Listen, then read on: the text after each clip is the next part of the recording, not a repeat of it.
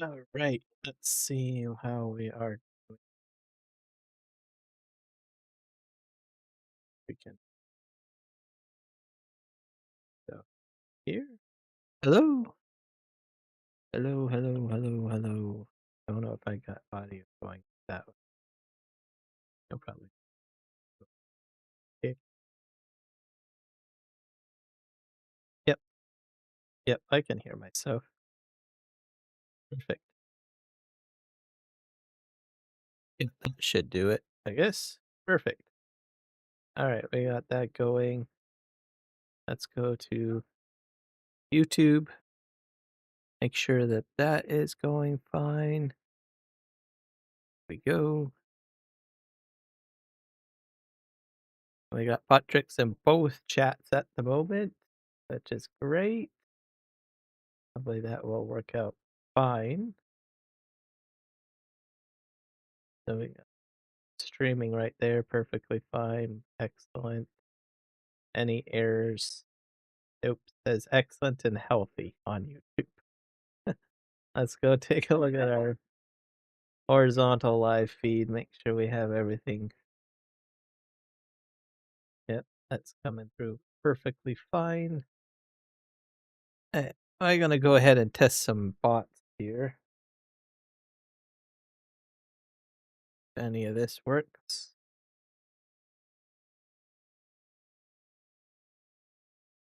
I'm curious.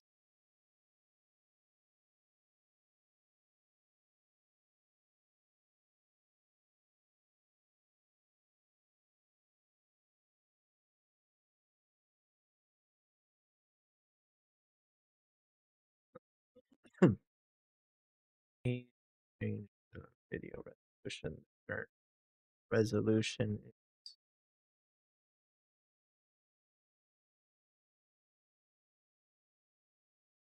what?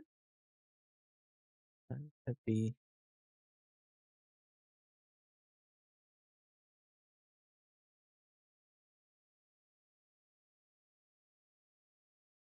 let me just see about this. Um, we'll just see that going. I'll have to figure out why that. Is there any quality issues? That everything is fine there.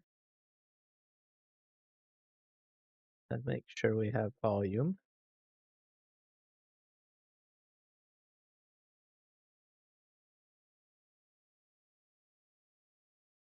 We're at this.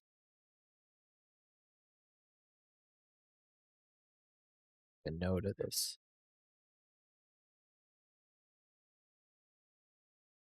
I got a quick response, that's for sure. All right.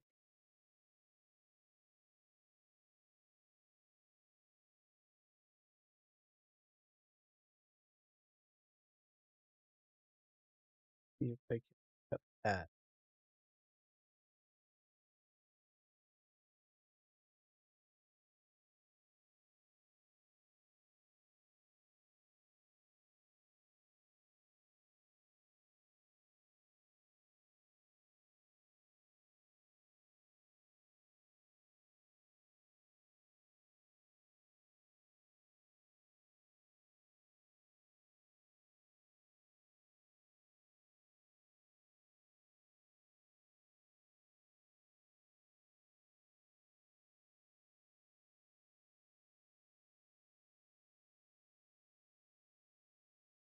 It's not yes, something about how quick the delay is, or something like that, or 4K 60. It's historically required that you choose the slowest delay, whatever it's called. Results are that generally your audience will see something about 20 to 30 seconds after it happens. Means if you were interacting with chat, a delay. YouTube says is that can't do 4K at ultra low latency. It doesn't actually say anything for low light. Normal might be that. Oh, that's what I just changed. What am I set on that? I'm at ultra low. So let me just fix that. Maybe that's the problem. Next time I'll set it to low latency next time. But the chat bot didn't really change, I noticed. It's still well, I have it at ultra low on both, and it will not interact with both chats. Which is too bad. Anyways, so enough of that. The stream is going and people can watch it, so that's all that really matters at this point.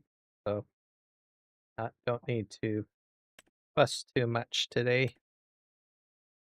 Get the game going. We're focusing on fields today.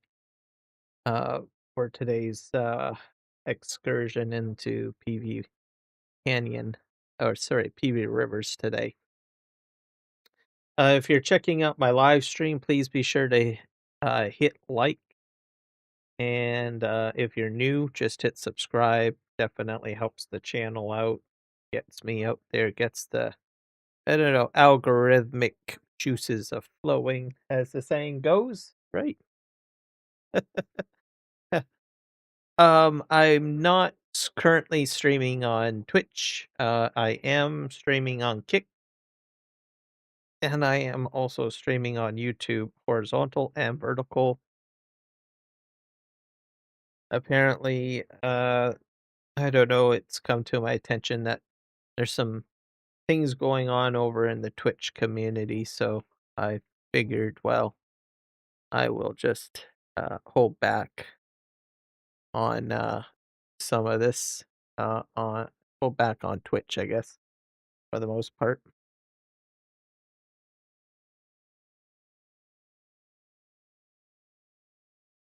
So today will be a Kick and YouTube stream only. And we'll see what we can do today.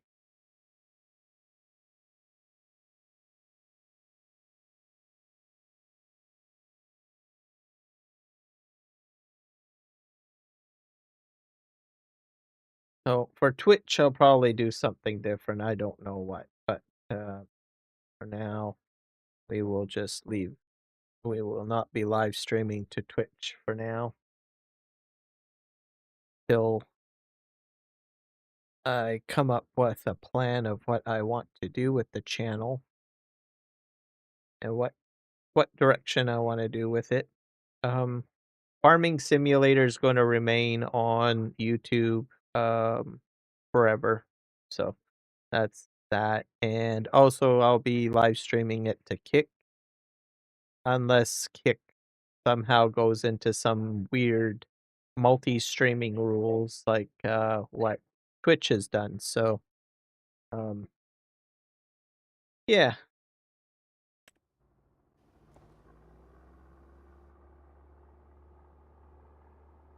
All right. I'm gonna do basically some cultivating today.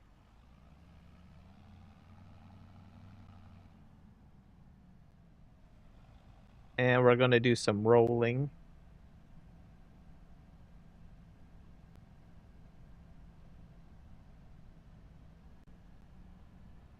And we'll see about planting, I guess. I did grass fields on the last live stream.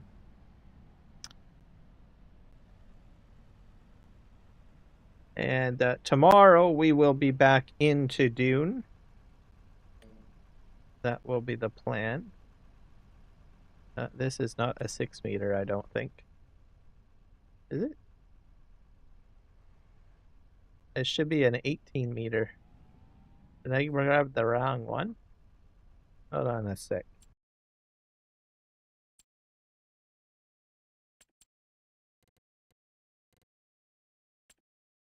Go in the cultivators.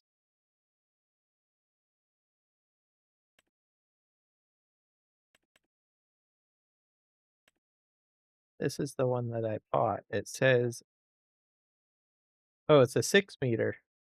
Oh,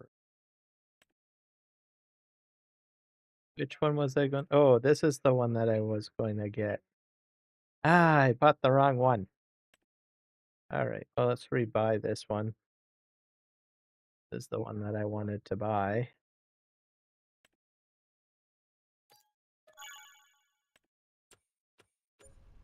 So we will fold this back up. Send it. I've got quite the collection of cultivators, just to let you guys know. Them over here. And we're gonna go ahead and park this.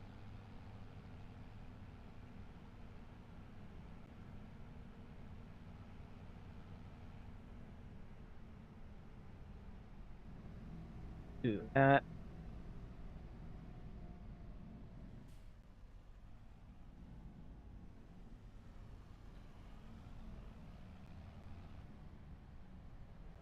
Here. I'm not sure if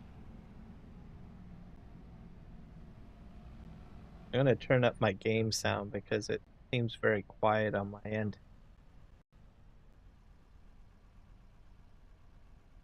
I want the engine to be a little louder. I'll max it out. I've also made some adjustments to my microphone. I think I'm kind of peaking a little bit, which is a little bit crazy. Let me just jab that down a little bit so that it doesn't redline so much. I don't want it to go ahead and pierce your ears. There we go. Sometimes, my voice is weird because sometimes I talk very softly, and then other times I can be very loud. So I think that should be fine. I do redline a little bit, but I don't think it's too bad. Hopefully I'm not bleeding out anyone's ears. All right, turn here.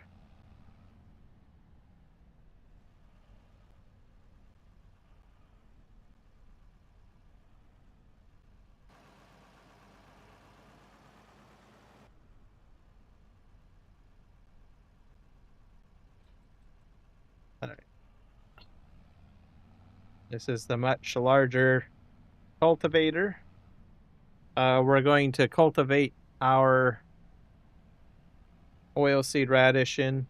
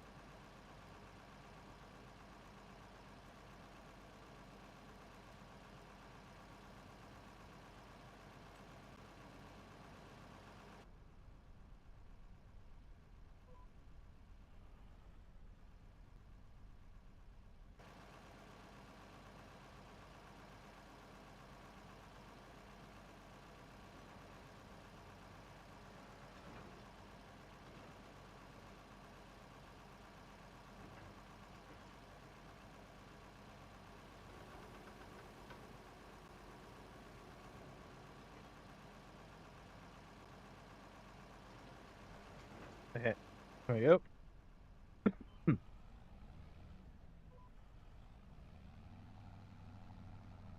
Just make sure this all works. Yeah, this is pulling this just fine. All right, so there we go. Off we go.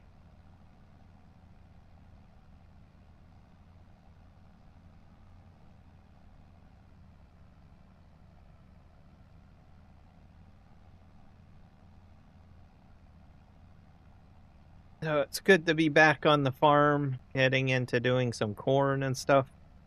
Um, everything taken care of.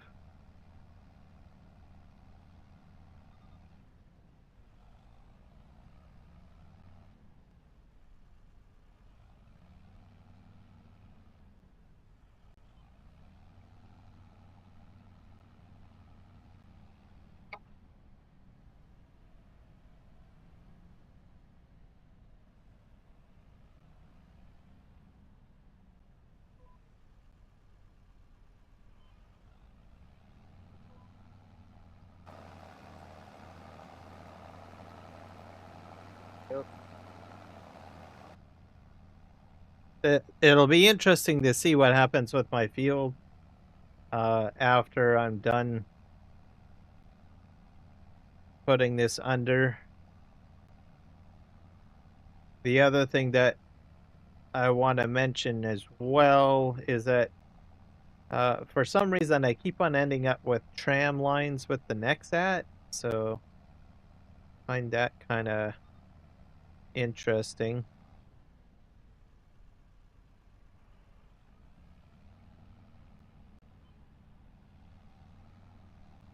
So kind of odd. I'm not sure if we'll get something a little bit different this time around.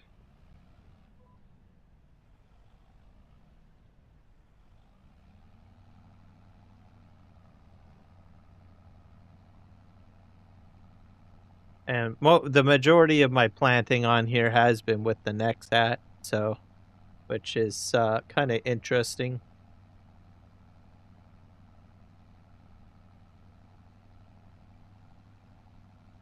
We'll be planting corn in these fields. I think I can plant corn next season. So I'm just doing field prep right now. I'll have to go to my grass field to do some sensor readings.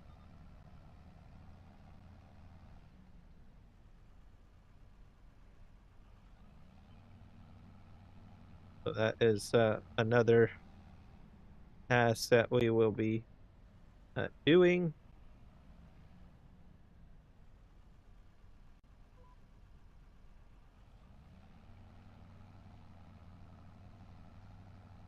I should have did that before I put the lime down.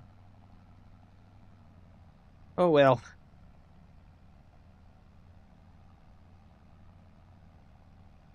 So we'll run over there and do that. That field also needs to be rolled. So we will be doing seed rolling.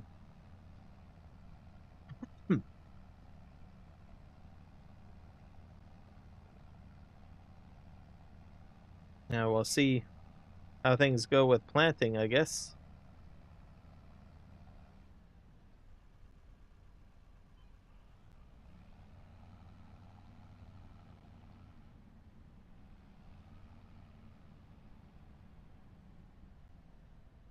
We're going to do our second headland here.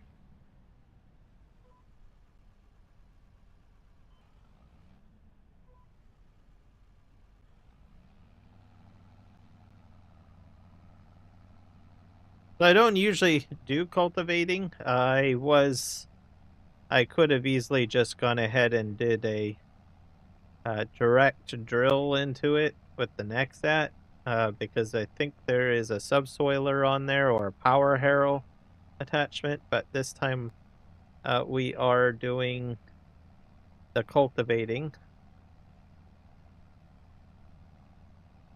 And then we'll go about, planting the corn. The corn will be turned into,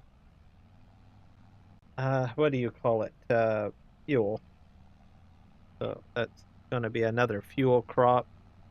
I will have a lot of corn, so that should get my fuel production going quite nicely. So that's the main plan for the corn. And haven't done a corn harvest in so long. So even in FS22, I very rarely did any corn. So I figure this time around we'll do some corn and we'll see what happens.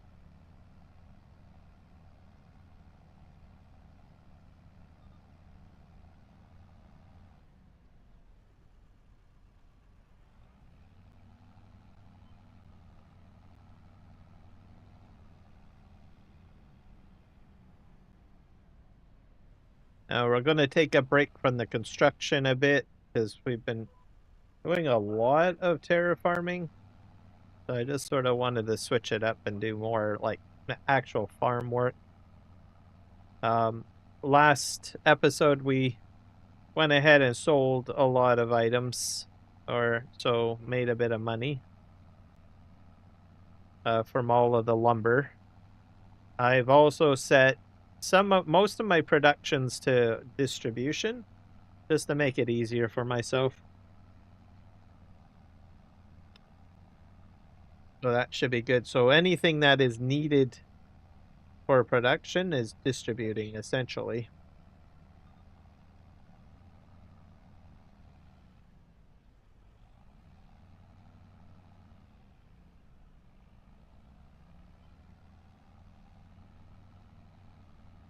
So we'll probably have a lot of barrels and IKEA furniture, sort of thing.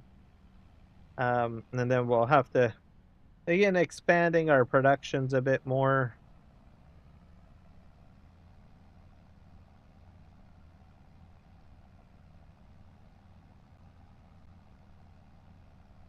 I've also got, what do you call it, 2 bread productions, so that's good.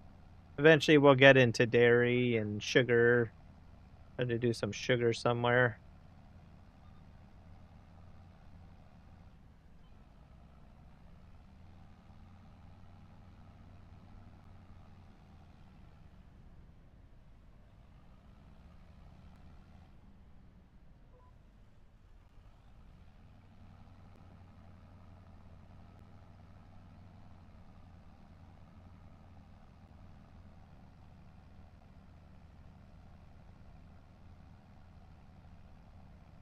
So that will be the plan.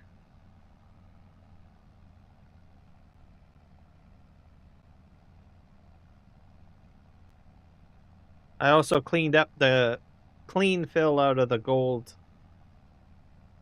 production. So that's a good thing. Let's see how far this goes. Oh, this misses a little bit.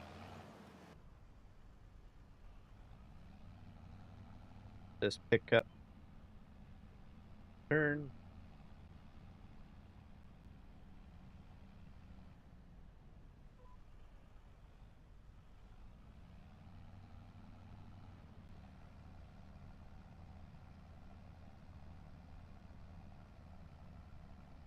So yeah, that's pretty much the big plan of everything. So keep on working on this. So we'll probably do sugar. I might do sugar cane for that. I'm not sure where I'm going to plant the sugar cane. Plus that's another set of equipment. Or I could do sugar beets. I believe you can do sugar beets to get sugar.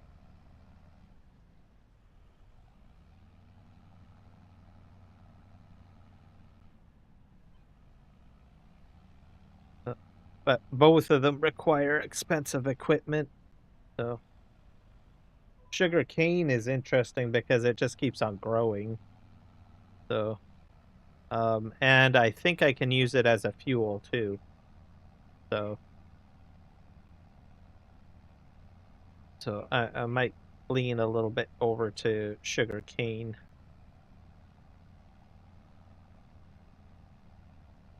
So that can go into my fuel as well.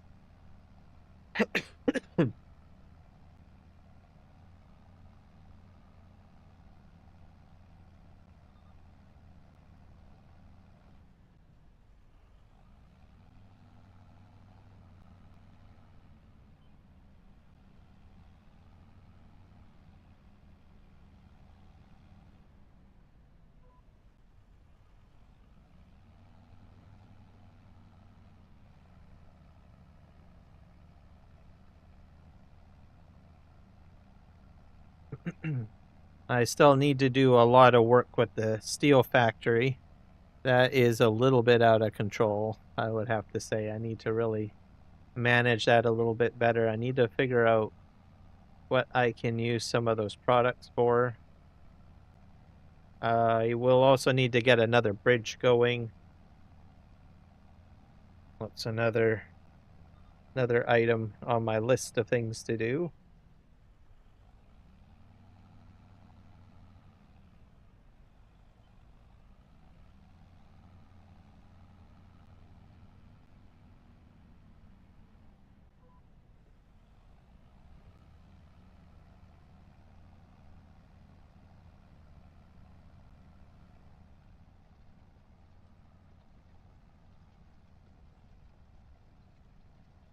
Not a bad little cultivator, I have to say.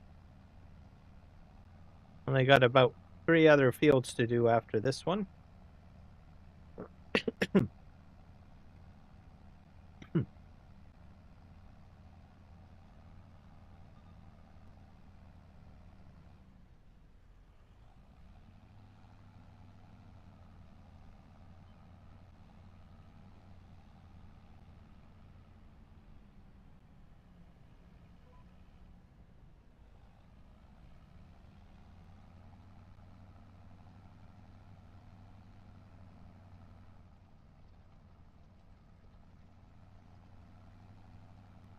Now, one more row to go. There we go. So tomorrow will be Dune Exiles. And I've started a guild with another player. So it's a 2-person guild in Dune Exiles at the moment. So it should be pretty interesting to see what we end up doing in Dune Exiles. He's joined my Discord, Assorted Gamer, so kind of looking forward to seeing what we can come up with in there. It's definitely not really well, you can play it solo, but I think it's more enjoyable if you actually play with other people. So he checked out my stream, I think, yesterday, and we sort of are rolling with the punches. So we've set up a guild base, and we did some missions together and stuff. He's the more experienced player compared to myself. So I'm kind of letting him take the lead, I guess, in the guild management and all of that stuff. I'm pretty sure he probably plays other like survival MMOs, so he understands the systems a bit better.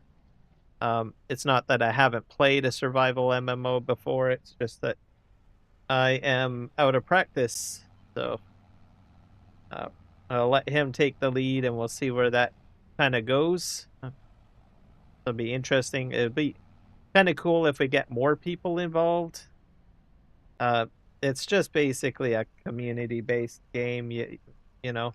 So I imagine we will attract other players to join in, which will be fun, and we'll have raids going on and all sorts of different things. So, or it might end up just the 2 of us. It's hard to say, but I think it'll be pretty interesting to see where that takes us, what sort of community we build, etc. With regards to that game.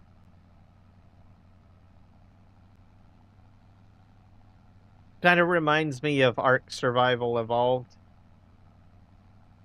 Quite some time ago, I was part of a group of players for that game, and a few other games too. We played EVE Online together and a few other games, sometimes jumping into Star Wars The Old Republic and World of Warcraft and all sorts of different sort of games.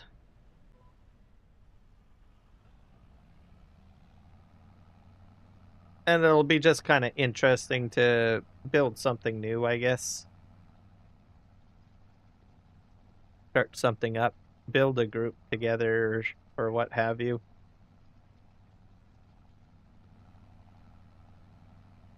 And the other factor is I'll be able to experience more of the content within a group. And maybe a little easier. I mean, it's a little challenging, that particular game. So it's getting a lot of good reviews. There seems to be a lot of people interested in playing the game. So there are some people that are haters, I think. So they are there's always people that hate. So but I think it'll be around for a long while. They're implementing bug fixes at the moment, and new content will be coming fairly shortly. So, what draws me to that game is, well, I do enjoy the Dune universe. It's kind of mind blowing. It's the space variation, fantasy, sci-fi variation. So, I've watched the movies, including the original one. There was Sci-Fi Channel's 2 miniseries, which pretty much is three movies per series, which I watched.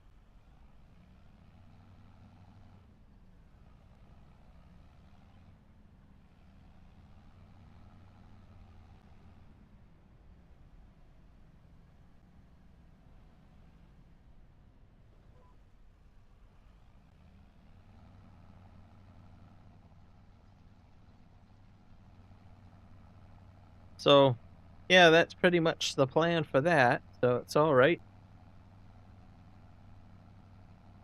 Hello, Grave Reaper. Welcome in. Yeah, but my theory didn't work. I was hopeful and optimistic, but I switched it to low latency, which is a setting in YouTube Studios, to see if that would help, but it didn't. So gonna have to come up with a new plan. That I'm still trying to figure out. I'm persistent at trying to get bot tricks to work, because it seems to be the best out of the bunch, but it's not behaving itself. Oh no! I closed that up. Uh,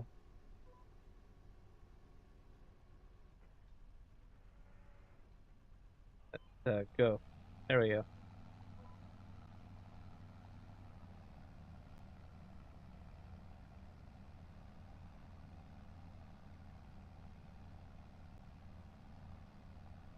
So yeah, I don't know what to say about bot tricks. Keep on reading stuff and everything like that, trying to research it and troubleshoot it. And every once in a while, I come up with an idea and I say, "Oh, well, I'll try that and see if that works."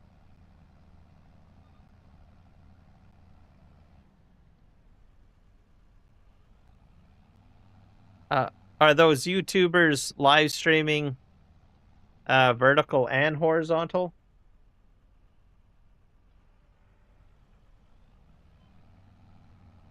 Or are they just live streaming on one? Did they have more than one live stream, or just one live stream? Because I'd be interested to know.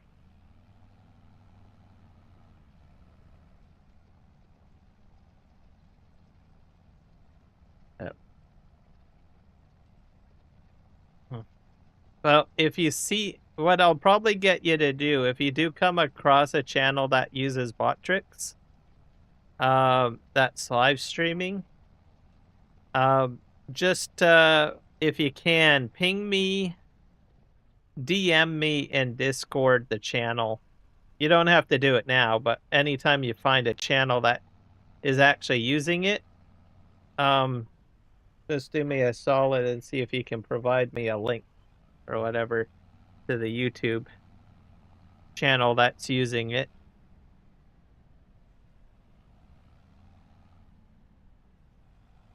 That will probably help. That way I can lurk and watch, and maybe I might notice something. Worst case scenario, I might just open a dialogue discussion with the individual, maybe. I don't know, depending on who the person is.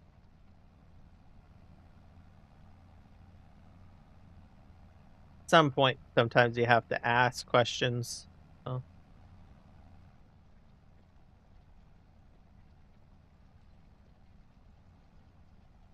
That should make things a little easier for myself. I've been trying to self-research quite a bit. Okay, we'll go ahead.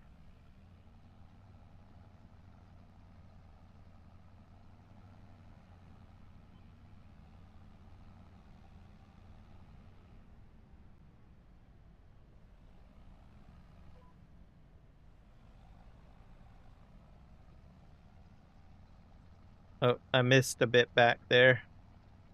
Oh, what's going on? Oh, I know what happened. There's like one of those two-line situations.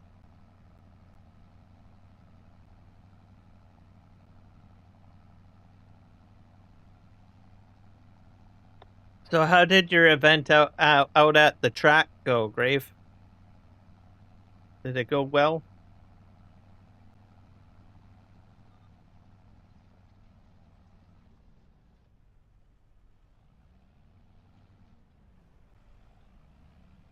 Switch this way. Yeah, it's this little line here.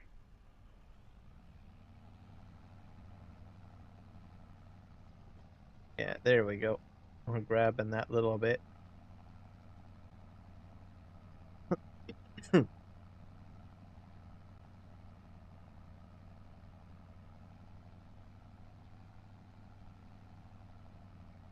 Went okay? Oh, that's good. As long as you enjoyed yourself, that's the main thing.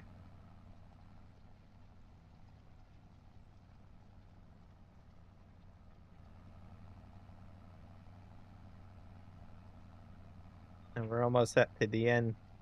We're just plowing all this oilseed radish into the ground.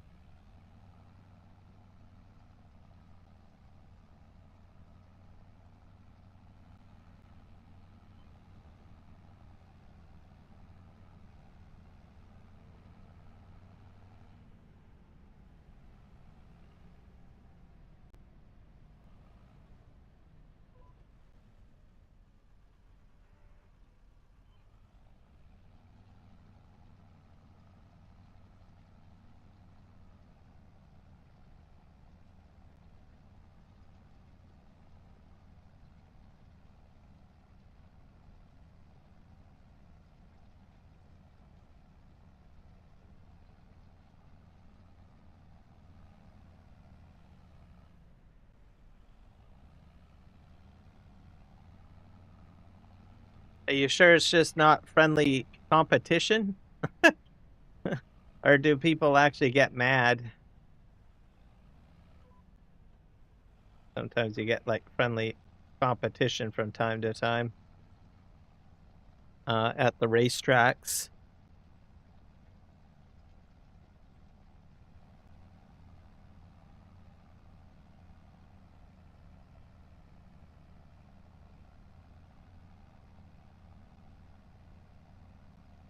I think my vertical stream needs to be centered a little. That a bit. There, that's better.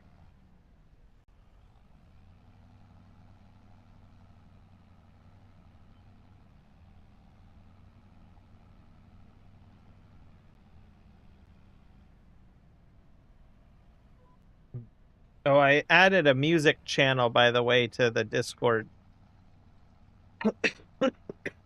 Excuse me. for posting music in. I was listening to Pink, and I thought, oh, I want to share it. And I was like, do I want to put it in the general chat? And I was like, I hummed and hawed, and then I decided, no, I think I'm going to go ahead and create a separate channel to post music. Because I know other Discords usually have like a music section.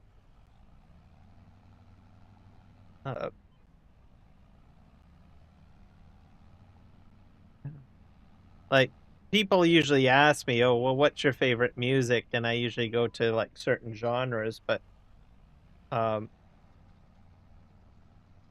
figured most of the time I should just post my music that I'm listening to or whatnot.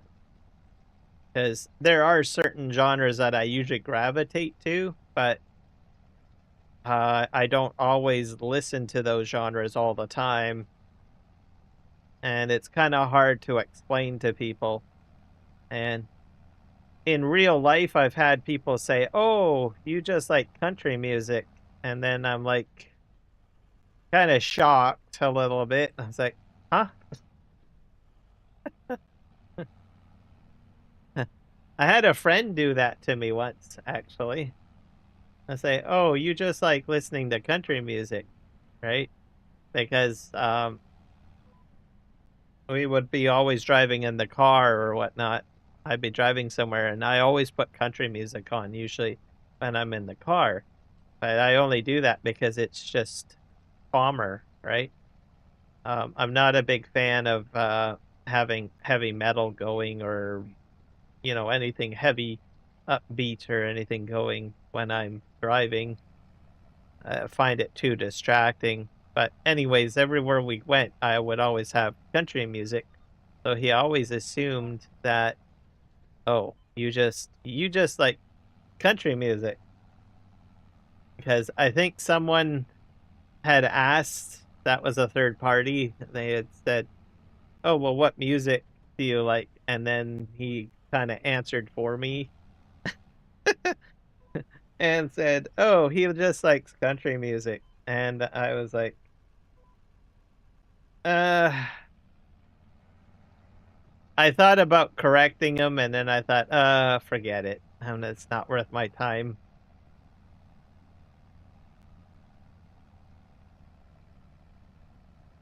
And I didn't feel like getting into my reasonings, so. But he was pretty certain that he knew me, but apparently he didn't know me very well. I was like, I'm not going to get into a weird conversation. Just not worth it. So I just said, yep, that's right. I just like country music.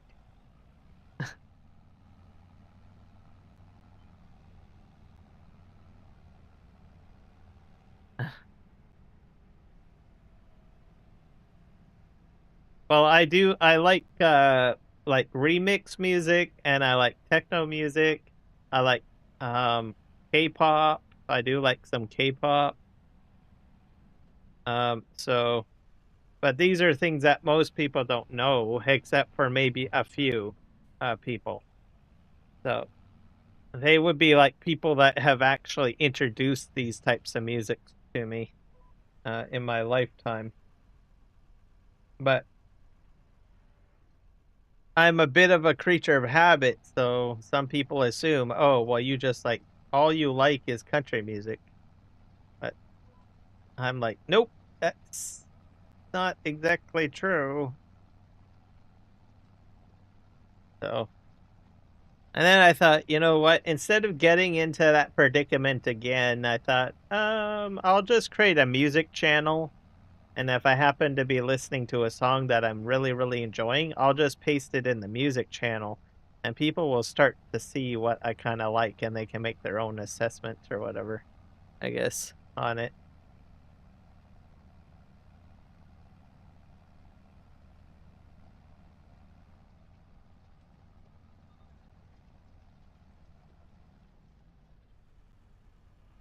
But one thing I can say is you can't really just box me into one genre.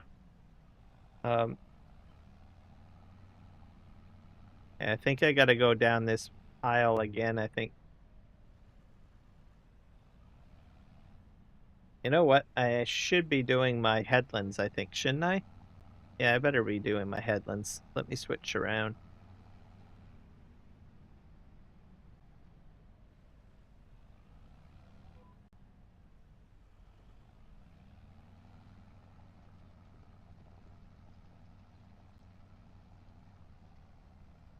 But yeah, I've had people do that from time to time. They'll just assume and they'll just say, well, to say, oh, he just likes this or that. Sometimes it's irritating though, because it's like, well, that's kind of rude. Like, I don't know. It's just moments that I remember. It becomes annoying.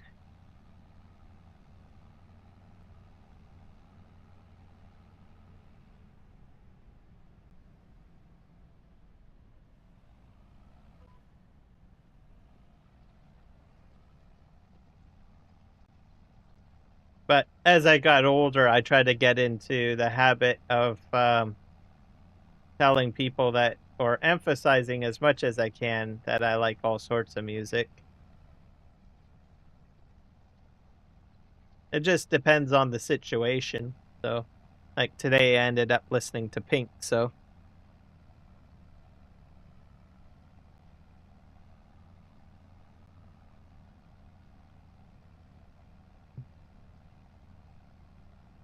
um, I'm not too big into rap. I won't say that I completely don't like rap. It's just one of the music genres that is the least thing. But I used to just like completely say nope, no rap. I used to be that way, but my nephew is into rap, and he kind of introduced some of the music. So I was like, oh, okay, well, this sounds all right. My nephew's completely into rap. Like, he is very good at remembering all the lyrics and just repeating and singing rap music. It's amazing at the amount of stuff he remembers.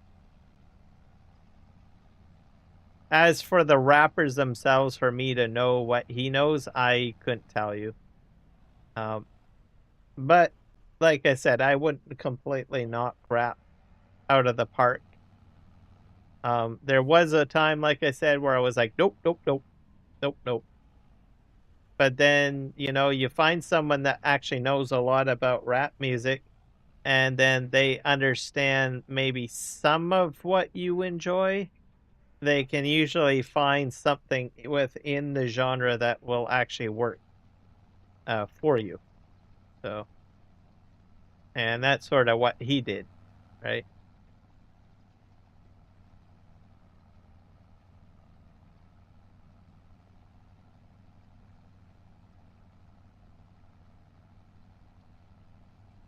Exactly. Ah, thank you for the follow, Draconis.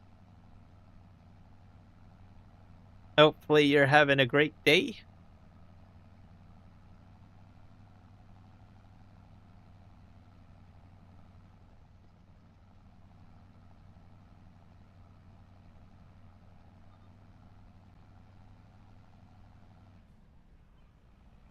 I think for me, I just don't like a lot of swearing.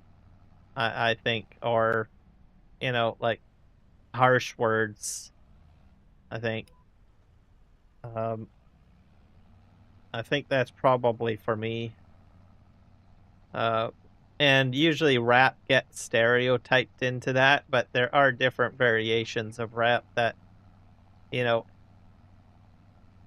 that are a little bit tamer with the words, I guess. But there are some like rappers, like I think isn't Eminem a rapper? Like some of his stuff you know, sounds good, but yet the words are pretty harsh, but I don't mind listening.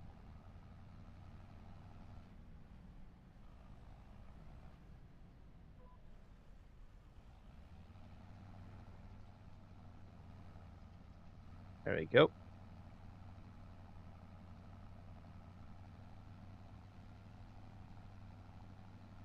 Completely cool. Okay. And cleanly. I'll have to check it out. NF.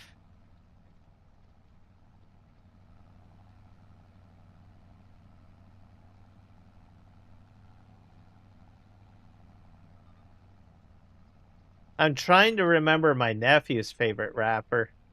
Like, I've got a picture of what he looks like in my mind, but for the love of me, I cannot remember his name. Let's go down here.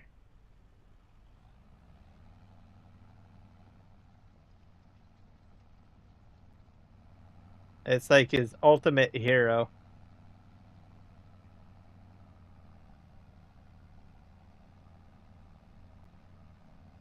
But it's definitely not, I don't think it's not NF. 72% energetic music I listen to. Yep, I do listen to a lot of that. There's a lot of trance and techno music that I usually like listening to. That's probably one thing that most people don't really know about me. I do like pop songs, but I generally like to try to find a remix of it simply because it seems to be mixed better. I mean, there's some pretty bad mixes out there of some pop songs too. But if I find something that is like done well by a DJ, then I will grab it, listen to it. Like that Pink song, for instance, that I posted. That's not her natural, not her natural song.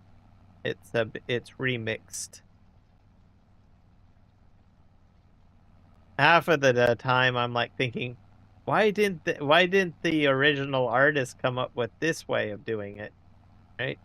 But then yet again, you know, if they thought of everything, we probably wouldn't have remixes, I suppose.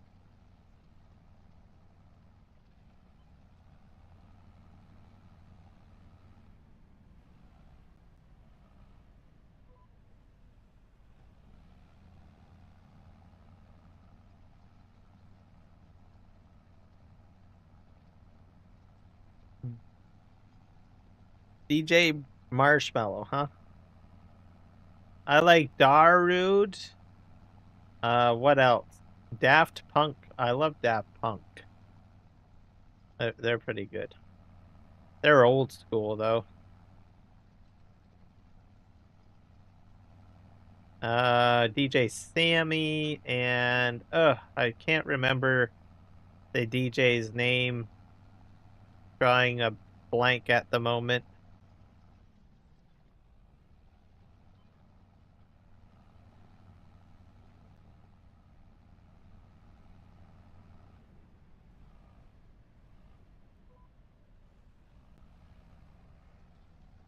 All right, off we go.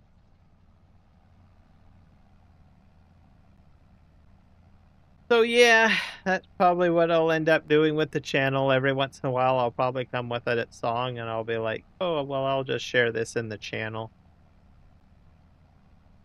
for people to listen to and enjoy."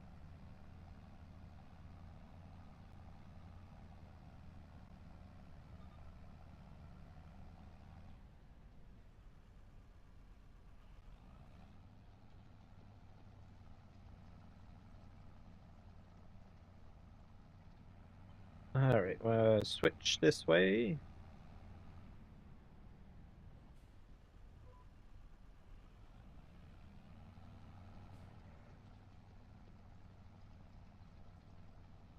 I missed a bit of oil seed back there.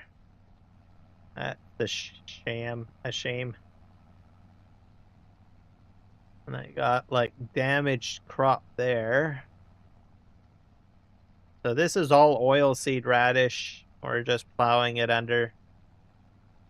For the 3 fields that I had, I got like about $1,800, I think, with a subsidy bonus. So you don't make a lot of money off the subsidy.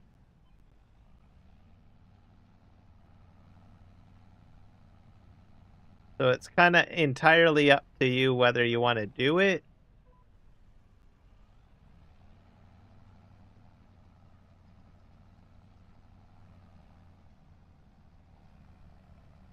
Heading to the end here, and then I'm going to grab that little bit.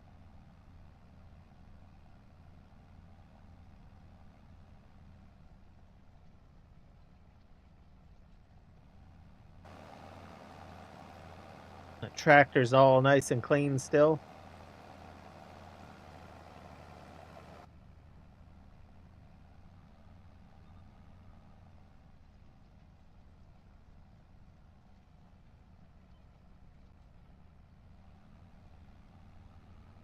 This is the little bit that I missed right here.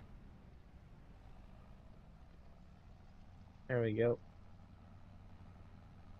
All right. We have like 2 more fields to do.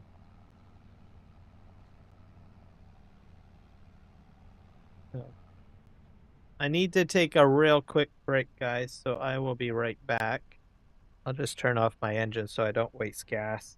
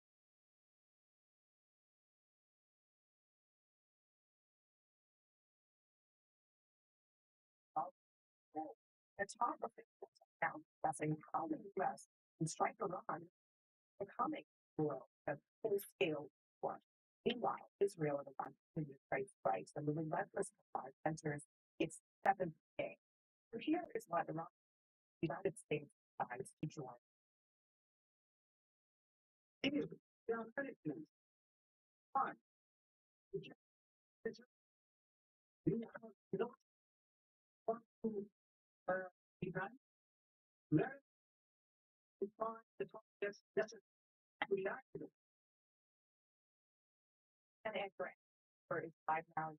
Steve Anderson, far around, right there, get the sense of anticipation for what Trump's vision is going to be and what that might mean for Israel.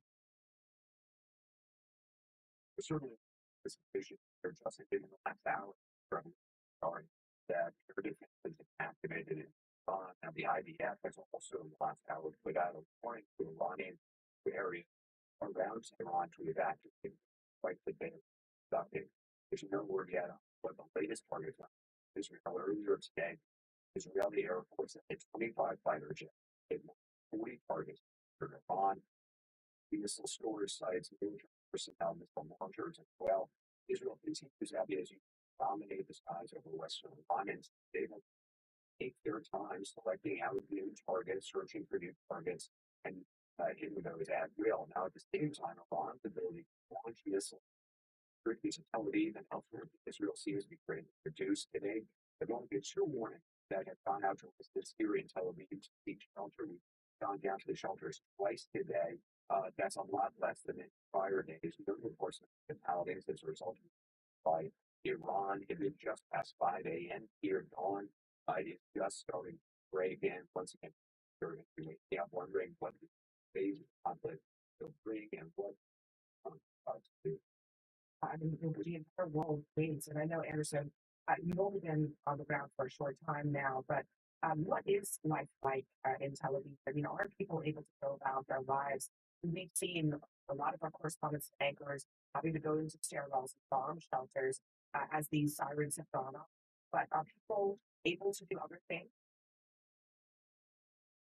Yeah, life in many ways has only gotten back into normal here. There's a lot of concern about what lies ahead, how long it may go on for, what after of it is going to be for them to get involved. But in Tel Aviv, somebody walking through to as a bubble, people swimming in the ocean. Okay? There are people watching the sunset. There's coffee shops are in. Life is not returned completely to normal, but I think the fear that we saw over the weekend with so many strikes from Iran, the 24 people that died here, others were injured, others have been left homeless because of destruction of property. I think the stress level has reduced. It's become a little bit more normal. I was able to go down the bomb shelter today. There wasn't a lot of fear from people. There was concern, of course, and nobody likes to do that. Some people in their bathrooms, they just got out of the shower and the air rating went off in 10 minutes. Get down bomb shelter, and then shortly after got the all clear. So while there's a lot of concern, a lot of stress, and there's a lot of people who like to leave and really like to come back, the airspace is still closed. Like it is slowly getting back to some semblance. Um, fully restaurants aren't fully open. The life of the city is not continuing, but it's really better than it is. Anderson, thank you very much for all of that. Anderson Cooper in Tel Aviv. It's been an interesting day, to say the least, for President Trump as he's weighing the fully presidency defining decision. He was actually on the White House long right over the project. While he was there, the president had this extraordinary warning for Iran. Unconditional. So that means I had to give up. The war, the nuclear stuff is going on. It's quite the thing in a moment when people are wondering, is the United States going to get involved in a war? Is there going to be a nuclear component to this? But Trump's being openly weighing decisions, musing about it in public, just is deliberating in private. Just Alex, though, higher in this moment. What do you think are the big consequences of just potentially forward? Right. So, frankly, he seems inclined to weapons. Yeah, I mean, the second one seems to be really important.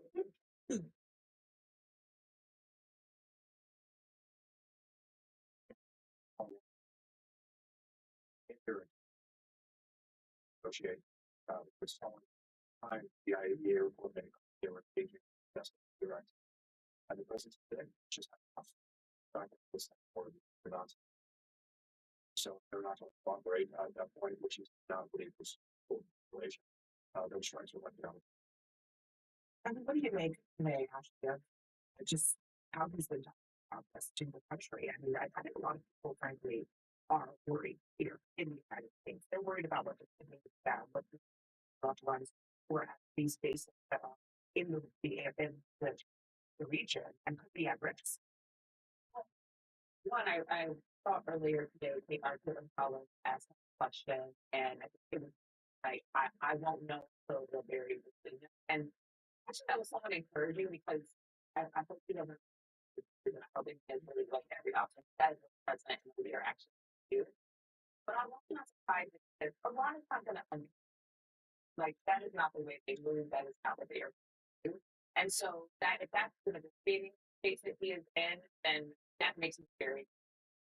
I also don't find it surprising how that times he does this pontificate on air and saying what's on the time because that is what he has done with witnessing about Ukraine.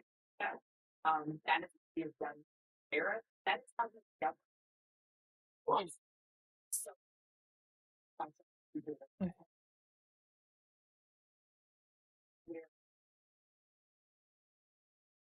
Okay, I am back, everybody. Sorry about the wait.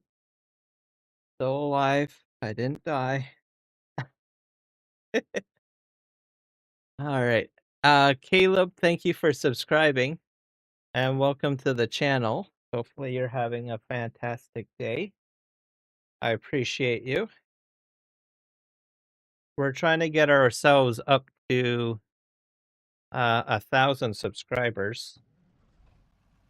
So adding you to the Kiram ranks is a good thing. So thank you. Oh, did I put my plow down? Nope, this is my cultivator.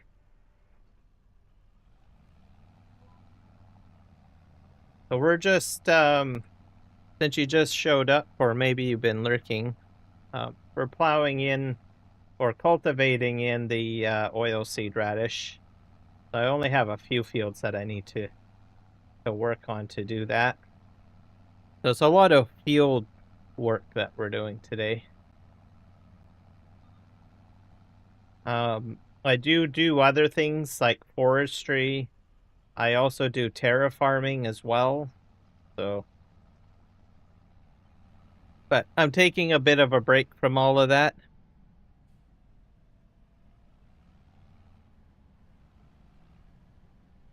And I figured, I want to actually do some actual farming.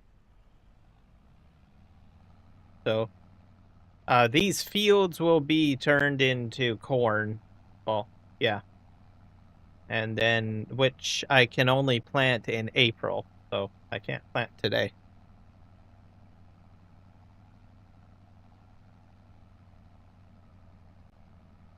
I also have a grass field that I need to roll. And I need to do precision farming scanning on that grass field. I already planted on it and I already spread lime on it. Because I totally forgot that I hadn't done my precision farming.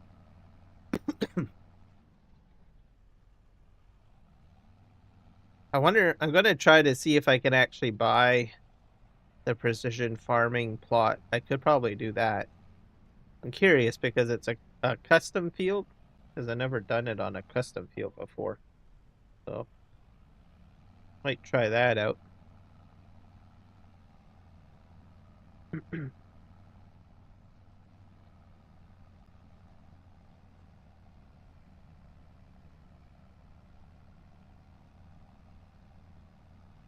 We'll do the rolling after we're done here. I've got a roller purchased already. So end up taking care of that once this one field is done. All right, let's switch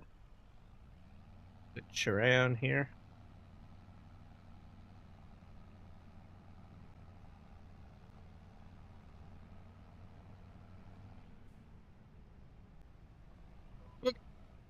That went too far. All right. You gonna behave yourself? Let's go. Nope, I missed a bunch. Let's just back up.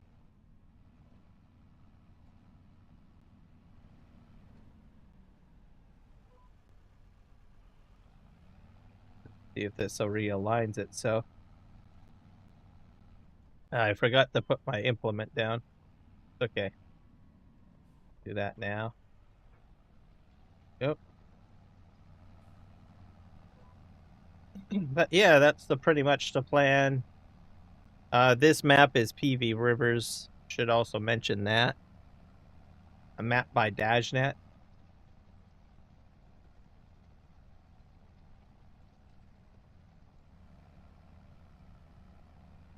I'm not too far ahead in my advancement. I kind of just sort of play at my own pace. I don't usually rush a lot of things.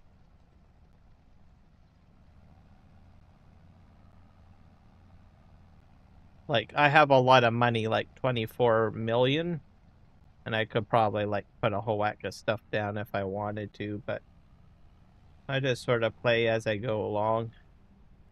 Slowly, basically, it's like a slow chew of a chocolate bar instead of just shoving the whole chocolate bar in your mouth. Think of it that way. Like take my time, just experience and enjoy the game. Enjoy the journey, as they always say.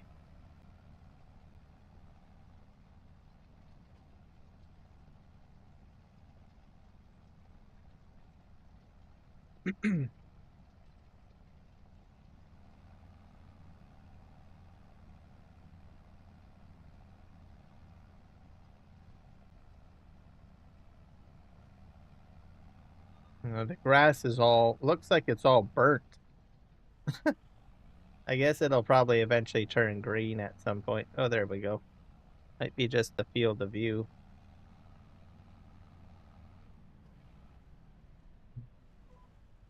Right. See if this is gonna work here. Go.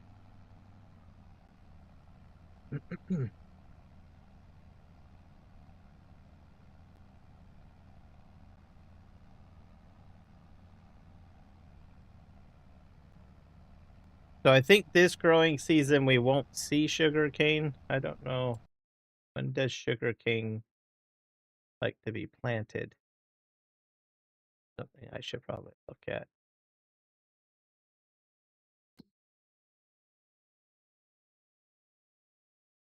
Sugarcane. Oh, in March and April. Good to know.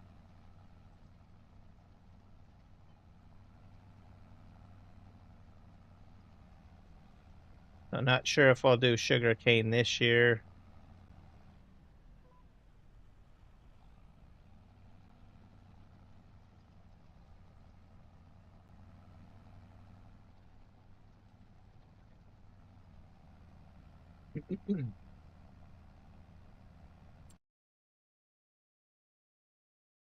Sugar beets is the same. Sugar beets and sugarcane and sunflower seeds, they all like to be at the same time, I've noticed.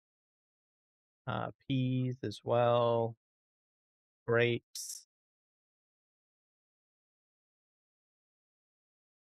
Kind of interesting.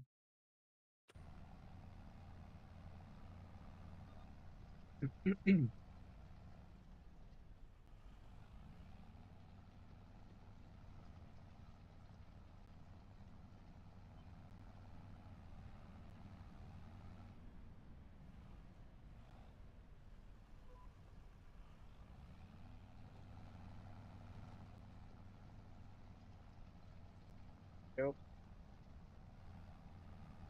And at some point, I'll probably want to do rice, because you can do rice flour as well. So, but I'll have to see about getting another piece of property or something. If I do get to that point.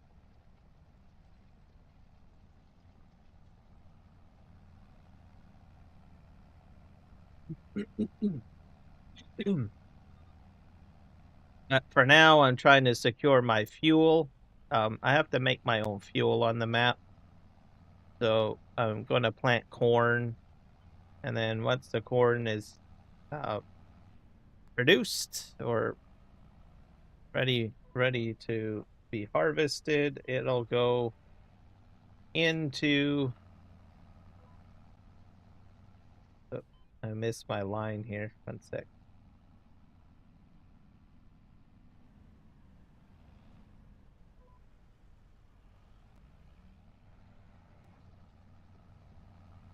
It'll go into my fuel production factory. Shell fuel, basically. And I imagine I'll get a very large crop of corn. So that should give me a good, healthy supply of of fuel.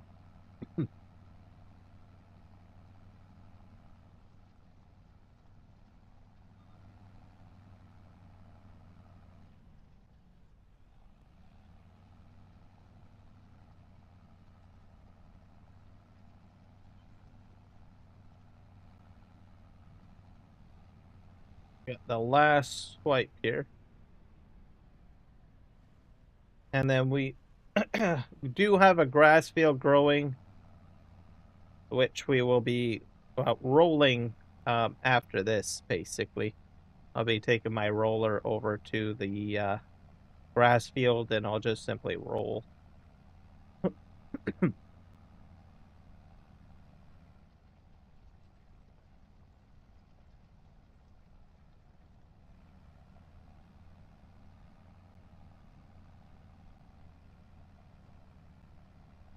And part of that field will probably be turned into like something for animals, I guess. So we'll see, because I don't have any animals down yet.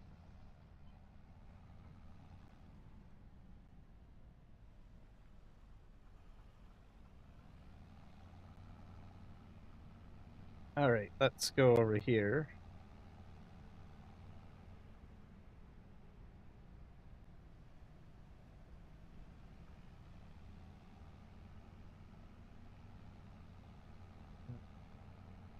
Here.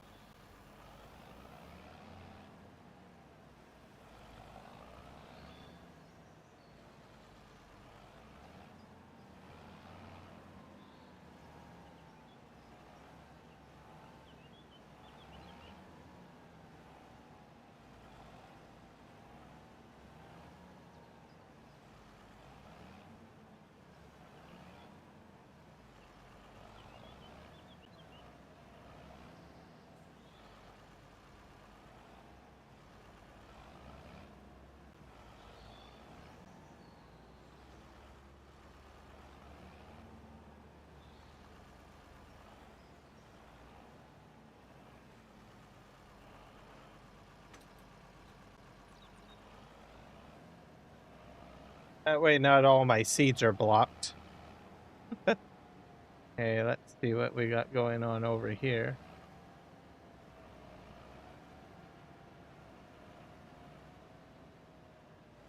I think we're okay here.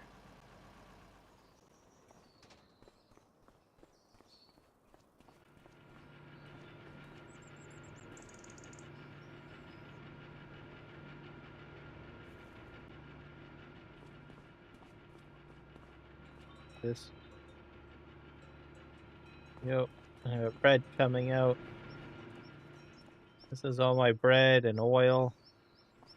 Oh yeah. Ooh, birds are chirping. We're gonna go and get our roller.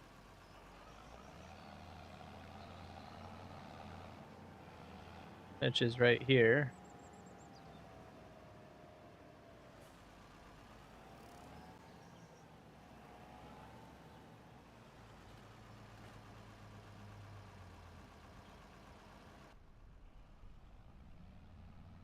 We're gonna go take this over to...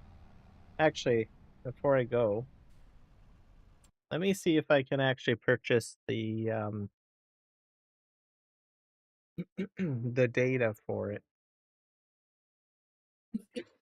Precision farming data.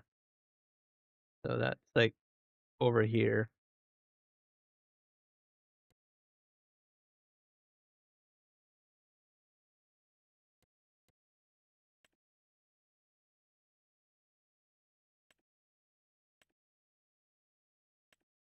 I think I have to go to like precision farming. There we go. Oh, there is a precision farming thing. Purchase soil sample 54 and 55. So that's pretty cheap. Really cheap. There we go. And then we'll buy this.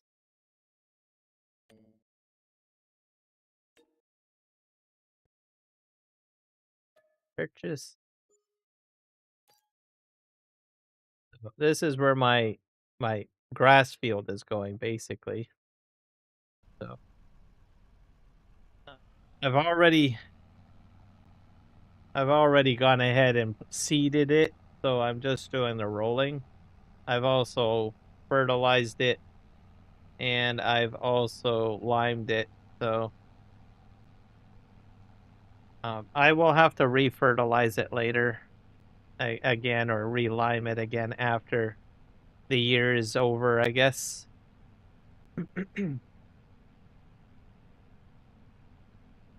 And that will be where I will basically do most of my mowing, grass care work, and stuff like that. That will be the plan.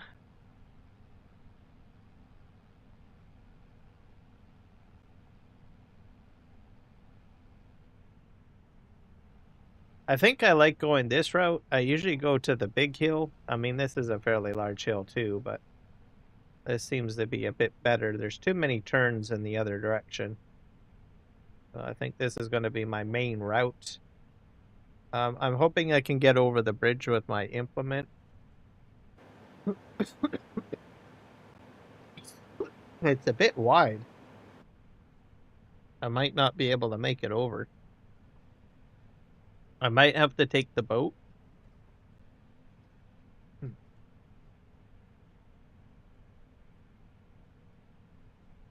I'm gonna see what happens here. I don't know. The lanes are a bit narrow, and there's like a divider in the middle, which might create some complications. All right, I'm gonna just switch.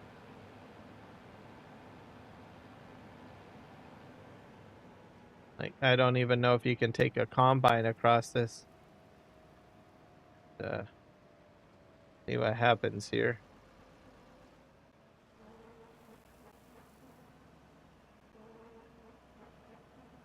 Oh, there's no collisions.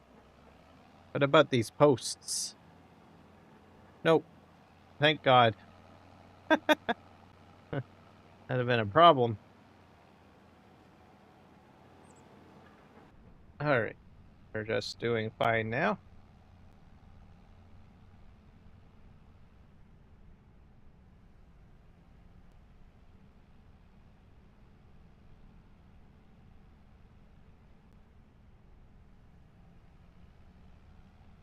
So we just got to go up this little bit of hill, and this is where we will find the field.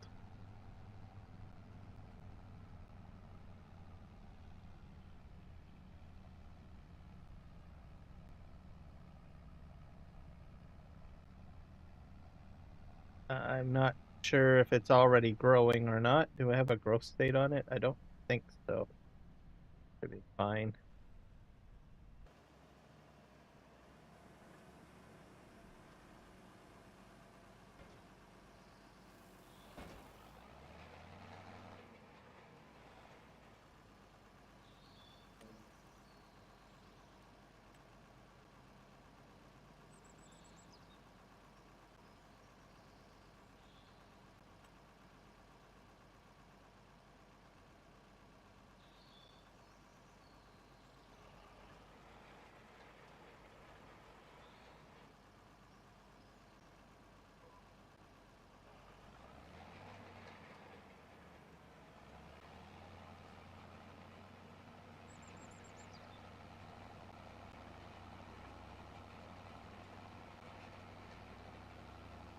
It's changing the texture slightly.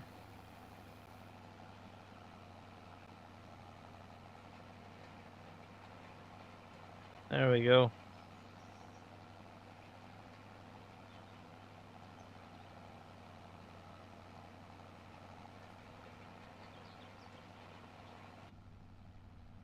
All right. So this is all grassed. I've already planted grass in here.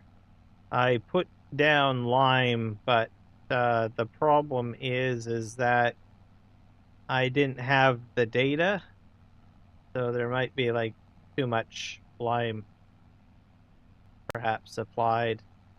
So it might be in the blue.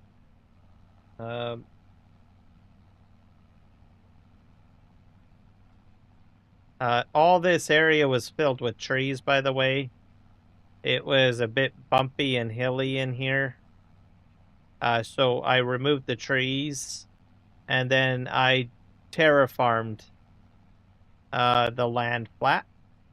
So that's basically what has happened here. So all of this was tree area. We have soil type. Let me just... Environmental score is 76. I think it just popped up a bit. That's not too bad. Precision farming. That's pH. I guess it's not too bad. Nitrogen is a bit low, I guess.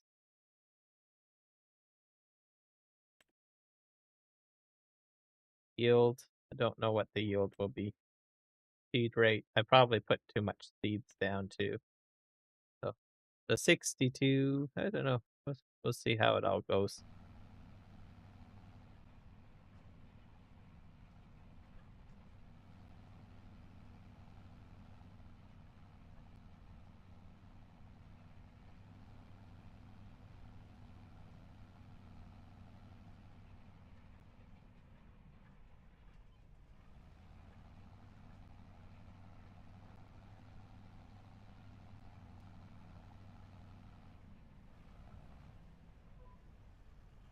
All right, off we go.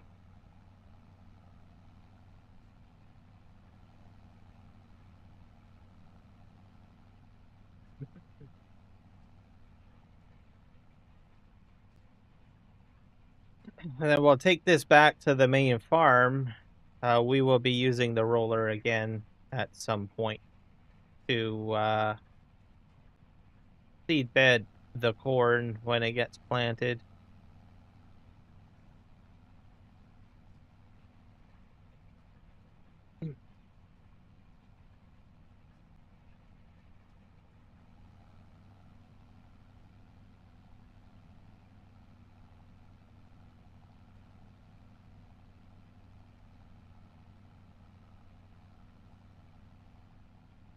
So there'll be a large grass harvest done on here.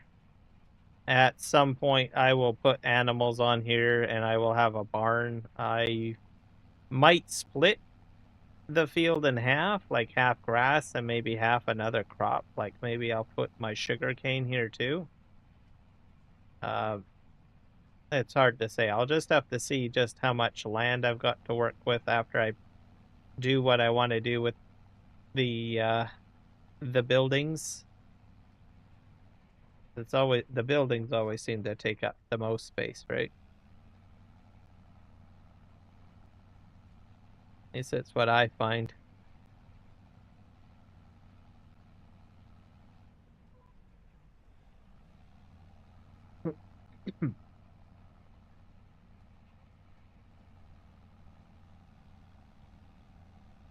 No, I think I missed the strip.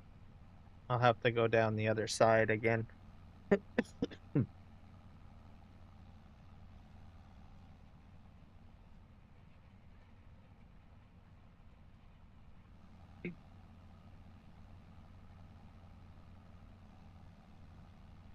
Like another line somewhere over there.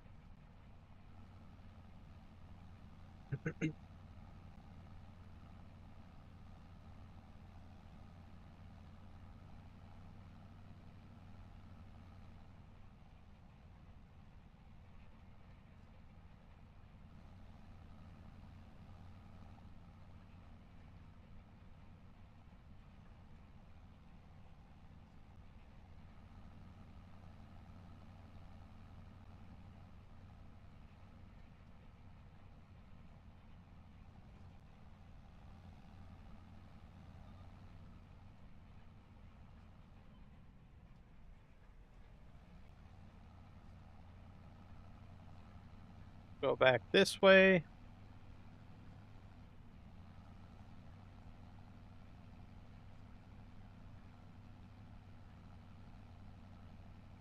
This tractor's definitely getting a workout. That's for sure. I've consumed quite a bit of fuel. I'm almost inching down to half a tank.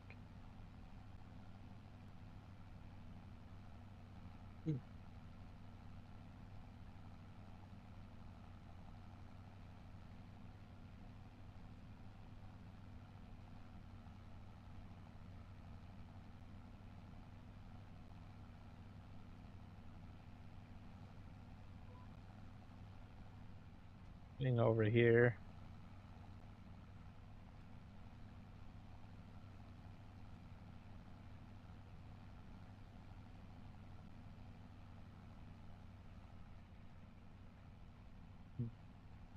Once I get a little bit into the next area, I'll discuss my terraforming operation, which I do have going on. It's just out of the way right now. You can't really see it from here. Let me just pop out here.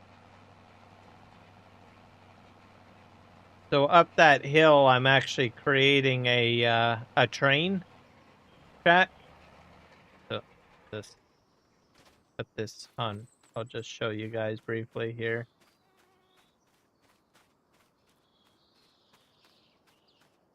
pH and nitrogen looks good, so that's good. I'm getting, looks like the yields are looking pretty high. So don't worry about that. So yeah, all this area was trees, by the way. And we are currently in the process of terraforming. So that's what's going on here. This was hillier, had more hills to it. I've been dumping material off the edge here. Originally I was going to head that way, but I need to maintain a 5-degree slope or angled slope, but it doesn't touch ground over there. So my plan is to sort of hug this mountainside, and I might just swing around with a track and start heading that way.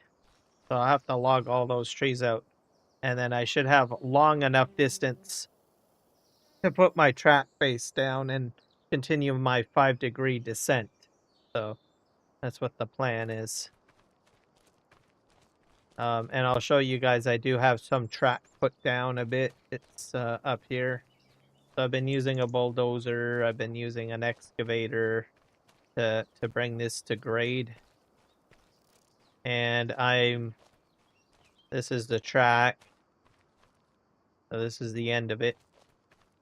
And I got two survey tools. One that's at a 0-degree angle, which flattens it out that way. And then I have a 4.9-degree angle going down that way. And then I have train down here.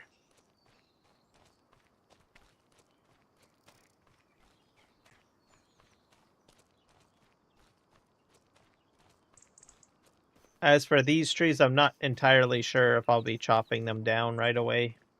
Might get chopped down. So I have a small train here for the time being. I'll have to terraform this way too. I'm at the end. Just have to go along this way. I'll probably have to terraform out some of this stuff over here. So yeah, there's a lot of stuff to do. And this is my storage. So I basically put my stone in here, I fill up here, and I backfill and drive down there and dump it out down there. And yeah, it's quite the operation. Let's just put it that way.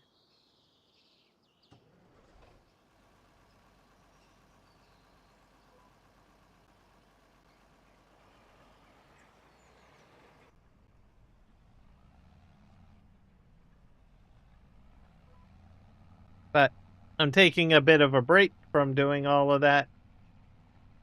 Let's do some farming. Usually I ride out the entire winter just to take care of all sorts of like logging and construction and all of that, because usually during planting season you don't really have that much time, right?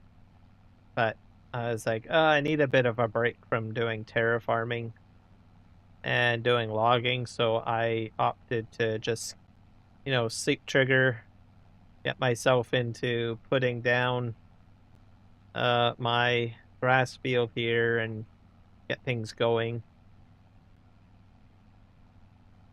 I wanted to see a little bit more change on my farm. So.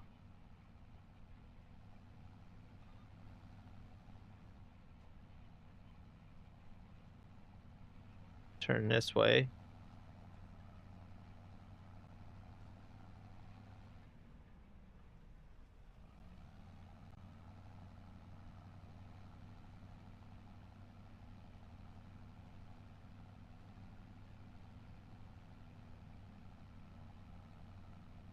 So it should keep me pretty busy on this map. So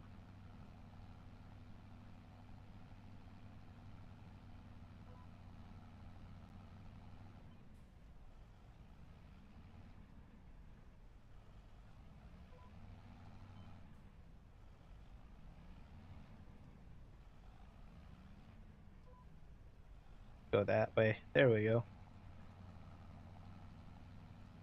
Get this all straightened out and we'll be all good to go.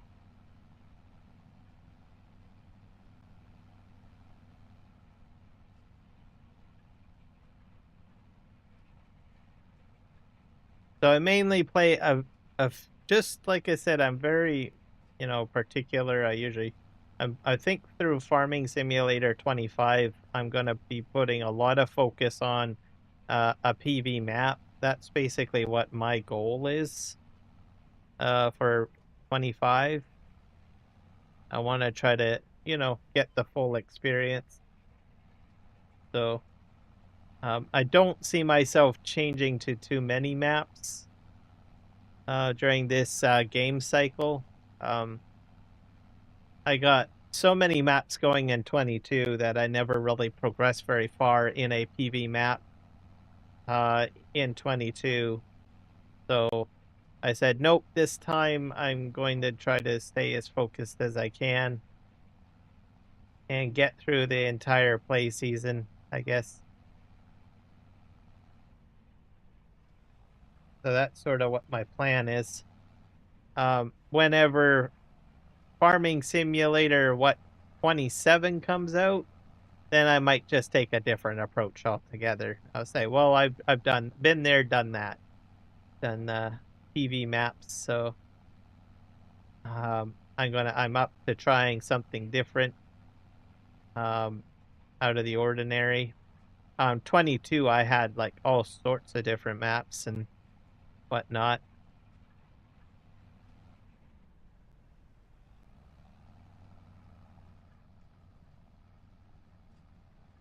Because realistically, I think this map's really intended for multiplayer because there's so much to do.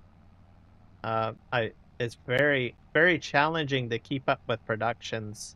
So I like to play a little bit realistic, but I have had to cut some corners to try to progress a little further and quicker. So I usually try to play realistic up to a point, and then if I find that, you know, I get a little overwhelmed or something like that, then I start looking at, you know, alternative mods and stuff like that to try to help me out.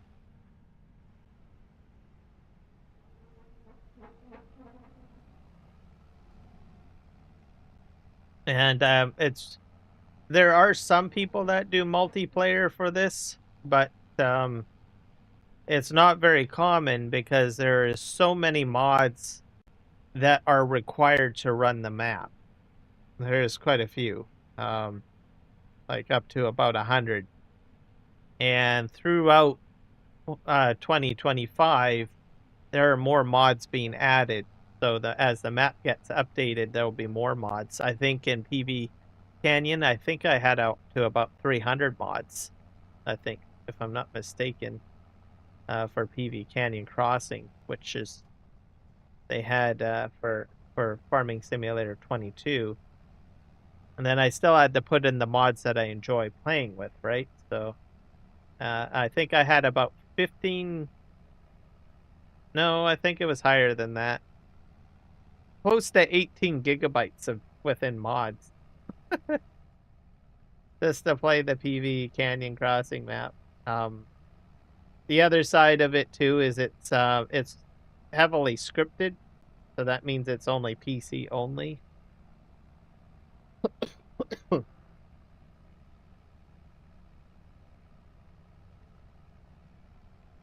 that kind of, you know, I guess limits your chances that people might be interested in, you know, um, doing a multiplayer session with you.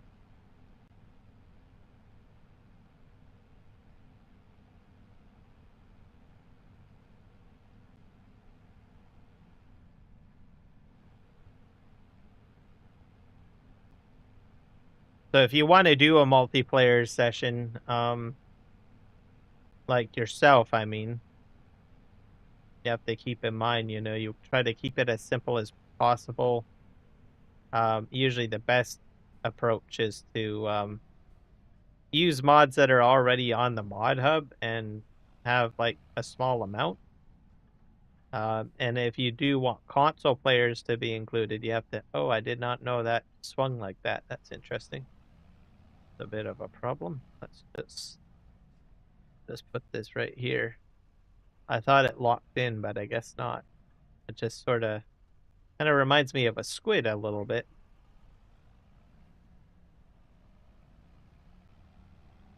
All right, so we got that taken care of.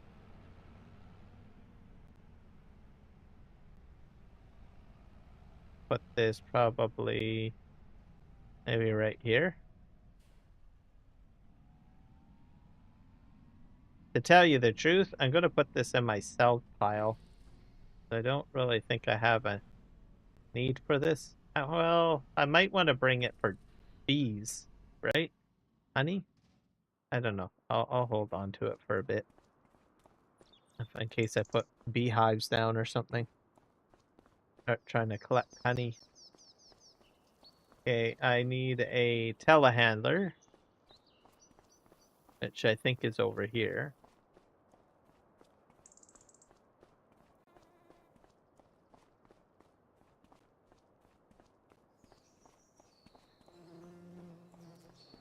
Getting chased down by bees. See how we're doing with this.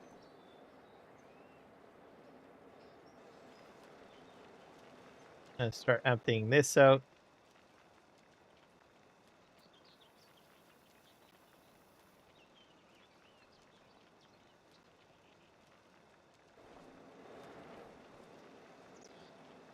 Getting there.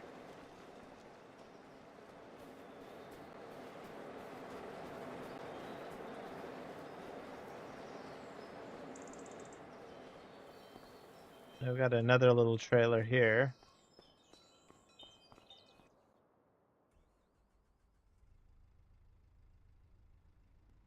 Oh, cable on my joystick.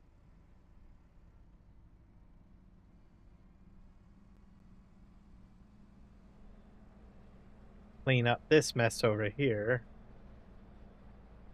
So, one thing that I will say, if you play this map, make sure you get a cement factory down right away.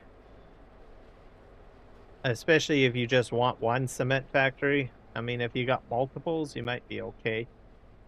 But a lot of the bridge projects do require a lot of cement. So it's just something to be aware of.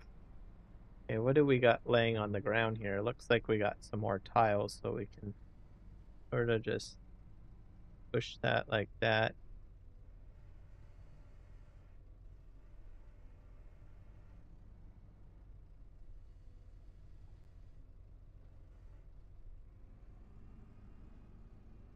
There we go.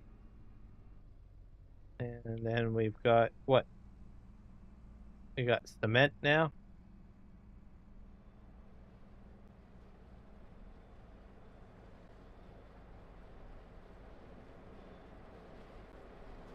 Hello, Grave. Oh.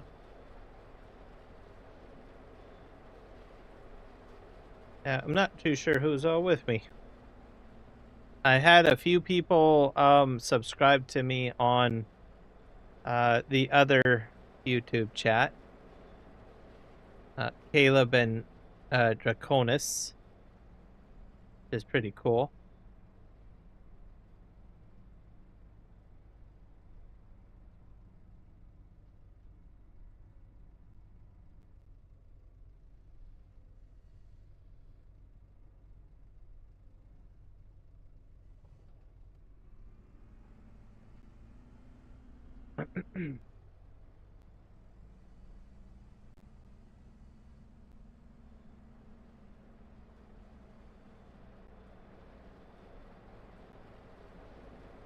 Grab cement.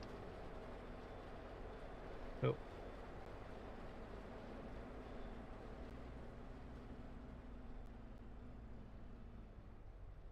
I did not know you had a cat.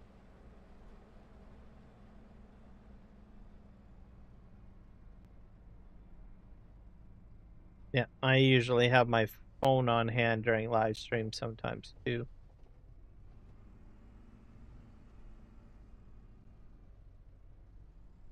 But usually when I watch a live stream, I'm usually watching on my TV and then I have the phone available so that I can chat if I need to. All right, I'll pick this up. Well, today's forklifting experience went pretty smoothly.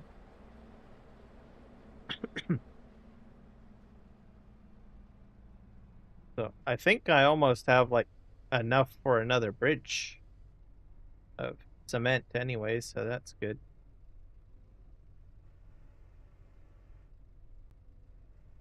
Put this on here.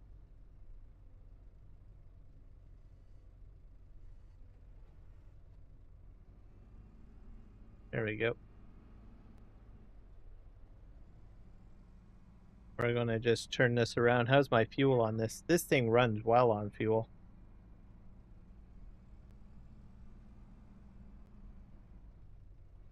Most of these items probably have to be picked up at some point. Sold. All right. Yeah, that's all good. Let's head back over to the wood factory.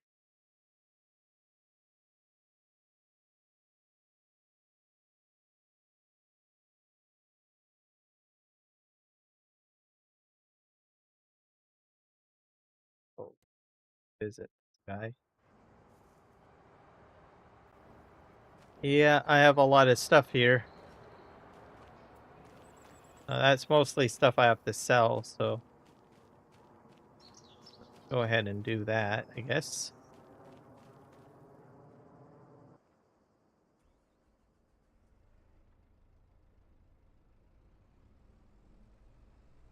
Go from one telehandler to the next. It also looks like that my distribution is working because I seem to only be getting the stuff that I intend to just sell. So like chipboard as an example.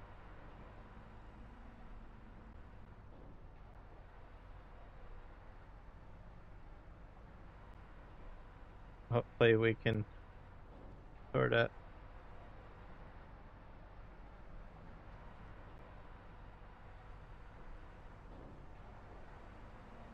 I pushed my so these will get put over here.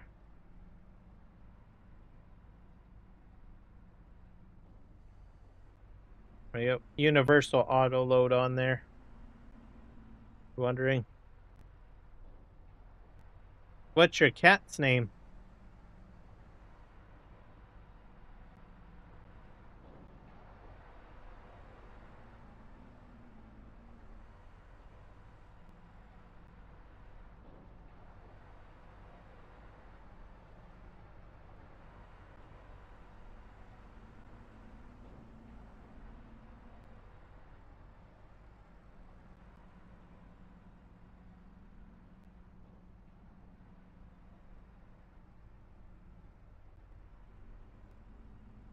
Minnie, and she's a tiger cat.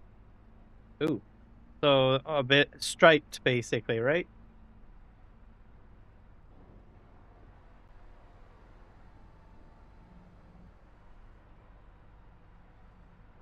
Is she friendly?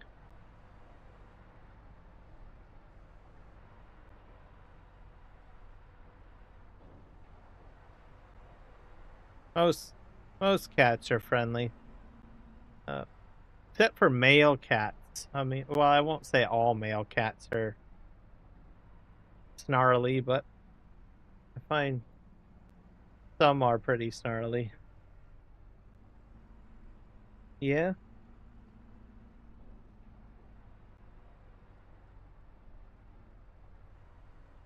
So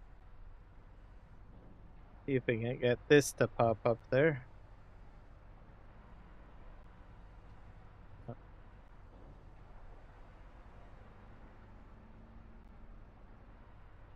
All sorts of wood products popping out now.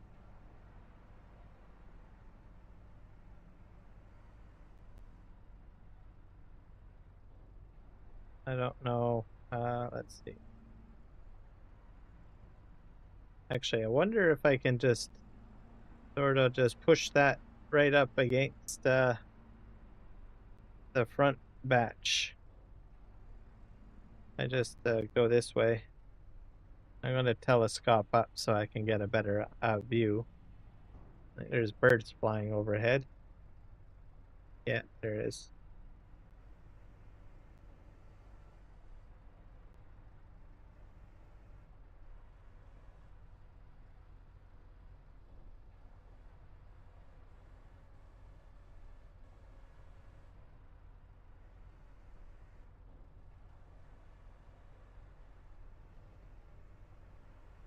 There, that should be good.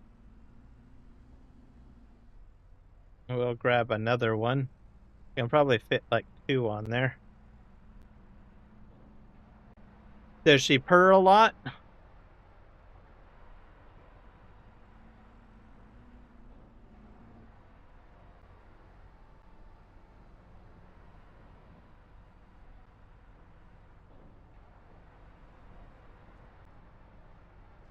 I guess I could probably push that back a bit more.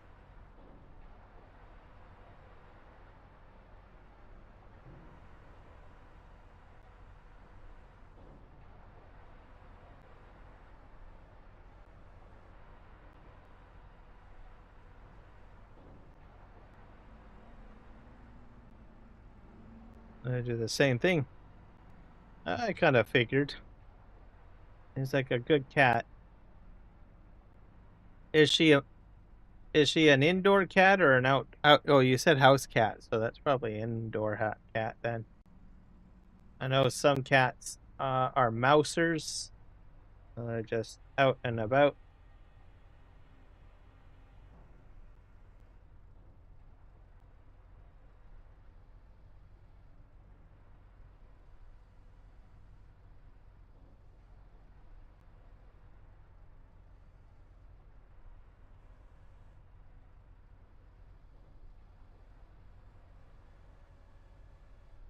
To get out and take a look. I can probably nudge it a little bit.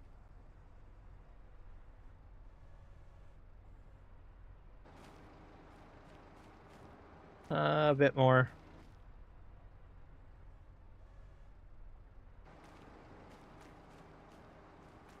I'll just a love tap.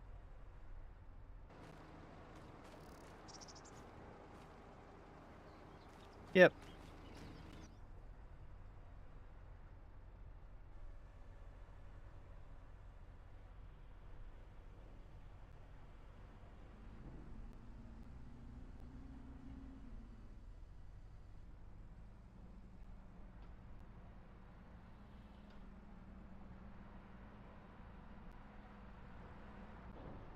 And since she leaves presents on the porch, dead mice, moles, whatever rodent comes into our yard, and rabbits and oh, rabbits! Wow,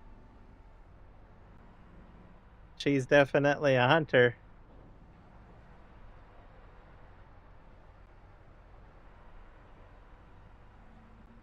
That's for sure.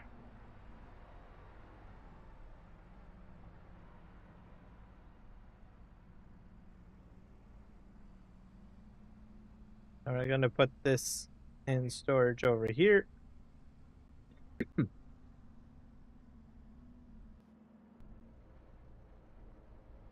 Oh, I forgot that I got a bunch of prefab walls here too. I think I put them in storage for it to be sold later.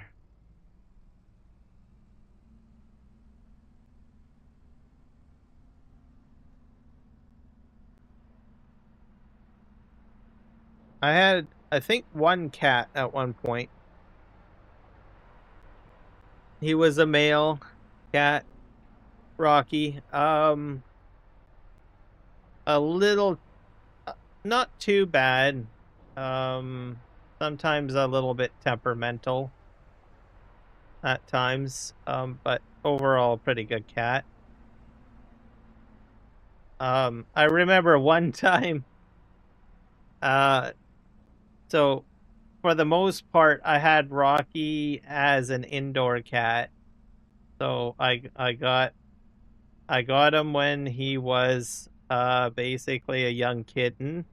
So most of his kitten years spent most of his time indoors for the most part.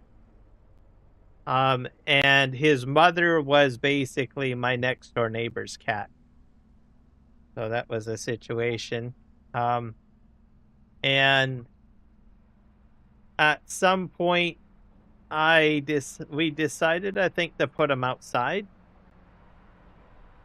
And that's what we ended up doing. And I remember his mother remembered him, definitely remembered him, and wanted to try to treat him like a kitten. It's funny. And he was I don't know, a fairly well-sized cat by the time I put him out. We put him out. I mean, not to the same stature as his mom, but fairly close. Fairly close. And I remember one time, oh, this is full. That's too bad. Put this over here. I remember for the very first time when I put them out, and I wasn't too sure exactly how they would react to each other. I wasn't too sure. But she just went into motherly duties or whatnot. And well, the first instinct is, well, she's like thinking, oh, well, you're my kid, so I'm gonna basically pick you up by the scruff of your neck and try to drag you back to where she normally keeps her kittens, which my neighbor had like a storage shed basically. And it's kind of funny because, well, he's a little bit pretty close, like a teenage. He's pretty much a teenage cat at that point, and a little heavy. And he wasn't going to have any of it, so he's like, he just basically "Arr!" and just gave her a good bat across the face. I was like, oh dear. But she didn't try to. After that was the only thing that aggravated him. And he just basically, they got along after that. She's like, oh, okay, well, I'm not going to pick you up then. I'm going to leave you alone. I'm staying out of this. So it was pretty interesting.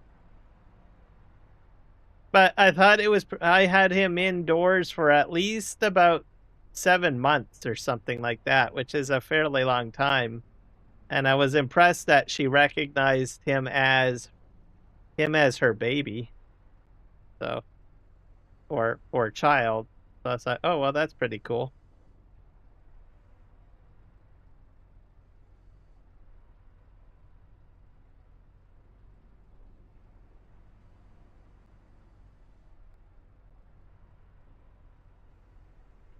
But yeah, he did not like getting picked up by the scruff of his neck at all.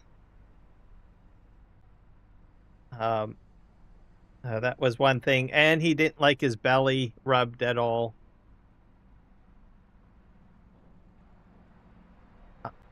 And then sometimes he would like to be petted, but he wouldn't really stay around very much. Like he's not like he wasn't really, he was a semi-independent type of cat.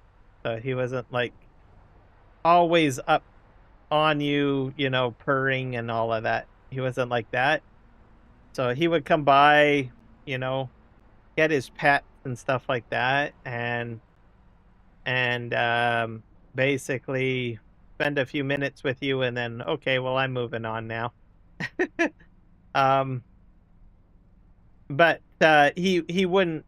He, like, if you kept on petting him, he wouldn't bite you or anything. He'd just basically walk away. And like I've experienced some cats where they'll just basically try to bite you and say, no, you got to stop petting me. I've seen that happen.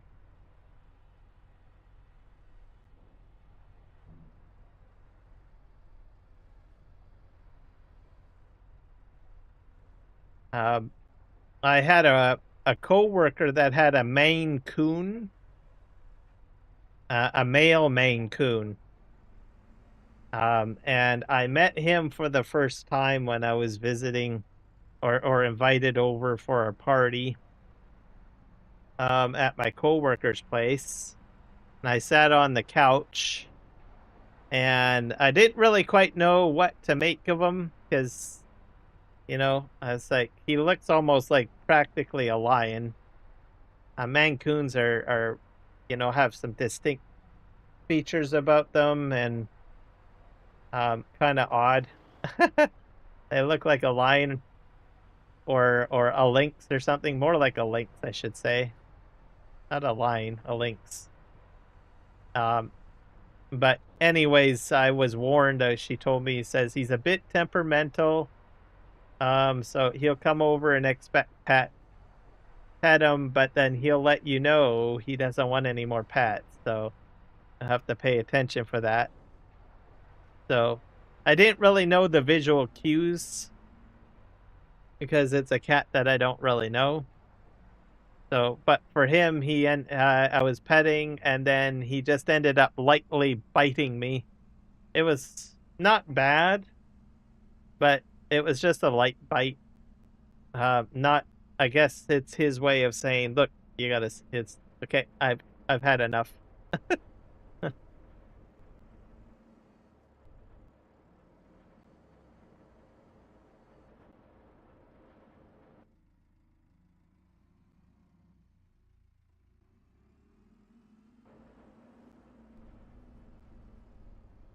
Which wasn't too bad, but I have a feeling if, you know, if I continued to pet more, I bet you the bite would have been quite, you know, more severe. I think he had some pretty big canines on his or teeth, that's for sure. And she also had like a female cat, and I thought it was interesting. She was the female cat. I can't remember. Was a different species too of cat, not a Mancoon. The most passive cat I've ever seen. Like, and I thought that was interesting. Like, because you've got the male cat that is extremely like dominant, right? Extremely dominant cat, and then the female cat is like really submissive. I mean, exceptionally submissive to the point that he's like afraid of you. I thought that was kind of interesting scenario. Very shy of strangers, people and stuff like that. I was like, this is a very interesting situation.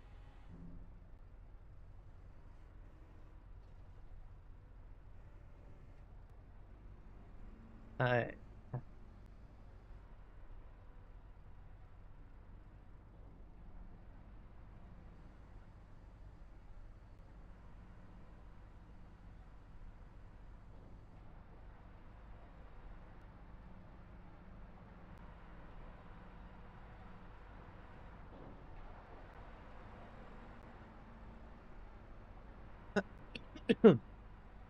Yeah, there's always a cat that's going to eventually, not like you. So there's So usually when it comes to animals, I meet for the first time, I usually just like sort of let it decide what it thinks, and if it doesn't like me, then I just like, okay, yep, that's fine. You just do your thing. I don't think I've ever had a cat really like hiss at me or anything, to my knowledge.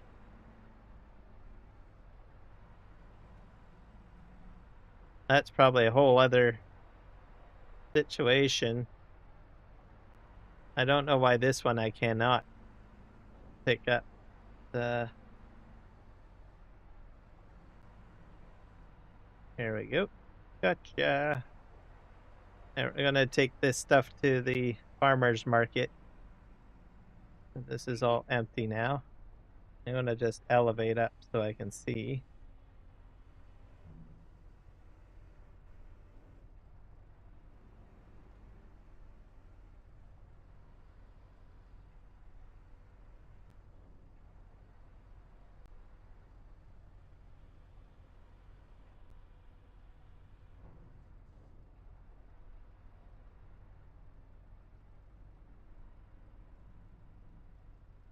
Back up.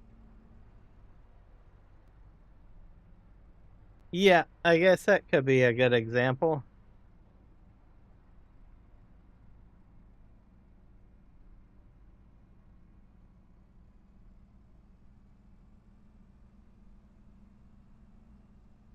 I think we're gonna just park this right here for now.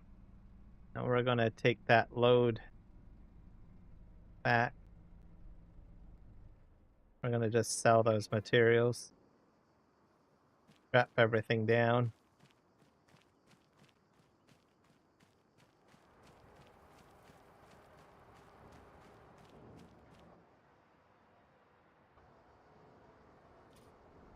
There we go. All right, let's go versatile.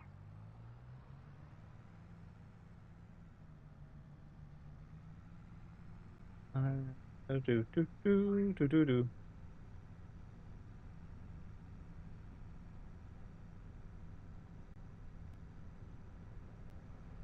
But yeah, if you respect the animals and let them do what they want to do, and within reason, of course, and you can get along quite nicely with them.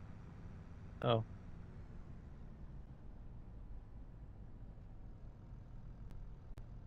I just turn this way very slowly.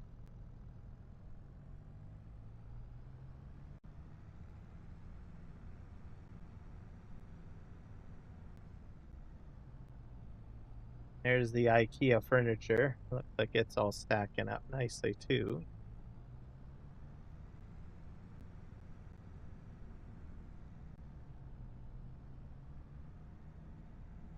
We're fine. Take this to the farmer's market. I like selling everything at the farmer's market. It's not too far away. Also, it's a new feature of Farming Simulator 25. That looks like a canola field.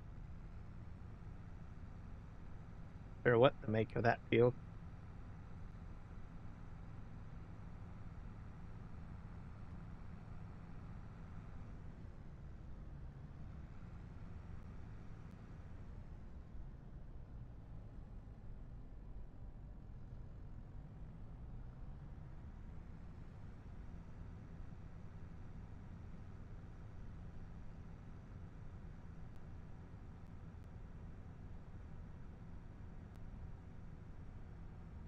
Oh, yeah, that's probably to be expected. It's a reaction. Hopefully the cat learned its lesson.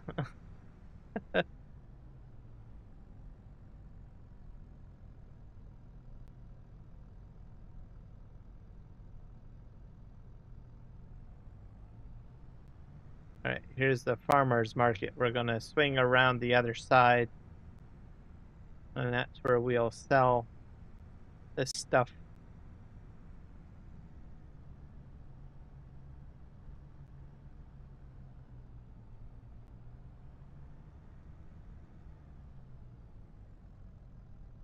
Swing this way.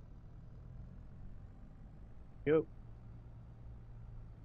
And make our way into the area here.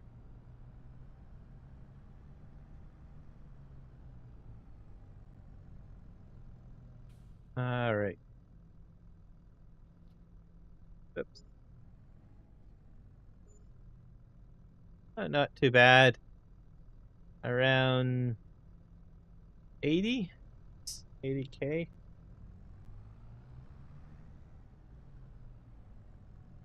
Go out this way.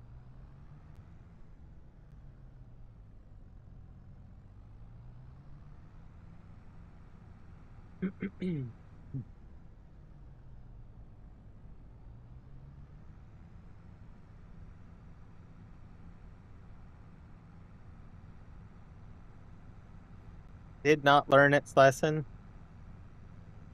Oh, that's too bad. It sort of depends on the cat, I think.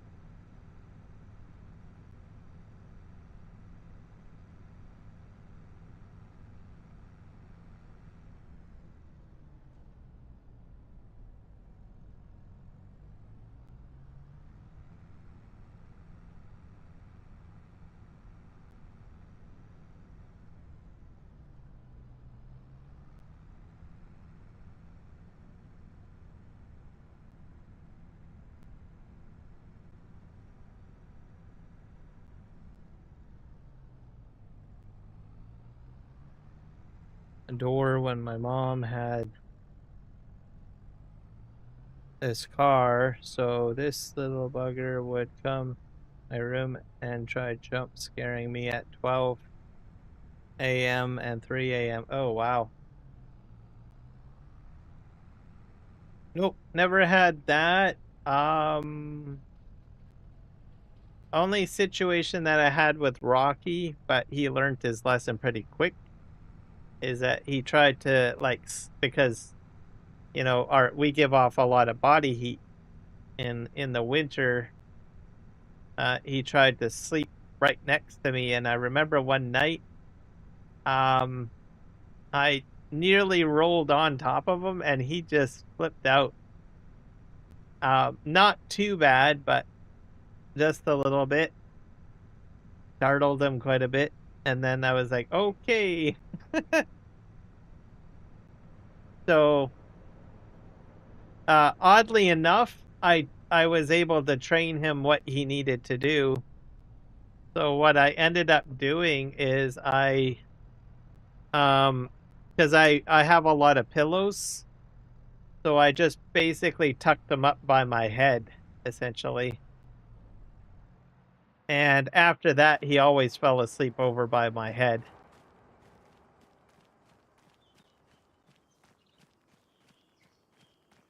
But it was a good thing he did what he did, because I would have not known he was there.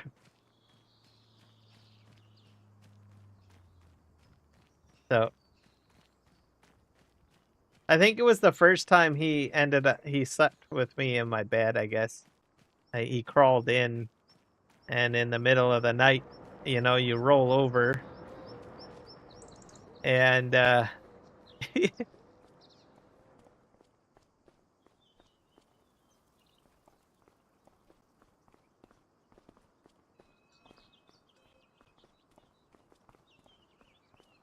oh, didn't get along with the boxer, huh? Yeah, dogs and cats don't always get along.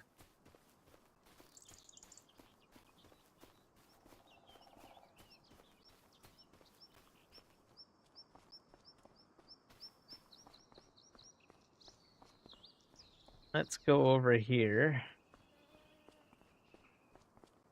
I don't really think I have a lot of furniture to pick up. I think we'll be fine there. Go back over here.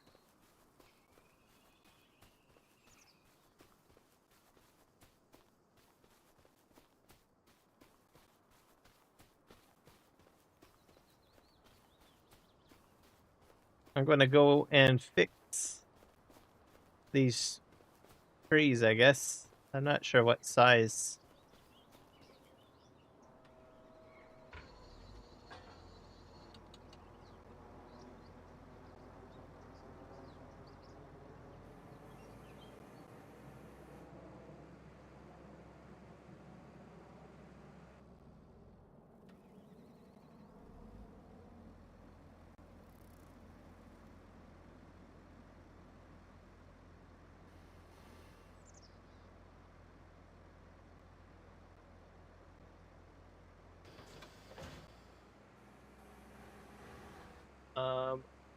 A 9 meters. I think I'm going to switch that to 6.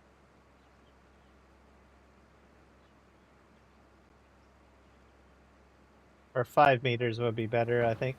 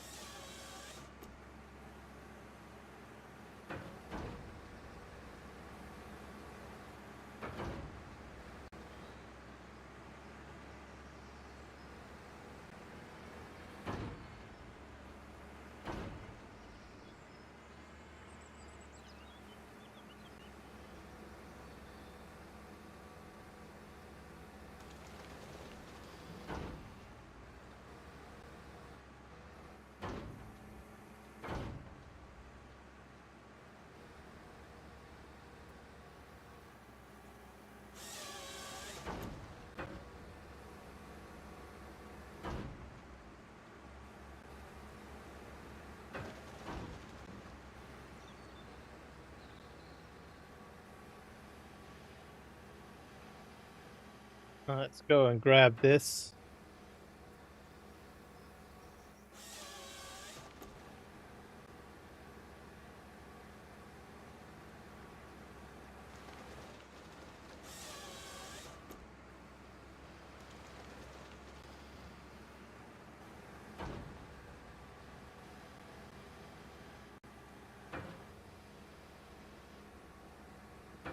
I don't think I have to reach to grab that one. Nope.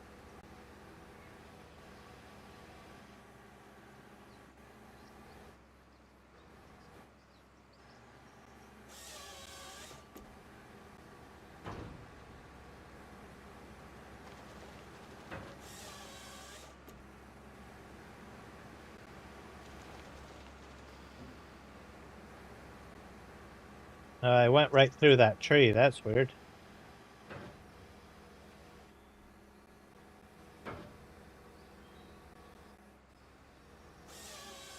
I don't think that's supposed to happen.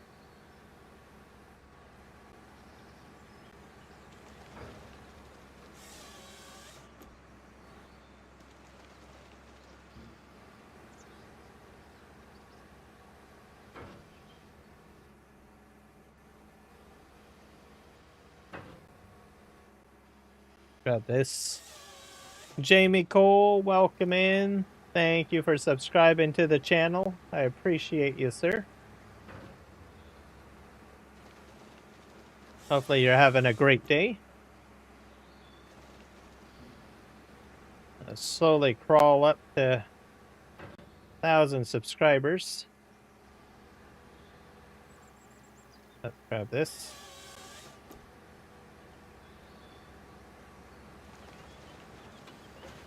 That there.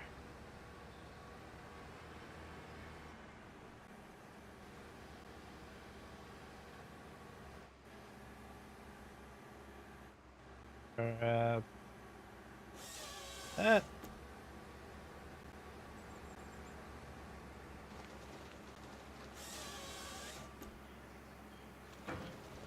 Up that there.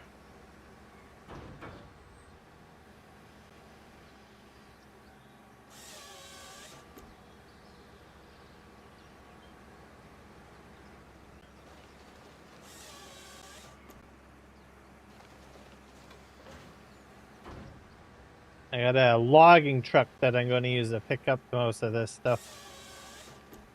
This one's a scrap. Put this over here. There we go.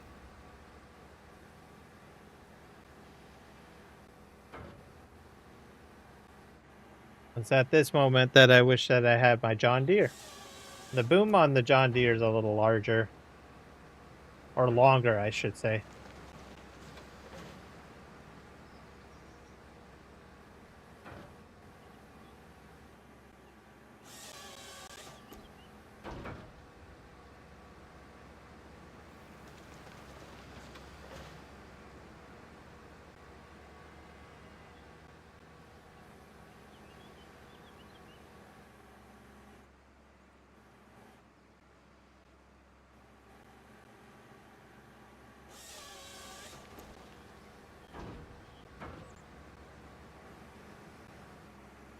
Put that out there. There.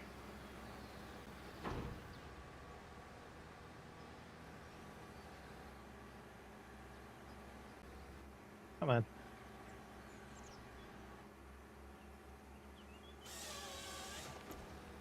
Got this one going.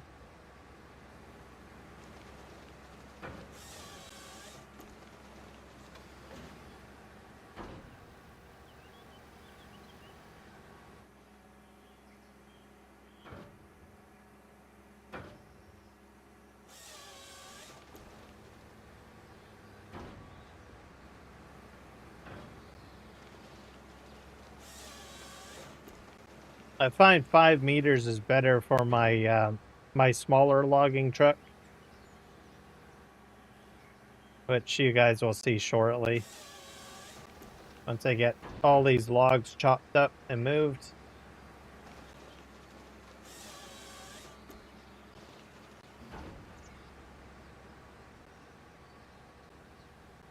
You can get most of this stuff out of the way. Come on. There we go.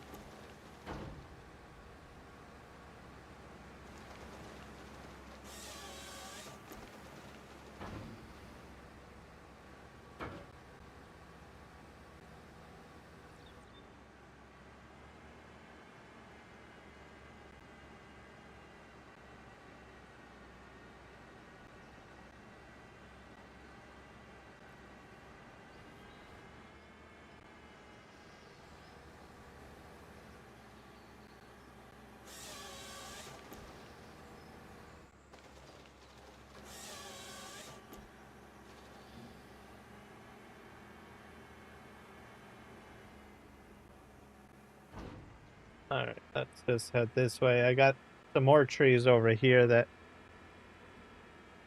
I've dropped to the ground.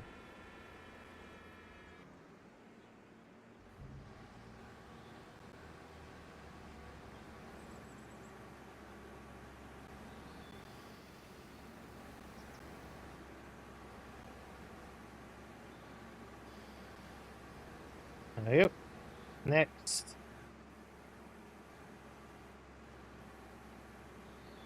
What else we can... You have to be a bit patient when you're trying to grab these logs because they'll eventually grab. Is kind of like the crane game at an arcade.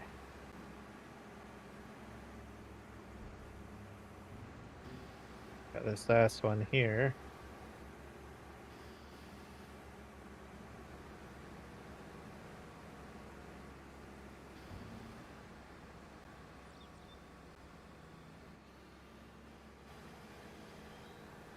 I'll take this one out. Out.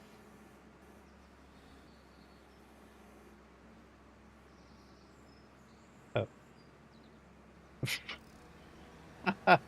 I don't think it was supposed to do that.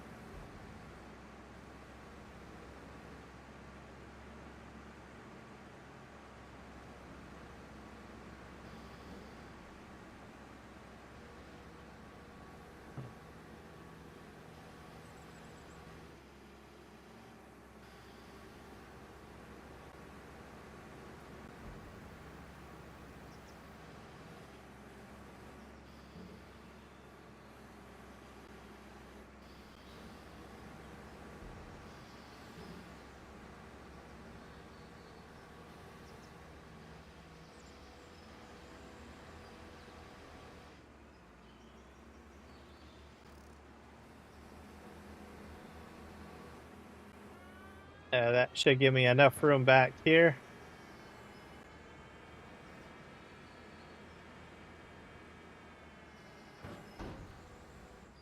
All right, let's go get our logging truck, which is the smaller one because I have a much smaller one.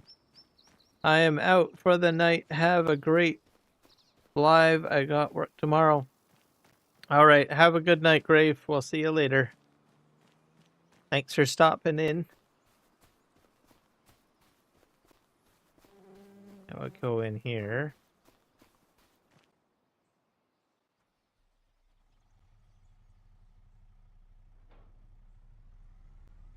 Wait a sec. Oh, this is the wrong one. Oh, here it is. Nope, I'm in the wrong one again. That's what happens when you're too close. There we go. I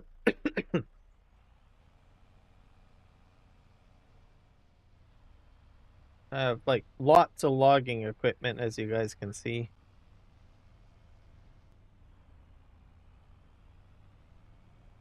Go ahead and get most of this stuff picked up.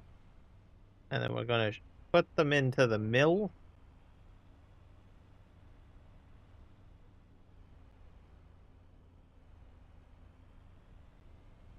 Right about here, I guess.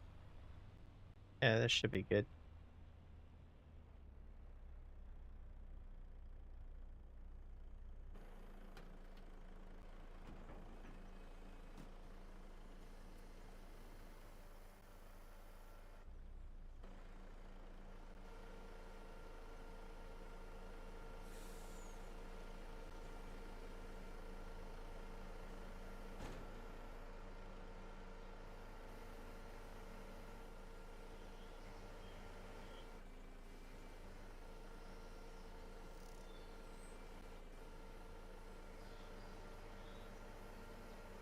Maybe I could have actually kept the map full size.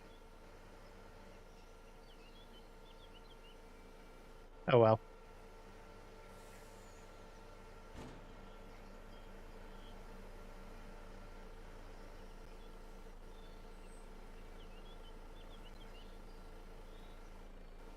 There we go. Pick this up.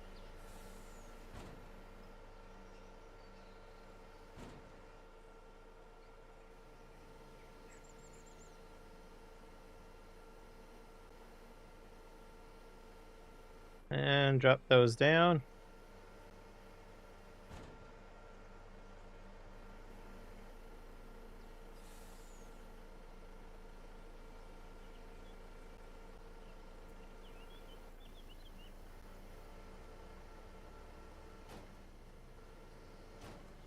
So tomorrow's live stream will be Dune Awakening.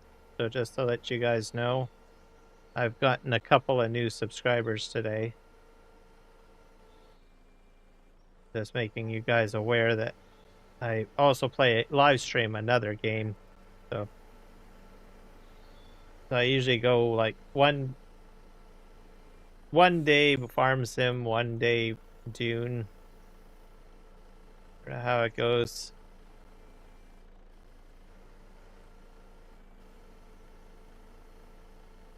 And then sometimes I have the odd day where I add another game in. But just sort of swap it out a little bit.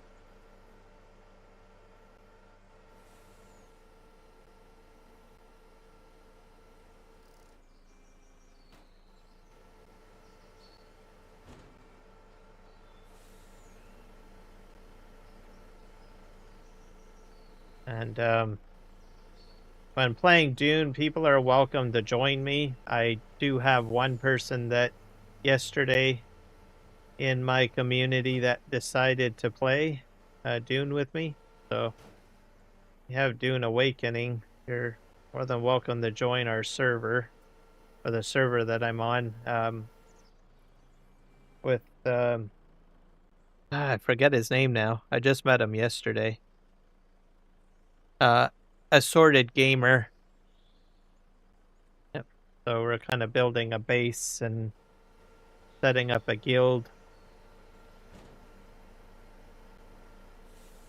So we're both pretty chill people. So I'm pretty chill, he's pretty chill, so just for the fun of it.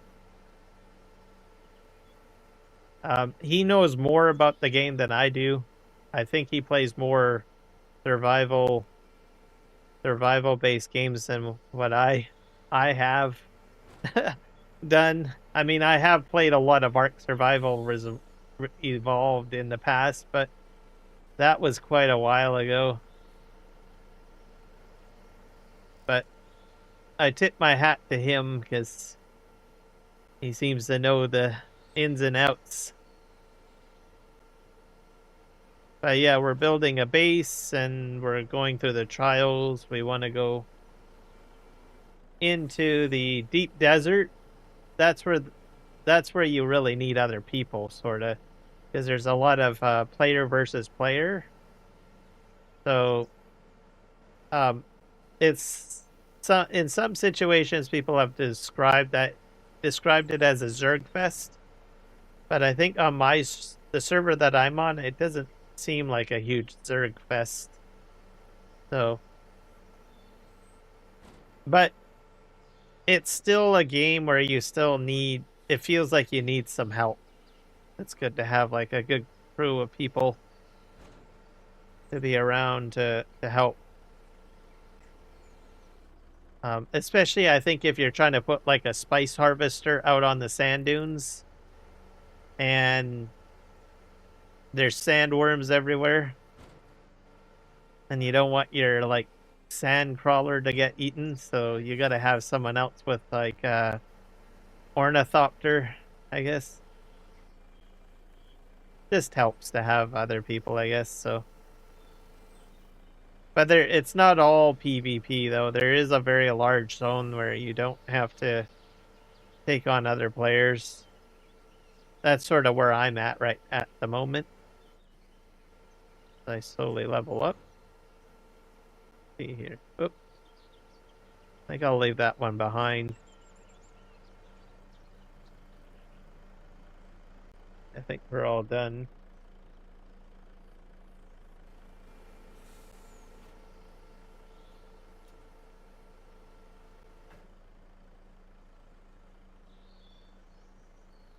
All right.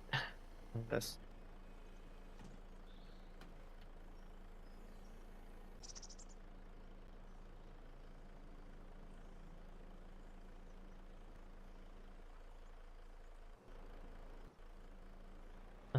move forward.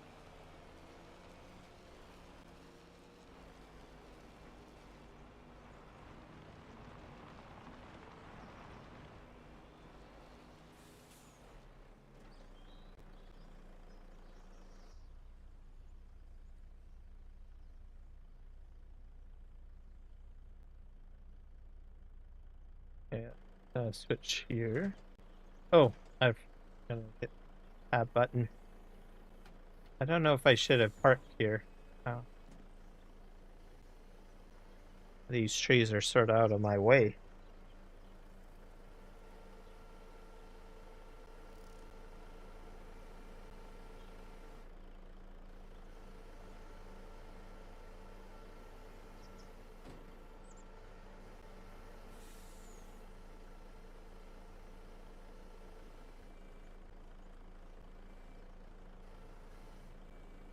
Grab that.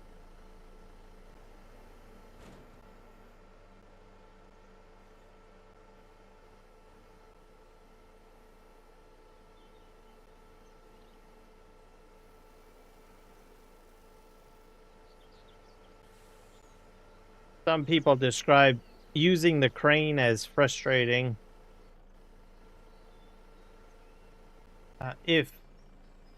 If you're stuck with a mouse, I would say yes. You can. I would recommend using like joysticks. It's a lot nicer that way. It's more calmer, peaceful. That's how I want to describe it, I guess.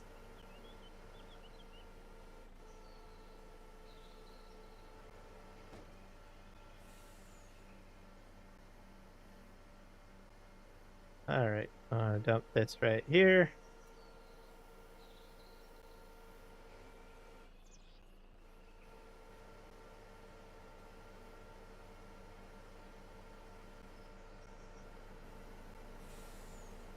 I'll grab some of these ones, I guess.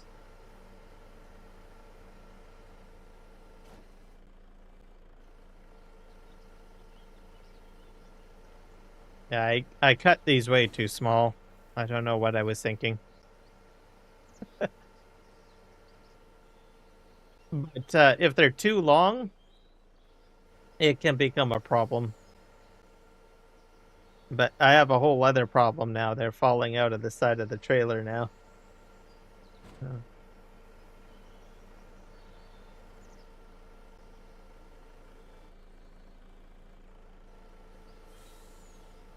Some of them anyways. Put this right here, I guess.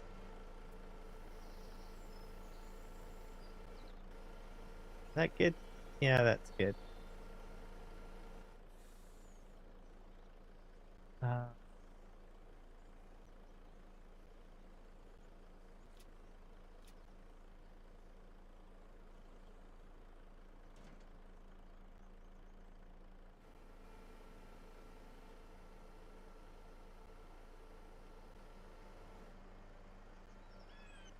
I'm just going to move this truck a little bit.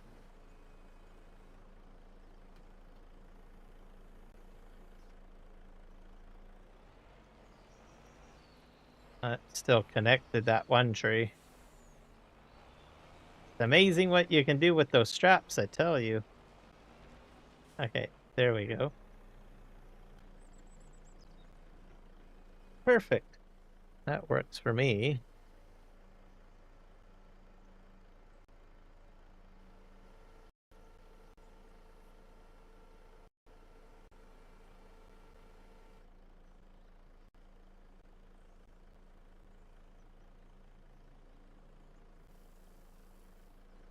All right.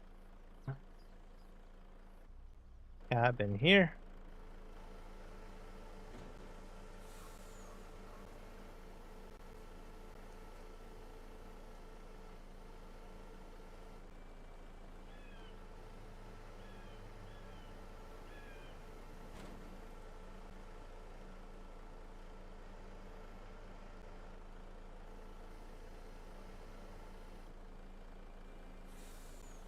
This piece is a little larger.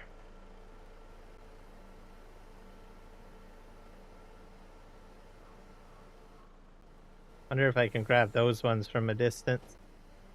Yep, I can.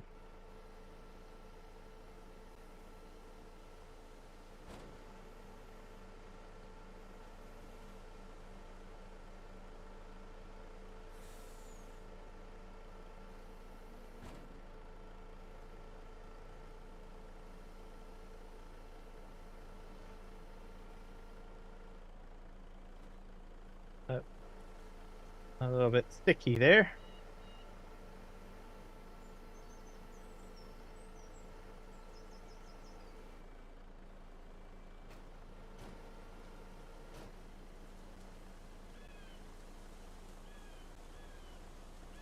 I'm gonna grab that.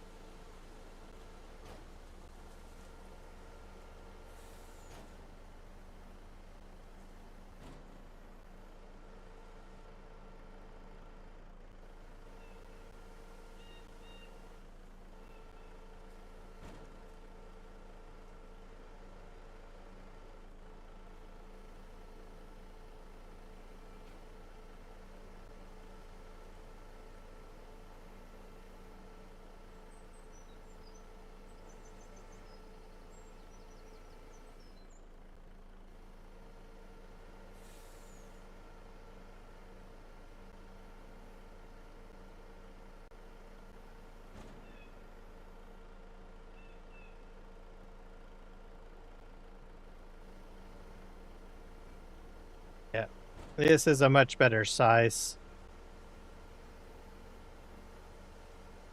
Because if they were any longer, they'd be hitting my crane. So that's why you want to have like the right size. That's why I cut them. I knew there was a reason why I cut them. I think I cut them to 5. I could have made them like 6 meters probably. So I went a little overkill. There we go. Oh well.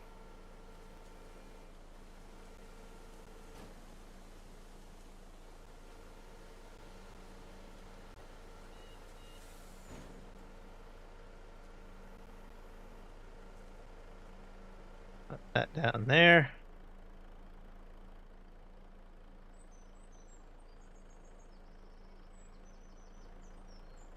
I think the rest of the stuff is out of the way. Or not close enough.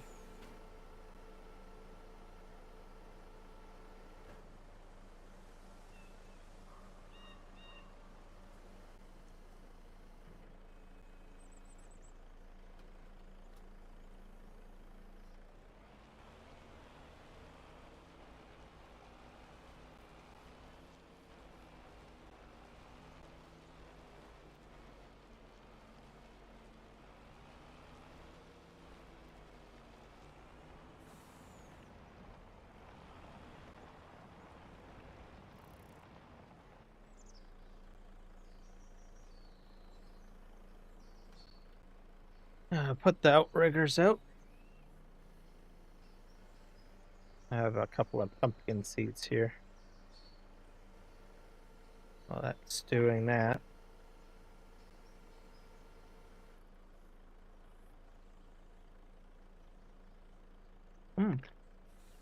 Love pumpkin seeds.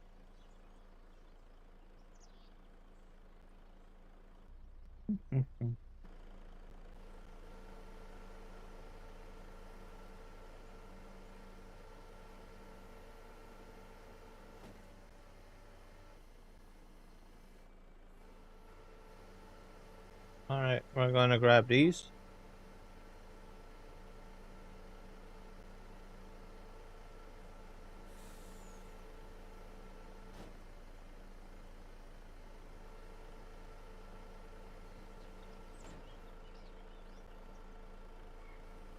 And drop those down.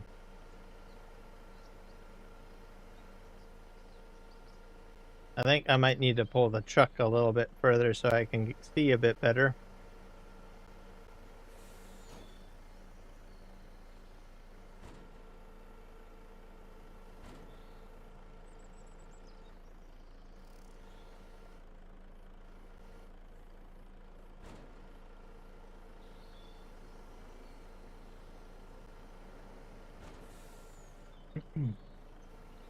Yeah, we're gonna pull ahead a bit.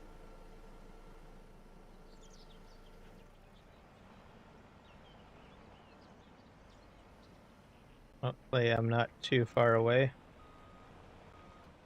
Yeah, that should be good.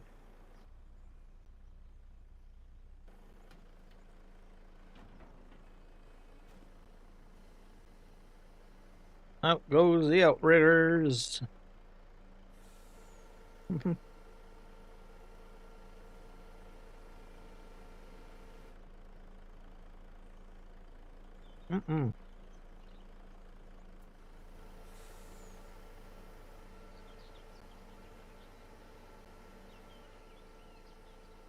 Now the funny thing about outriggers, they are viable.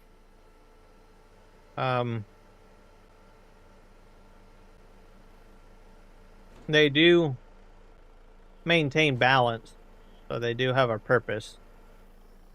I'm not sure if they had I'm not sure if they had much of a purpose in FS22.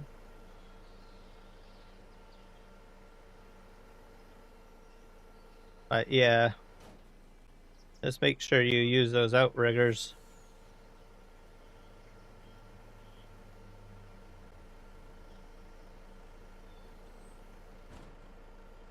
Trying to think of what other piece of equipment that recently came out that has outriggers. Drawing a blank at the moment.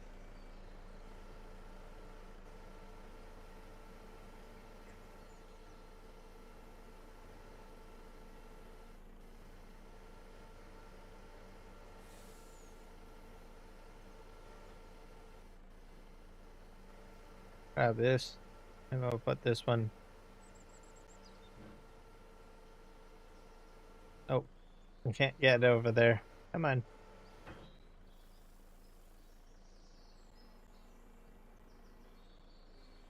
Will it fall in there? No, it won't. Alright. We will, I think, take this load back. What we'll do.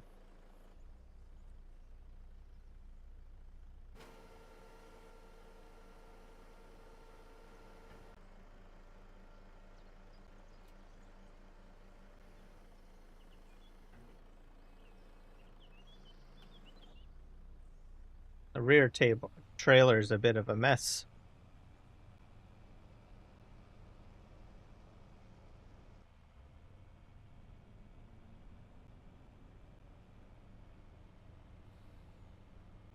I don't have to go very far.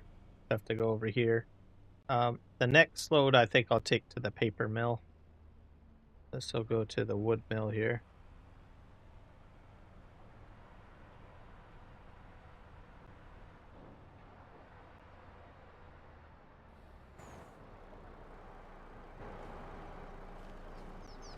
See how this goes here.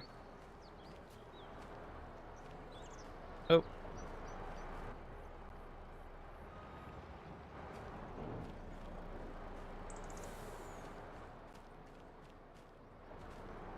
There.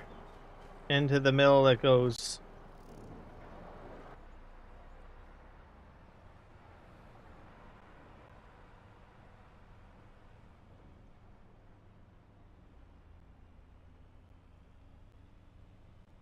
I got one more load to pick up with the crane. The next bunch goes to the paper mill. I think we'll just kind of like slide right in here, I guess. See if this works.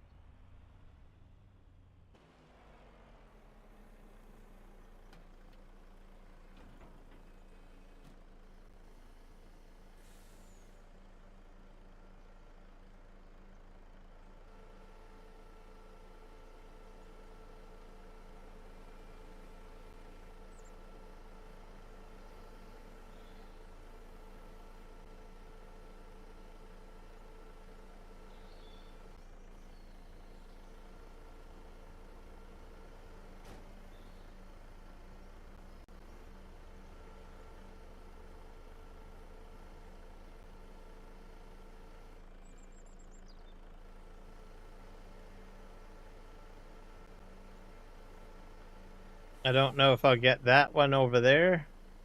Probably not.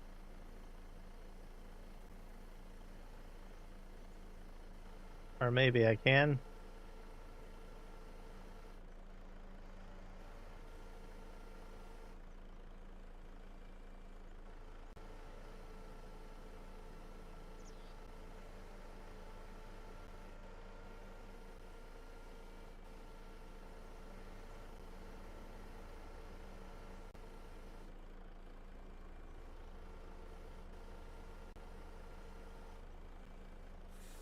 I think I hear a plane flying over me. There we go.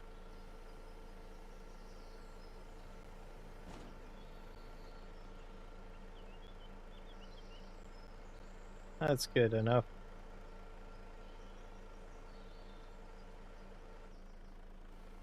Grab that. Nope.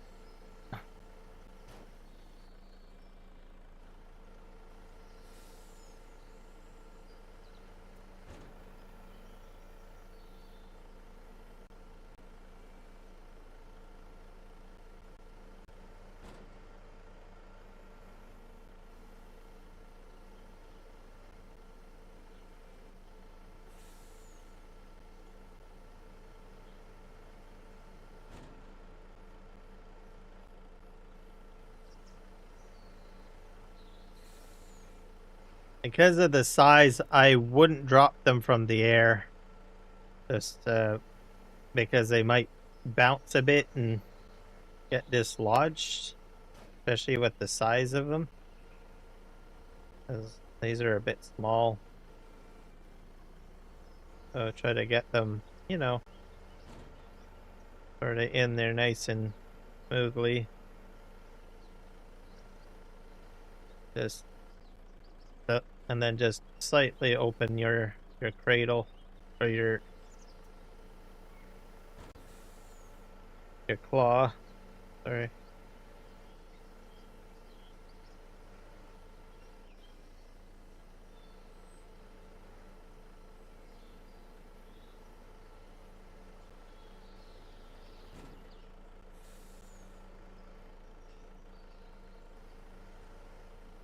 If you have larger pieces like this and a bunch of larger pieces in there, you could just drop them in. But because of the smaller ones, I'm just being a little gentler, as I don't want them falling out between the guards that we got in here.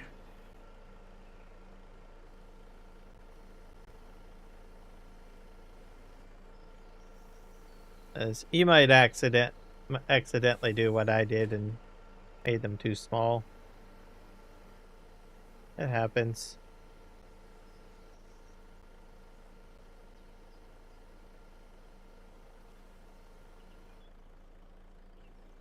I grab both of those. Oh, I've got a whole whack of stuff showing up over there. Bathtubs and everything. Yay! Put that down here. Nice and gentle. There we go. Let's see. I think we got everything. Yep, we do. So this little bunch is going to the paper mill.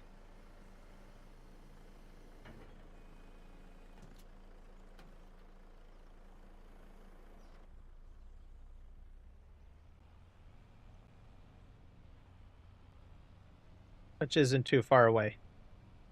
So the thing that I love about this map is like all of the wood is in one area. So like your paper mill, your furniture factory, all of that. I did have to put the barrel factor down. Whoops, I missed my turn. But I had enough space there, so some of the remaining factories I can sort of plop them around here.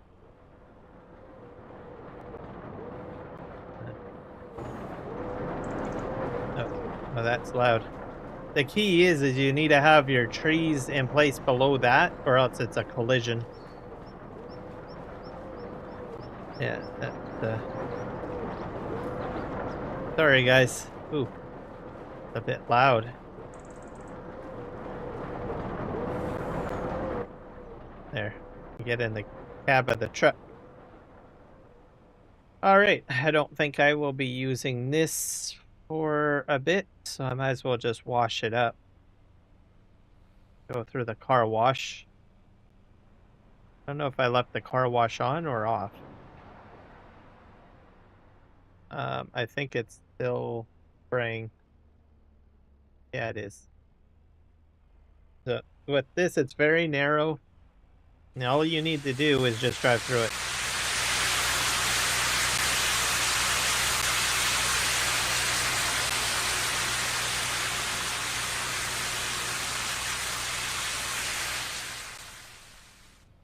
And there we go. All done. Nice shiny truck wash. You don't have to get out of your vehicle, you just drive through it.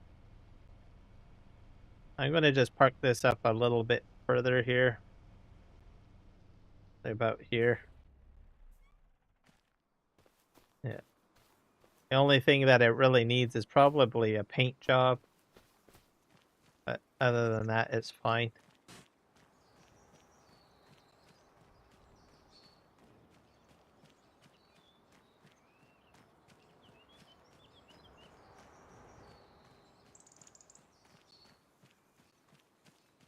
Let's just go over here and see what's happening with stuff over here. Oh, yeah, so that stuff is all popping out. That should be fine. Let's see here. It's 9 p.m. I'm gonna go grab myself a little bit more pumpkin seeds. I'm gonna take a quick break too, because I'm getting a little thirsty, so I'll be right back.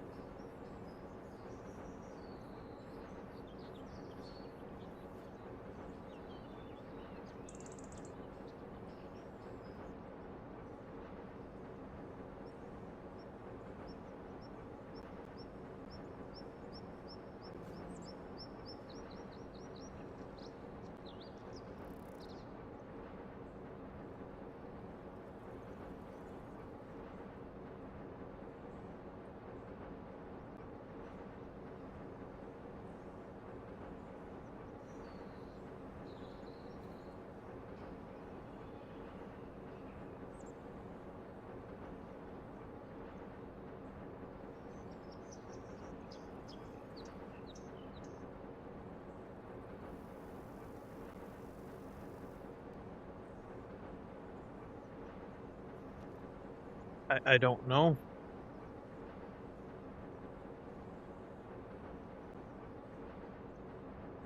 Hopefully they've got some sort of alternative treatment, which is probably not likely.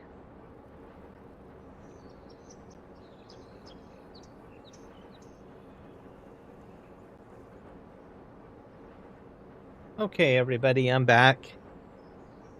Got my Pepsi. Okay, let's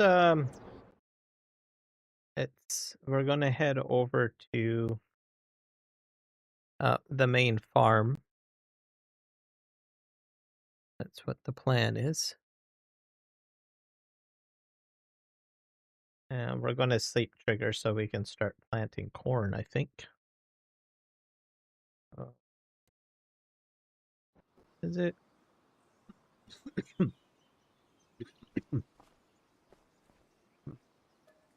I hit R. Sleep trigger.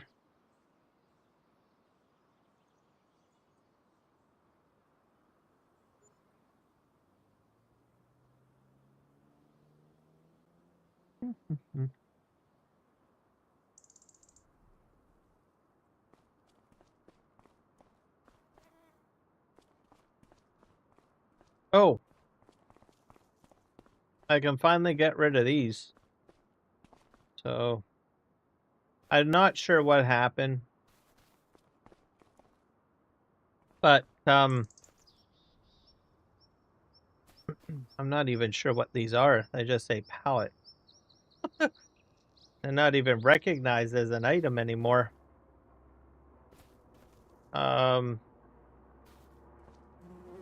At some point, and I don't know when, these were something. Something changed on the map and it just rendered these out. So, I can delete these out, but I'm going to replace them with something. So, I'm probably I think they're probably, I don't know what they are. So, I'm just going to give myself like, there might be cement. So, I got about 4 of them. I'm going to use easy dev tools to spawn in 4 cement pallets, I guess. So, I go in here. Got super strength on, super strength input. I think it's in here. Add bales. Farm products that are seed. Herbicide. Just gonna look for cement.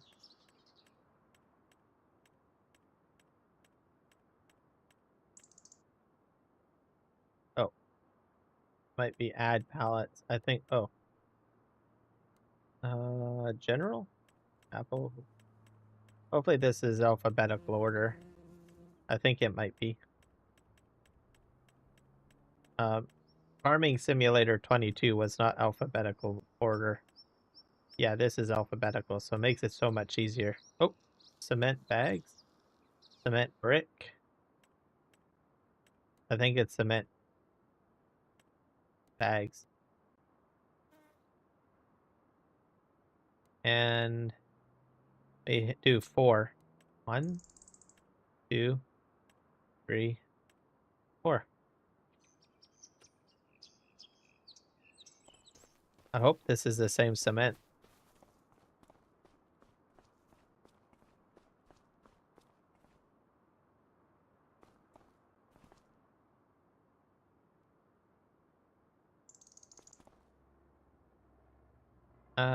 I think so.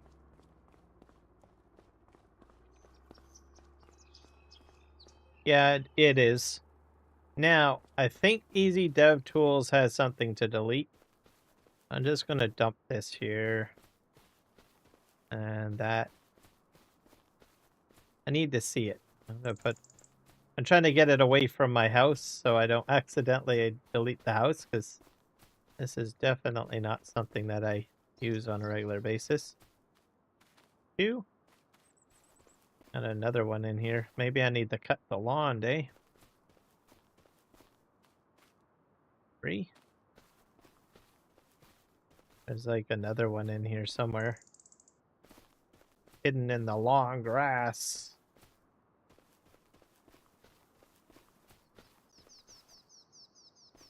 This is so bad. Where did they go? Oh, there it is. That's some realism right there. Lose your stuff. Okay, I think there's a way to delete stuff.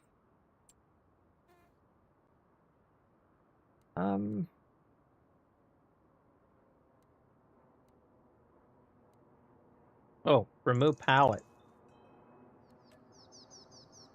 Are you sure you would like to remove all pallets? No, I don't want to do that. I thought there was a way to singularly remove one pallet.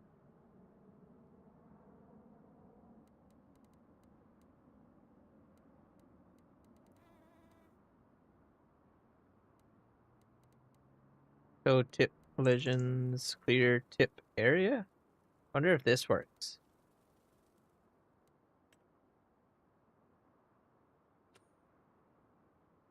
Nope, that didn't do it. That's probably like loose material, to tell you the truth. Tip to ground. There might not be an option possible.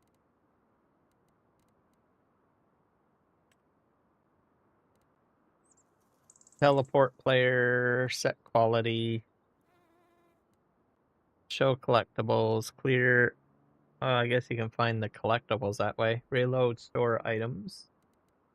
Stop time.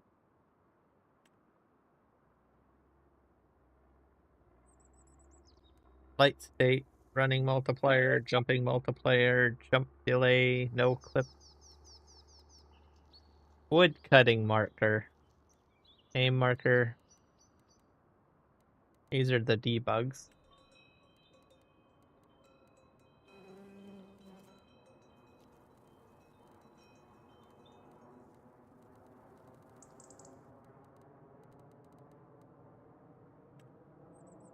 Vehicles. You can reload vehicles. Toggle cover, condition of everything. Analyze vehicles. Operation time. Remove vehicle. Wiper state. Vehicle distance. Power consumer. Tension belts on and or off. Vehicle debug state. I think there's an option to flip it too, but I don't see it here.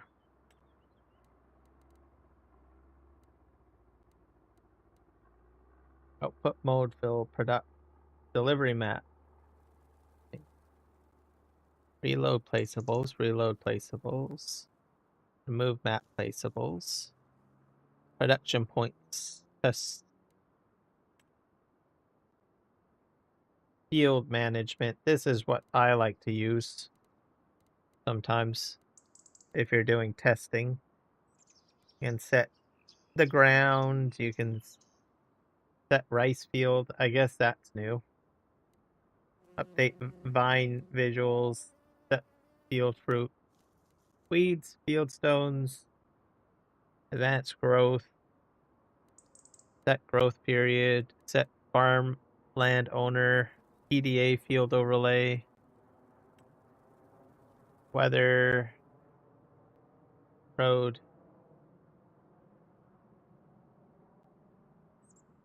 I guess there's not a way to delete objects input.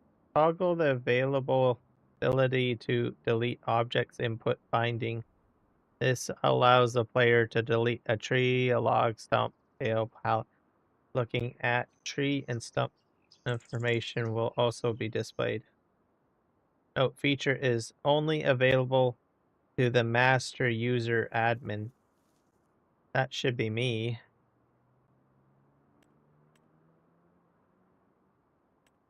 I think that's in the general. Delete object. There it is. That's what I'm looking for. So how do you delete it though? Oh, I have to hit delete. So mouse over and hit delete. There we go. So this is what you do. There, that fixes that. Probably don't want them on my map because they probably might cause an error. And just make sure you go in and turn it off, or else you might delete other things. Set that off, okay? Let's go take a look at our grass field.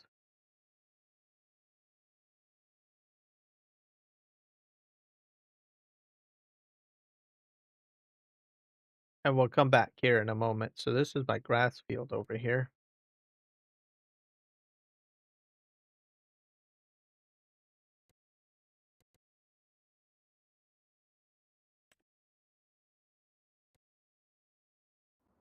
Is it? Oh, it's growing. I don't have tram lines, I don't think. So that's good. pH is fine. Nitrogen is fine. Real potential is a little low, but that's all good.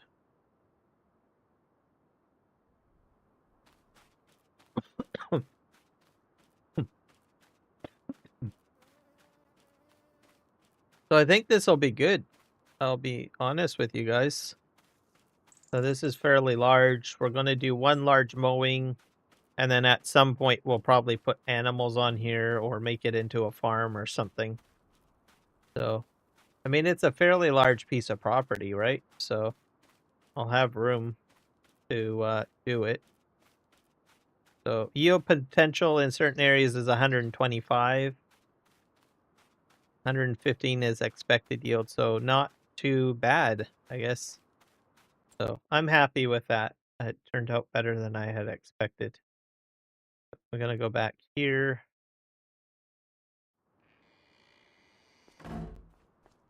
So now we need to do planting of corn. So we have, when is corn? Yeah, we're in April, so we can start planting that. I'm going to need to find my planter, though. I think it's over here.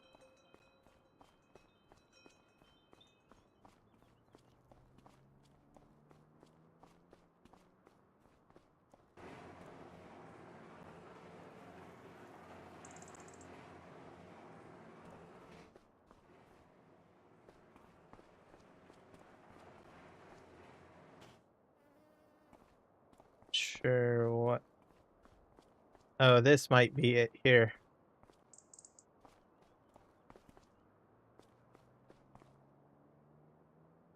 I think. Yeah.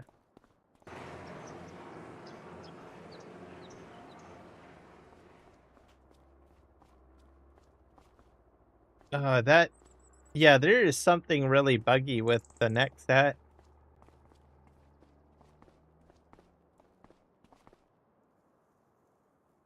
This header will flip upside down. So I'm just gonna let you guys know that. I don't know why. I don't know if it's just me. But yeah, it's like it detaches and it flips it over. So so you're forced to sort of do this. Sort of. It's still trying to put it upside down. I don't get it. See? It's like trying to play dead. Hey, Jerry, look what you made me do to my truck.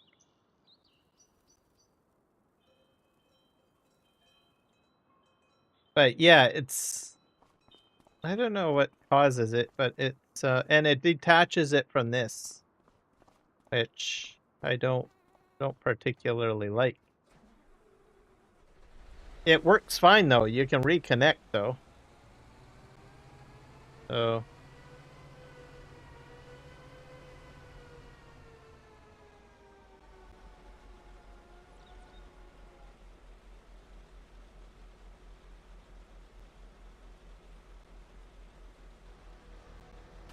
I'm just gonna leave this here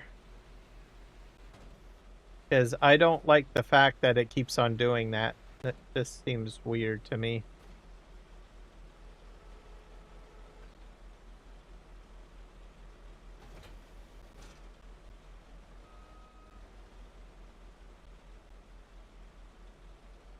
Actually, I'll probably reconnect that. Oh.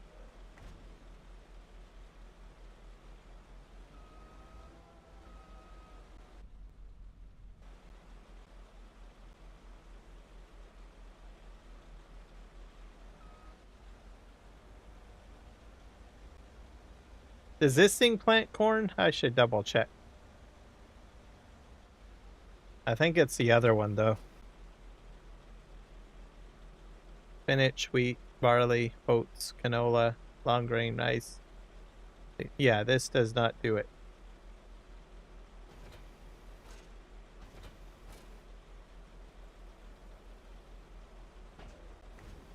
So I'll just detach it like that.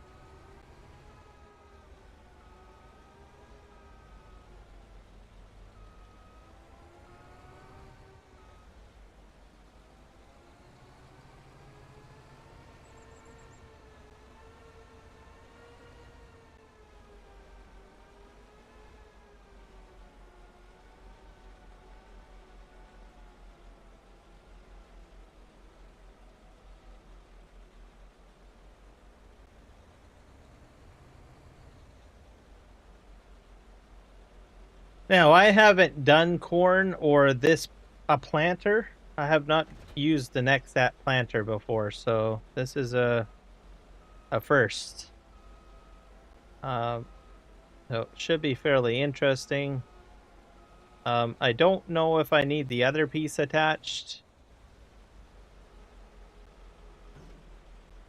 So just corn. There we go. Oh boy.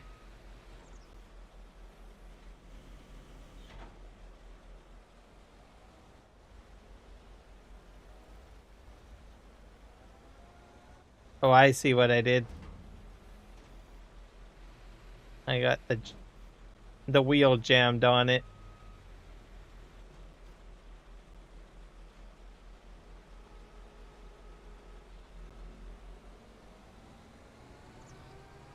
Okay, I don't know if I have to pick up that piece. I'm gonna try direct. I'm not sure that I got the cedar, so I don't know if I can go ahead and do this or not. Let's give it a try. I'm not sure what the width is on this.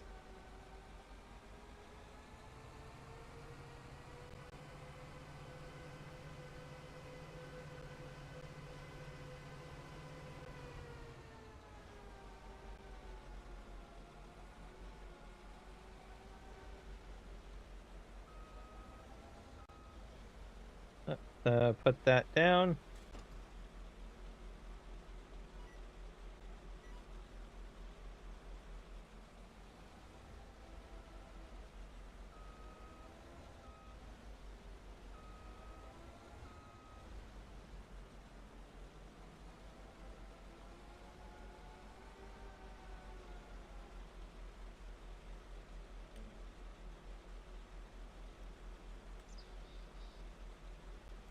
I don't think it's that wide though. I think it's like 13.9, maybe? Let me look at the specs for this.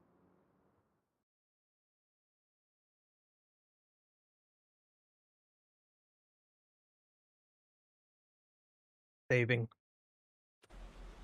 Let's go in here. We'll go down to Nexat, and it should tell us.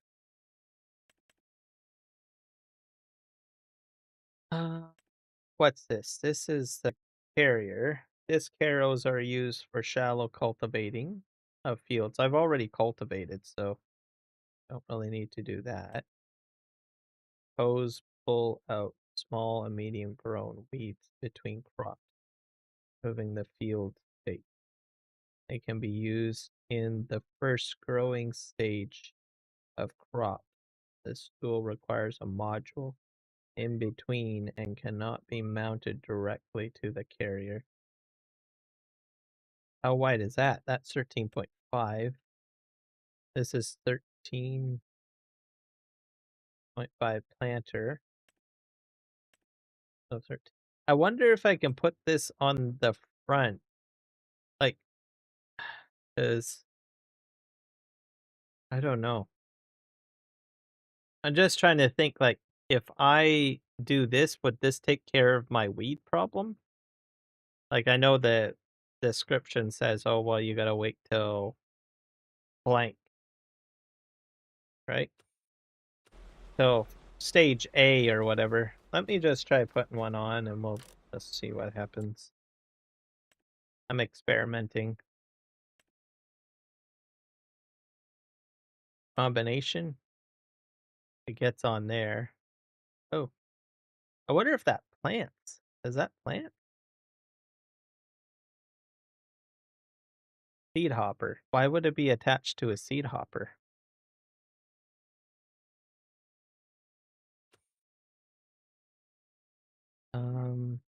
All right. Well, let's just buy one. I'm just curious. It may not even hook up. So it's supposed to go to a seed hopper. Maybe you can fertilize at the same time. All right. See if this. We'll see if this hooks up. It might. It might. It might or might not. Hard to say. I'm going to guess that it probably won't, but.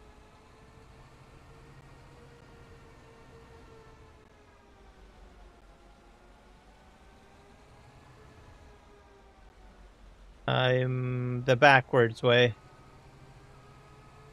I have to go the other way. Wonder if I reverse. Does that work?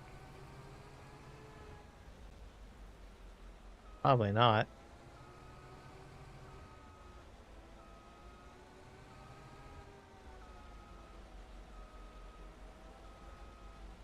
Nope. I'll go around the other way. I bet you it won't work. Probably won't work. I'm not a big fan of weeders. I usually use a sprayer, which I have over there. But I just want to see what happens. Oh, okay. Let's see what happens here. Are you gonna hook up or not? I think you're not.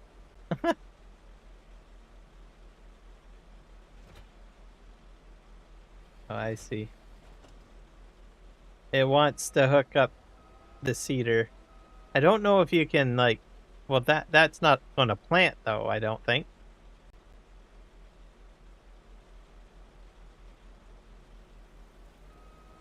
Right? Right.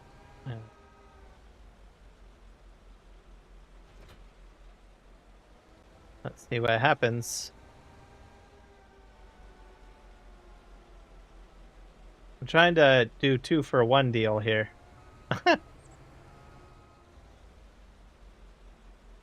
Sometimes you can do 2-for-1 and sometimes you can't. So.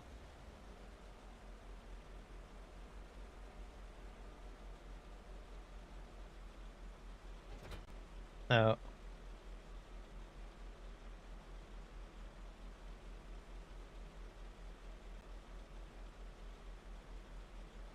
Yeah, I can't turn it on.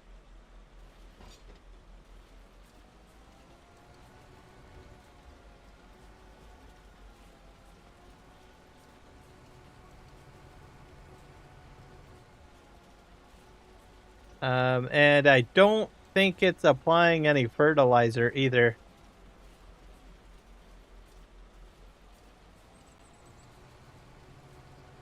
Yeah, it's not applying any fertilizer. So good to know.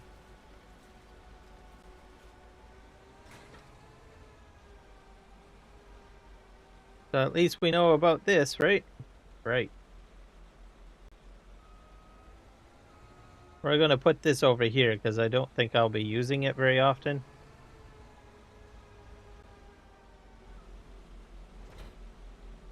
Now we'll go get our cedar again.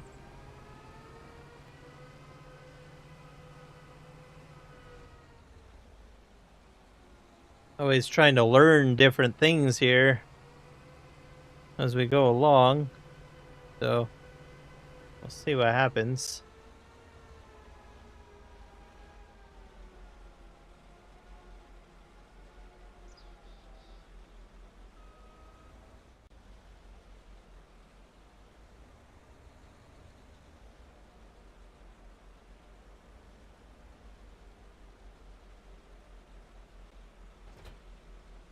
All right, we're gonna get back to work, and we'll see if this works. I might have to reconnect the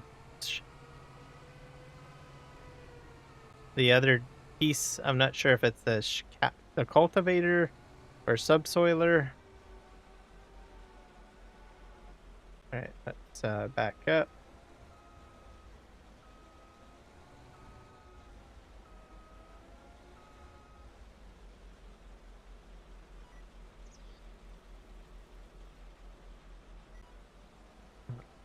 Put this on here.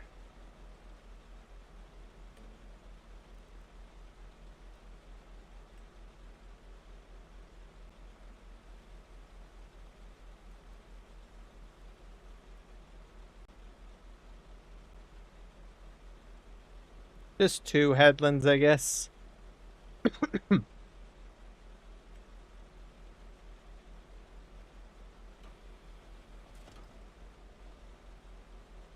Can I turn this on? Yep.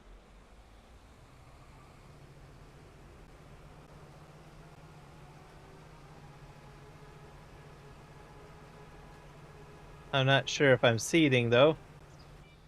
Am I?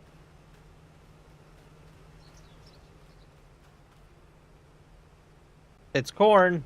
There's corn in there. All right. Very hard to tell.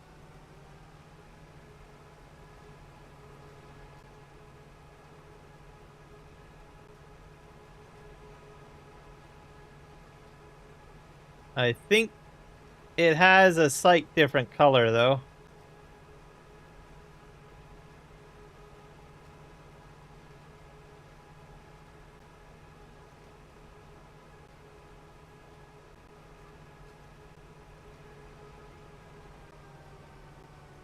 But there is a problem.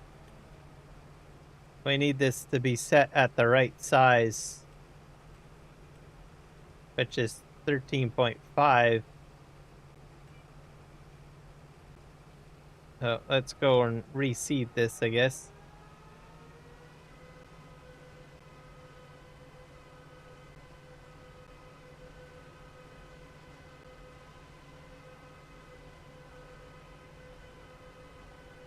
You have to be very careful with the size, so be sure of that. Hello, kid. 6473. Welcome in. What is up? We are planting corn. What the next at the moment.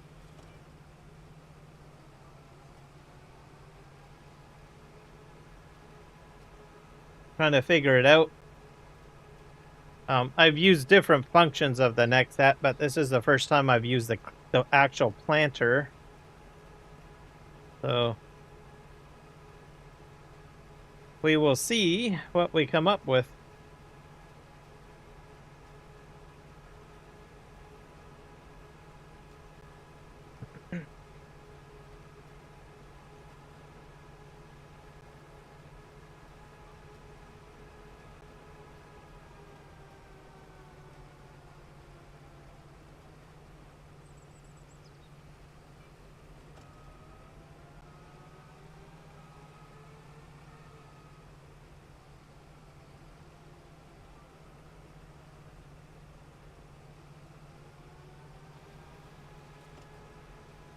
There we go.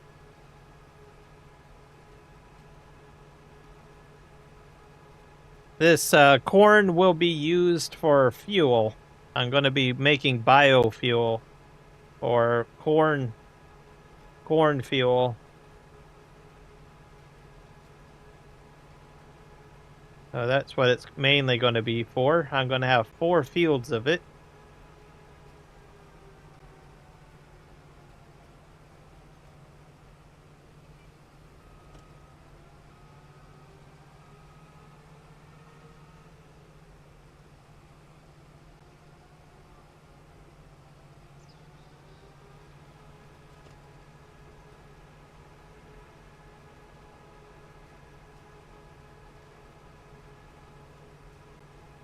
I will be harvesting it In the fall.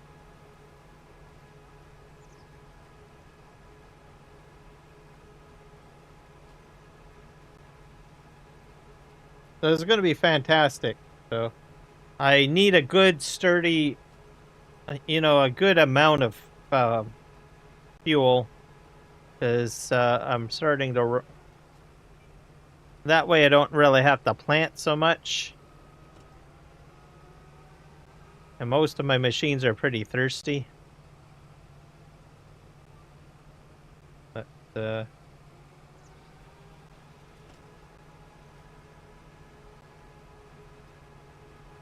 I think it's going to be great.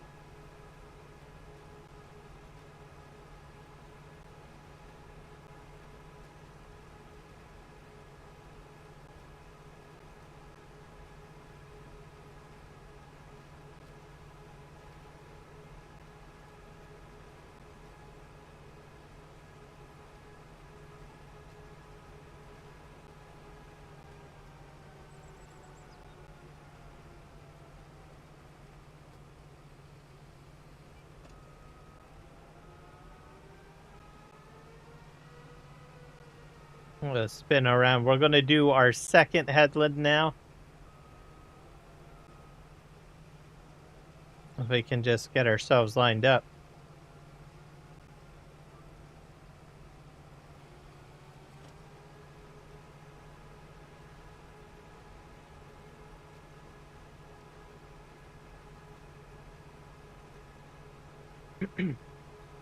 This is going to be awesome.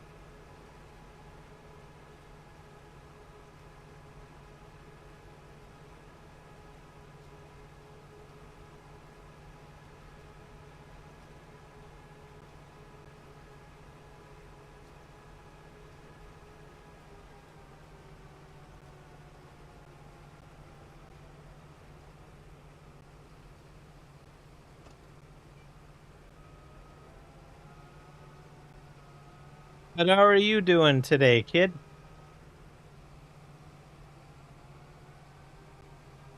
What have you been up to today?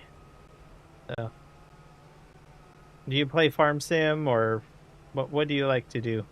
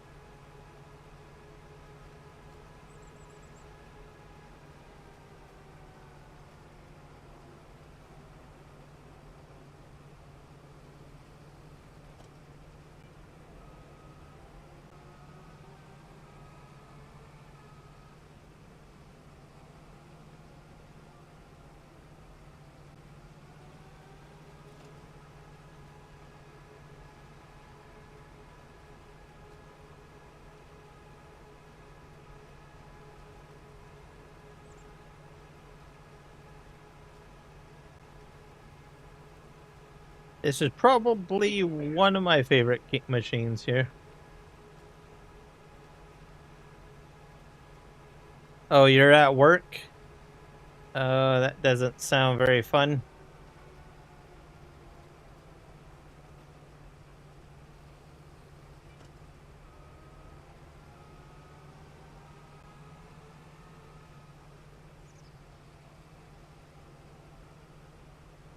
Oh, you changed your name? Okay, I didn't know who you were. Welcome in, Psycho Kid.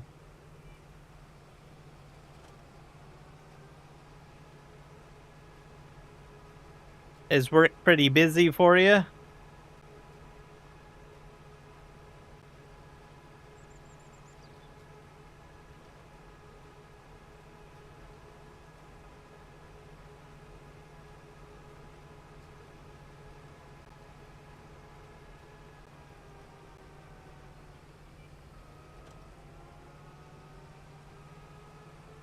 I think now we're just doing our straight up and downs, I think.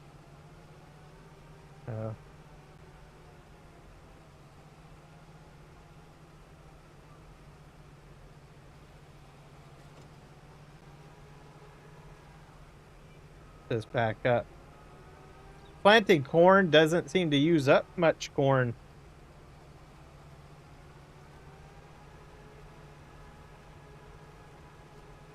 I kind of like that.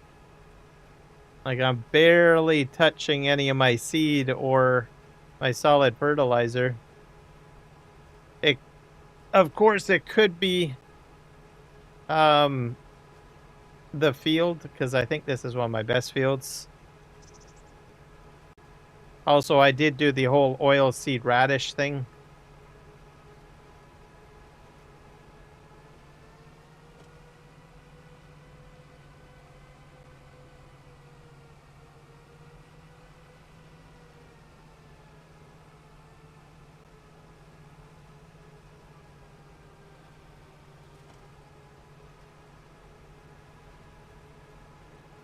Hello, Kiwi Sim Farmer. We're planting corn today. I'm very happy. Also, I see a lot of green on my field and a yellow marker. I don't know what the yellow marker's for.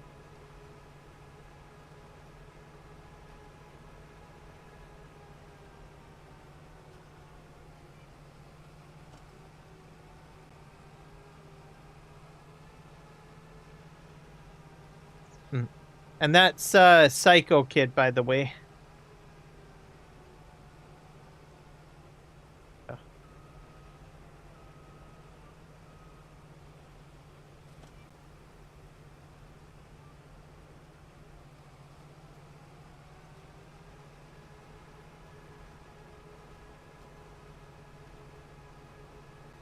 But precision farming's not using up a lot of my material, which is cool.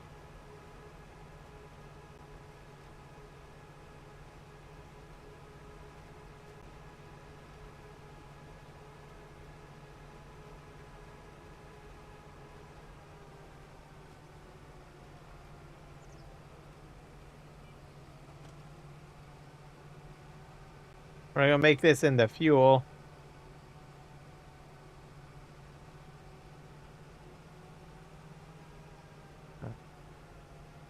So trying to figure out my chat bot, changing the YouTube latency doesn't make a difference.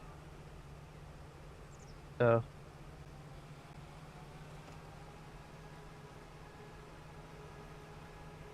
figured that out. Still have some issues with the bot, so I don't know. Have to go back to the drawing board.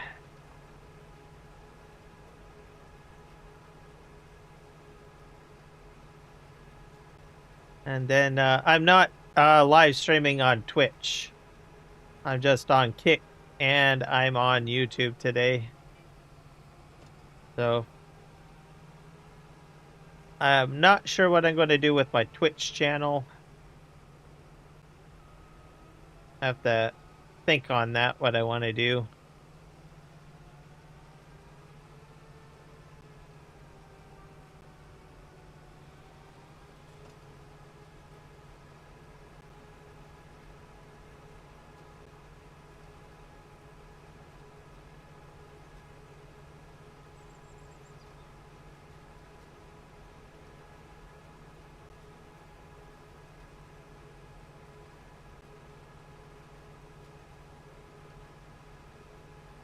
I was slowly growing Twitch too.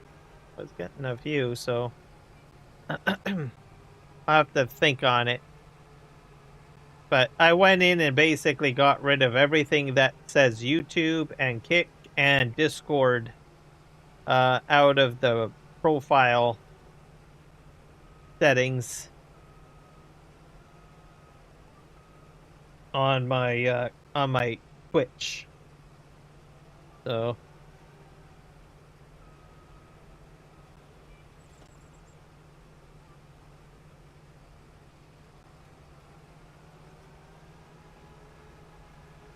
and just so that it doesn't get boot me.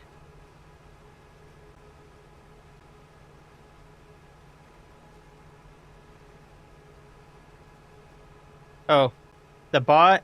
Yeah. The bot is a whole other situation. One day I'll figure that out probably, or either that they'll fix it.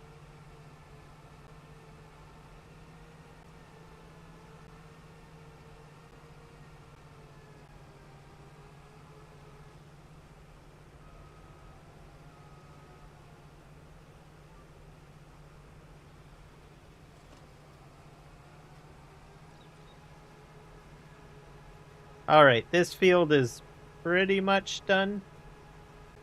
I just got to go down to this side one more time.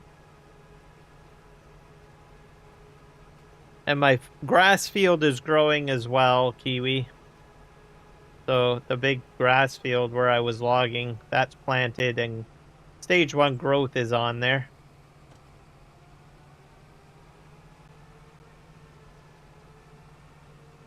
So things are progressing along.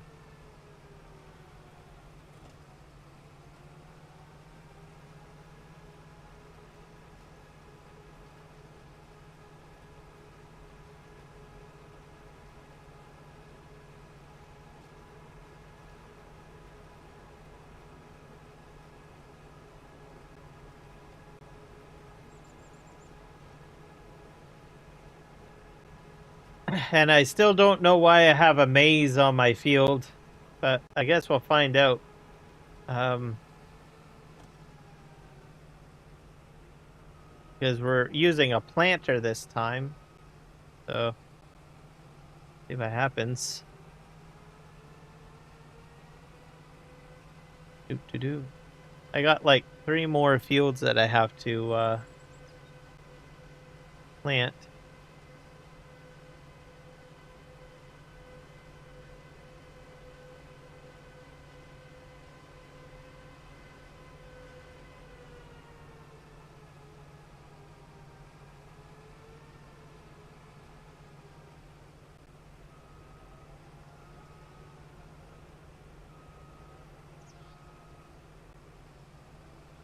Let me just go in and check my settings. 13.5. I'll hit OK.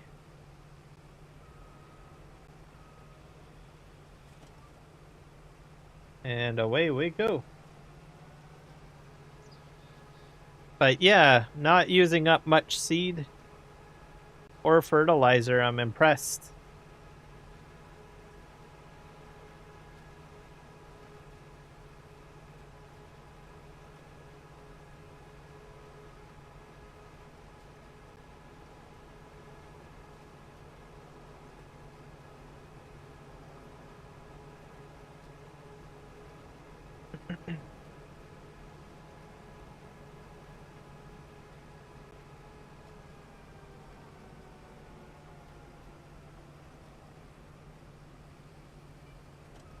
I should check to see if my oil mill will accept sunflower seeds.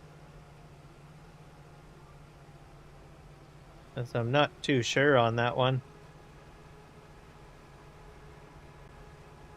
Because I could do a lot more planting. I could do like sunflowers as a whole crop if it'll go into oil.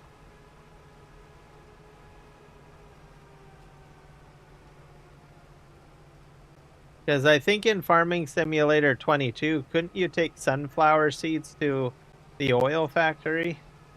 But I'm not sure if that's still the case in 25.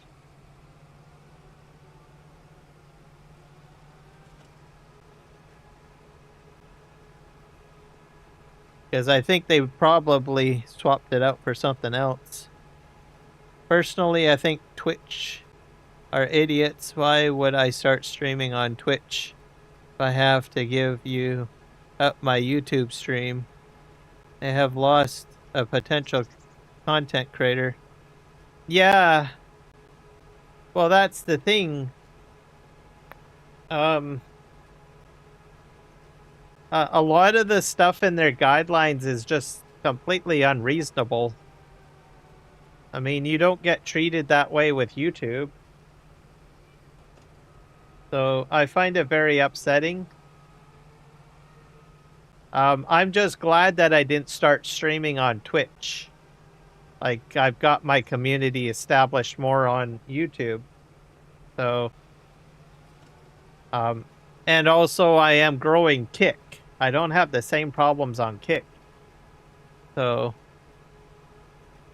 it's just unfortunate. So I don't know what harebrained thought process that they have. And they haven't been enforcing that rule for like 2 years apparently. And then all of a sudden they decided, oh, well, I guess we're going to go ahead and start enforcing it. What's bad about it too is they didn't give any warning, right? Usually you would announce something like that, right? So I think they're making a huge mistake. And for me, I'm predominantly YouTube. I'm pretty sure that I've actually brought some people over to Twitch and also over to Kit from my community, right? So, I mean, it's not like a whole whack of people, but, you know, it's something. Could be the other way around, right? So I don't know. I think they're making a huge mistake by banning content creators that multi-stream and share chats and alerts and all that stuff.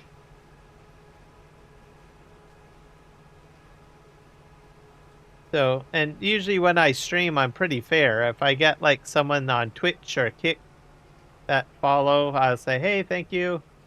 I have alerts set up for the platforms.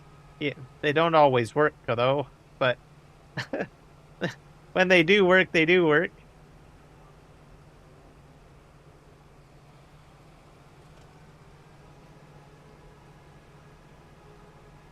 Oh well. But I'm not streaming on Twitch at the moment, and I honestly don't know what I'll do with the channel.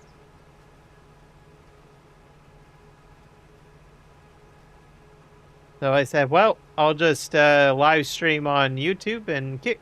So I won't touch Facebook though. That's like a nightmare in my opinion.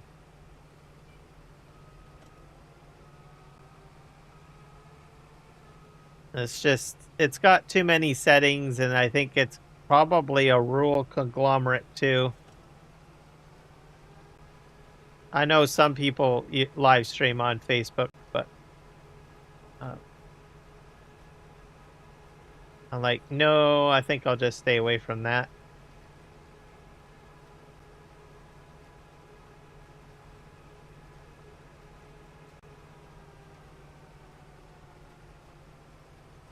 Yeah, well, that's the odd thing. They hit like one of their top promoters. Like, I've been a subscriber of Nutty for, I don't know, like since I got into it, right? And that's how I learned like how to live stream and stuff like that. And I'm just shocked that they hit him with it. And he started off with Kick or Twitch, I mean. And you know, he does promote Twitch quite a bit. He's always on Twitch, so I don't know. I think they made a huge mistake hitting him like they did. Yep, great videos. So he does some pretty nerdy cool things. So I don't know.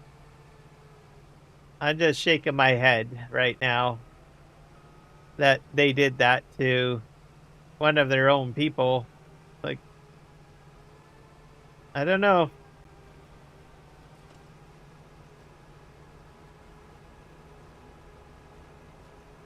And like myself, I'm not really promoting my Twitch stuff that much now.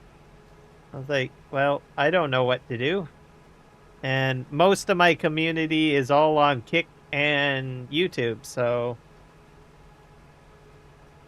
And then I asked myself, well, do I really want to promote Twitch anymore? Right? You get everyone over there, and then they make up their rules as they go along, or they choose which rules they want to enforce. So, do you want to be with an unreliable service, or do you want to be with a reliable service? So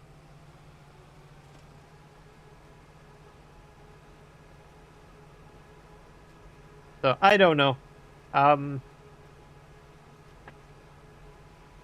But I'm definitely not moving my farm sim stuff over there.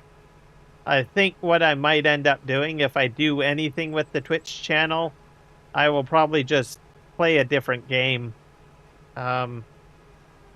Just to try to keep the the YouTube community separate from the Twitch community. And it's like, well, if you want them separated, they're going to be separated.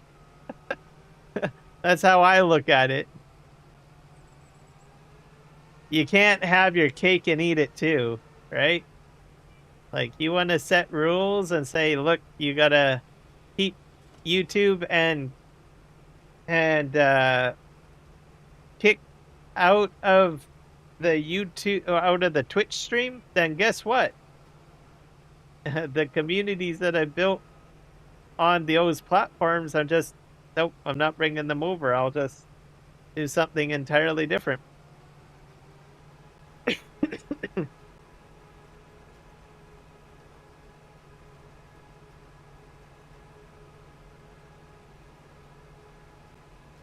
And I don't know, it seems very difficult to get followers on Twitch. I don't know why.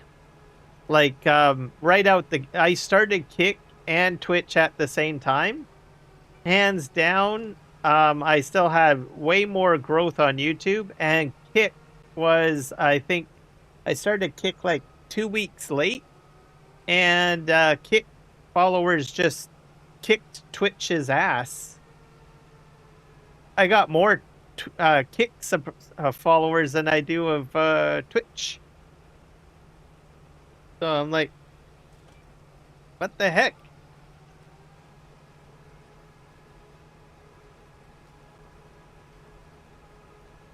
And Twitch has been around for, I don't know, even longer than Kick. And it's got more stuff on Twitch than compared to Kick. So it makes a lot of sense where in that one video, the guy was saying, well, it seems like you have to work harder to get followers than to stream or make money from Twitch. So it makes a lot of sense, I think, what he was saying in his video there.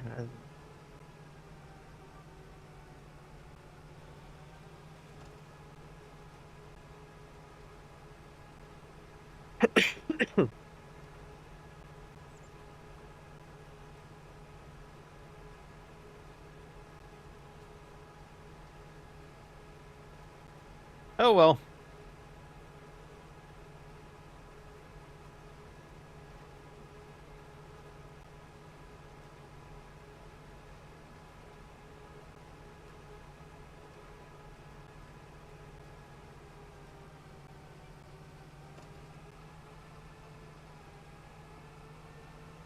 Gotta back up here.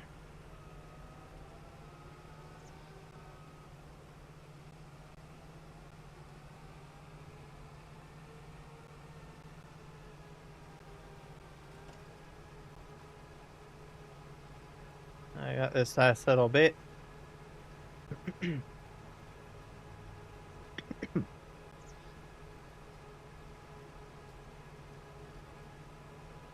I still have like tons of streaks for some reason on my fields. I find that wild. But this time I'm not using the subsoiler. It's just a direct drill, because I cultivated my fields this time with a cultivator before I did the planting. So we'll see what happens.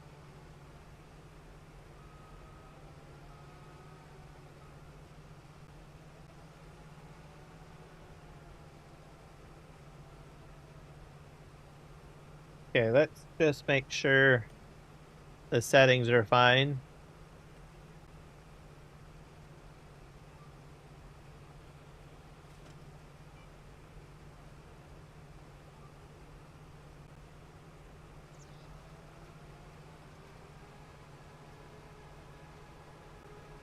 So I'm excited about the corn.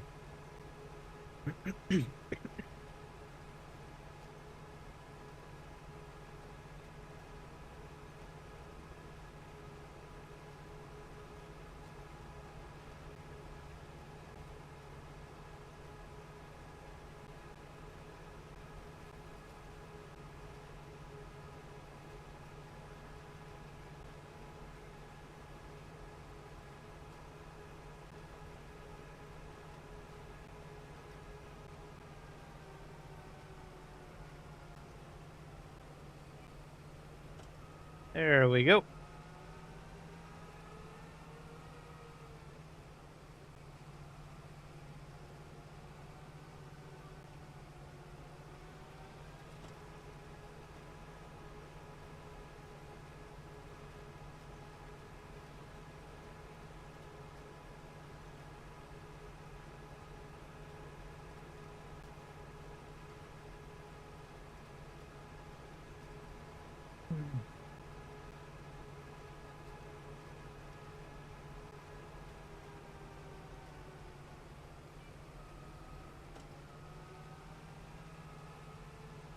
I'll back up a little bit here.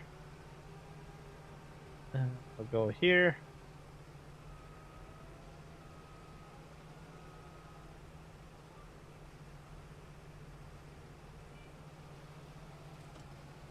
Oh, I missed it.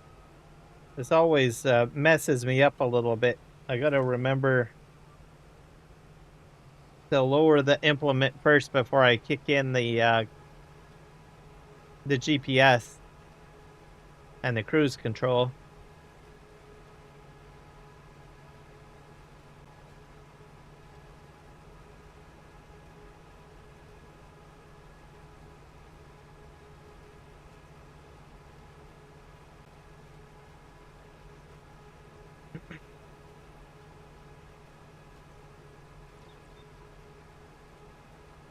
Some of it might be crop damage too, because I do have crop destruction on. Like weather destruction. So that might be a possibility of why I keep on getting the grooves.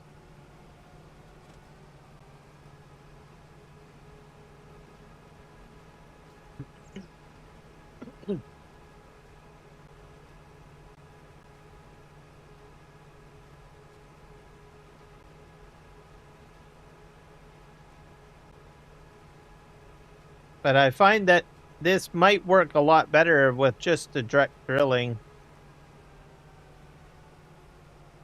So I'm slowly learning.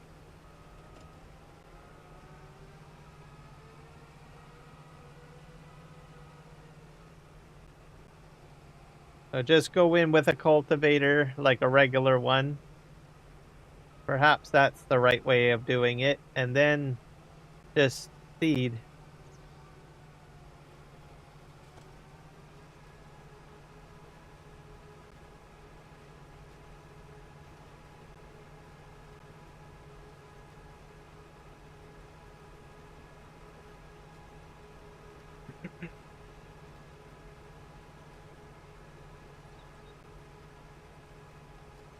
No subsoiler.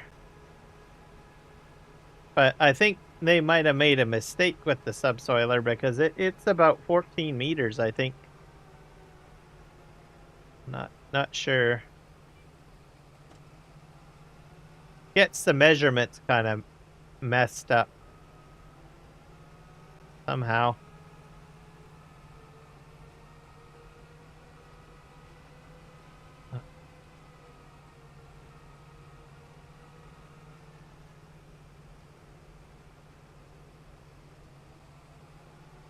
I go this way.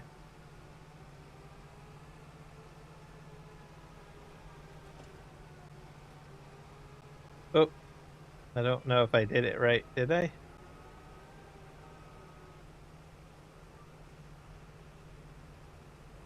Okay, off we go. But yeah, I'm barely using any fertilizer or corn, so I'm really happy about that. And I did use the oilseed radish. So after the oilseed radish was done, I just simply uh, cultivated it into the ground.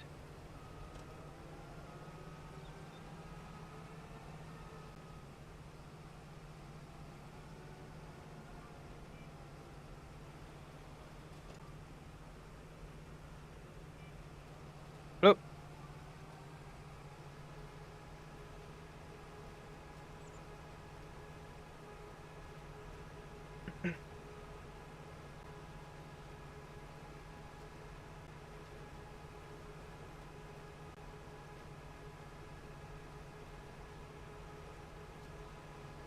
and then I think I will mow my lawn after this because it's the best time to do it. That way I don't ruin my crop.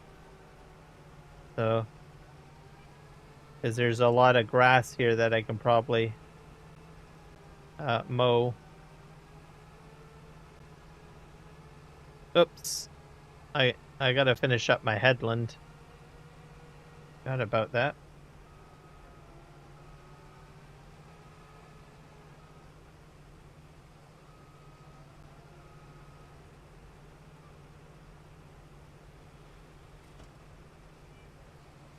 Oh, there we go.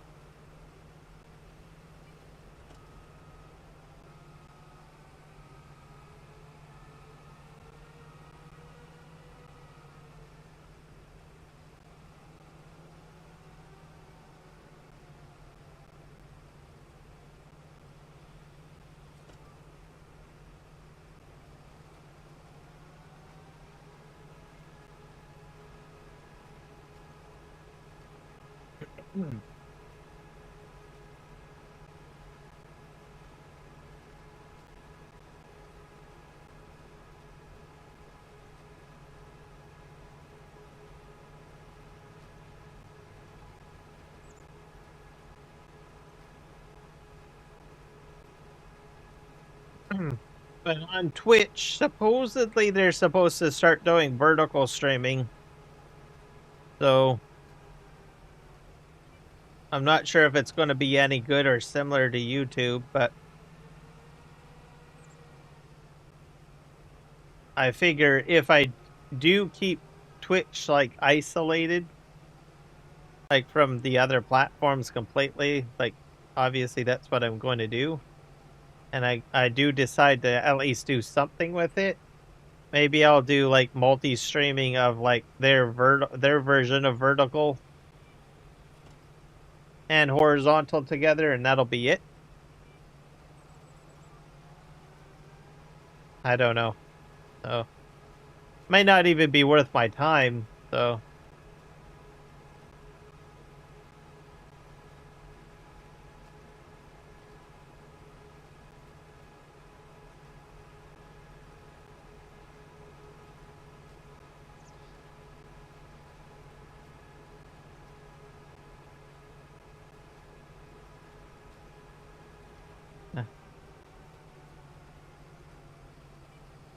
my hope is that they'll be like, we made a huge mistake, and we're going to revise or change our terms of service and agreement.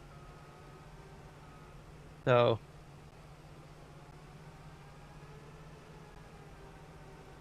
I mean, I think there was a point where they didn't even allow like multi-streaming at all on their platform, like not at all.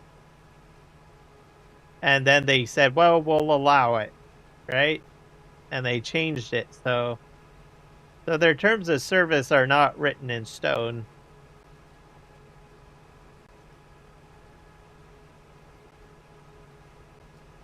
And then the other thing that I don't get about over there is that they do provide options where people can play copyright music over there. I was like scratching my head.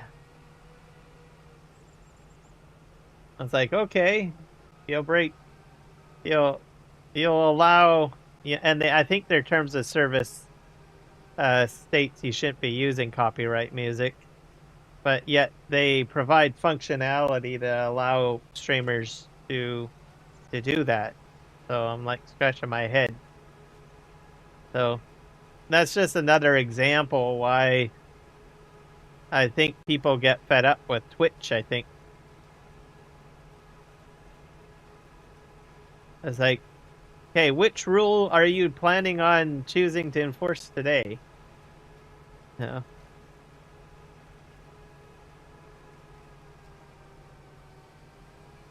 All right, let's flip over here.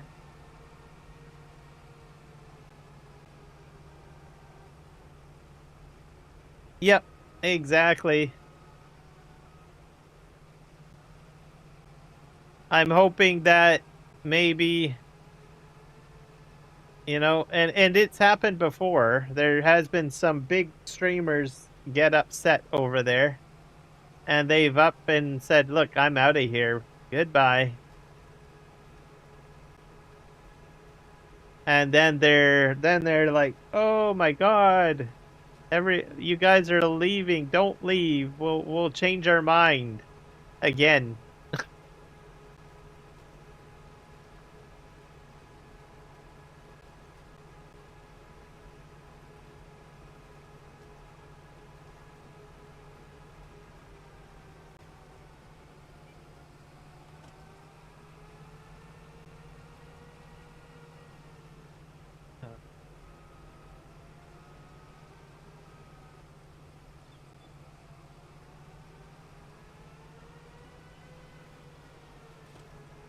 But this just tells me I made the right decision not to start on Twitch.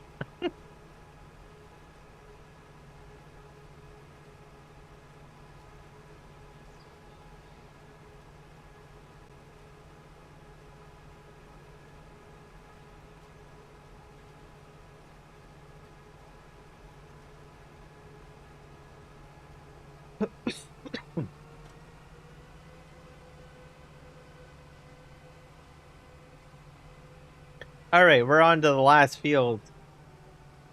Boys and girls. Okay, let's get on here. And we're gonna just make sure this is fine.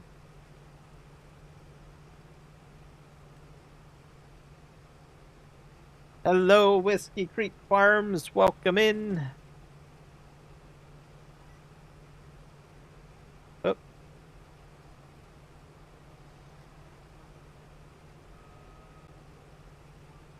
Do that. Did I turn my planter on? Yep. We're planting corn. How are you doing today, Whiskey Creek?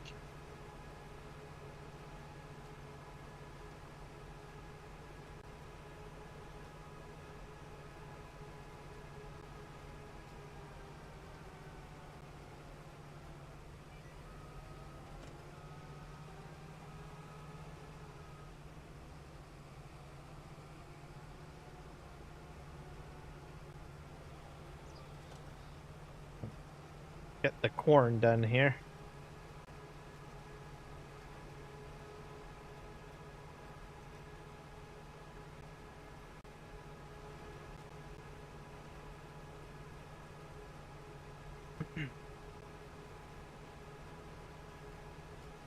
Yeah, I think mowing will be our next task.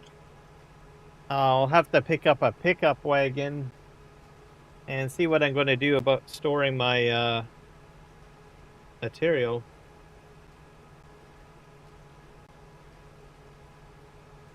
Just farming? Doing all right. Doing all right.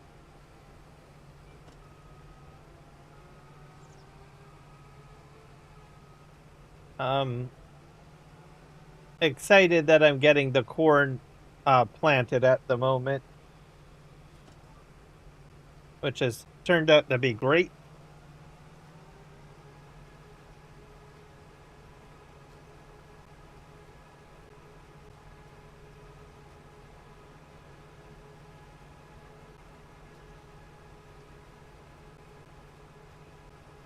So what are you doing on your farm today? Are you planting corn too? Raise this up here.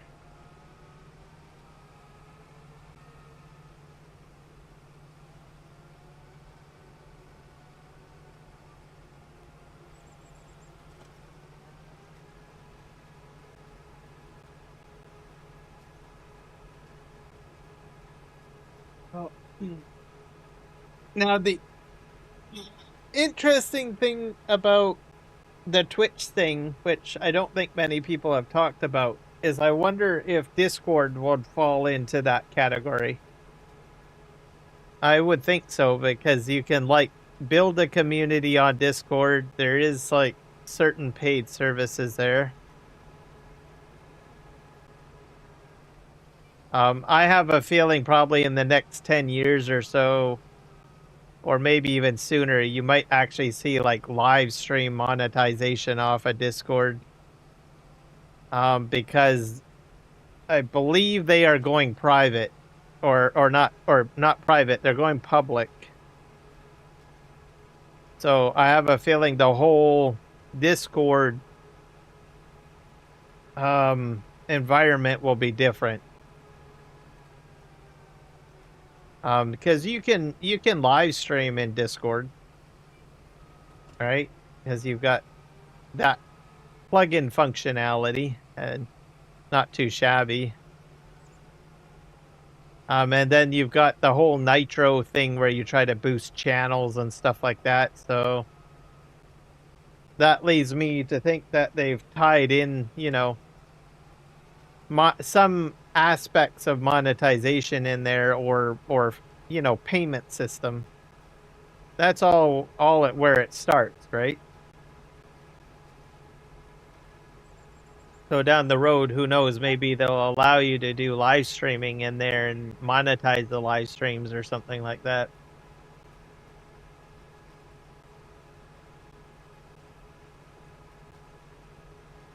So then it kind of leaves you to wonder, you know, like, can you have like a Discord channel on your profile for Twitch? And I tend to think that perhaps no will be the thing.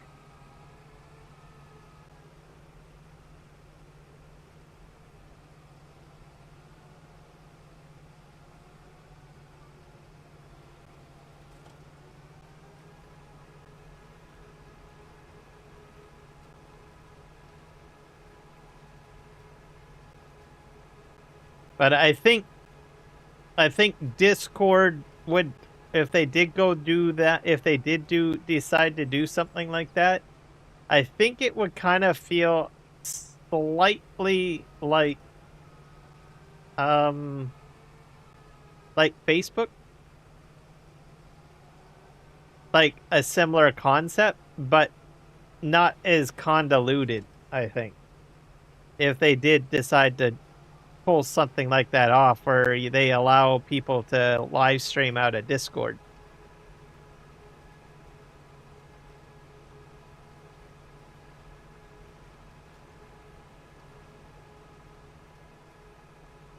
And these are just thoughts that are popping into my mind, so as we're speaking here. But they are going public, so it's definitely going to see, when it goes public, you're going to start seeing people like, you know, that are going to own shares in the company. And when that starts happening, that's where you start seeing extra services added in and everything like that, right? Because at the end of the day, they're going to want more money out of the app, right? So they were like, well, how can we make money out of Discord, right? So they've already got a store in there. They got all sorts of other promotional stuff in there, like a shop and everything.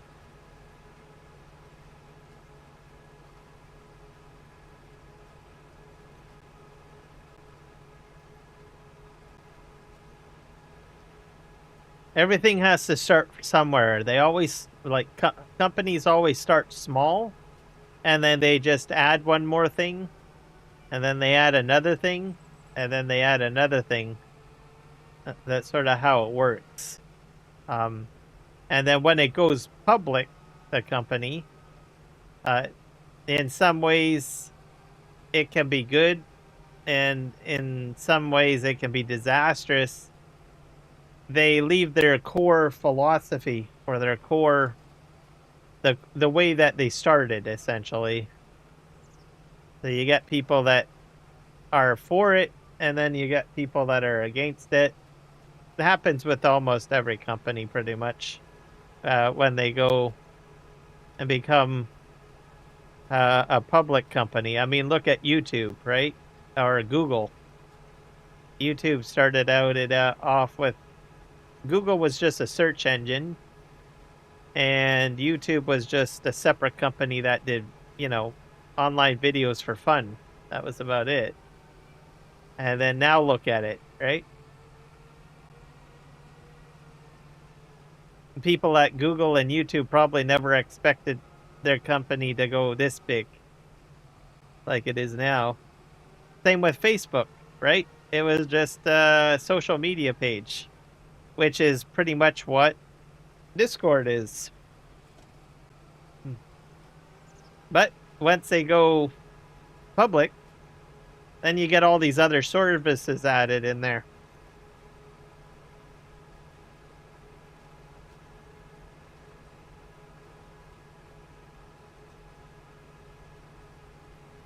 Same with Amazon. They were just a bookstore, online bookstore.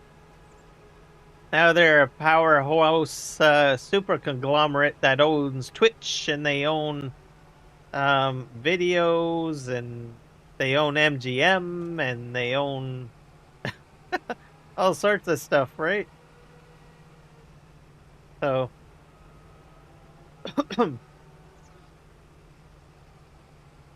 that's why I think Discord will probably be changing well, it's already changing. I mean, they've got quests in there and stuff, right? So, yeah. I think it's going to be different. Definitely different. So don't expect your Discord channels to be the same as it used to be.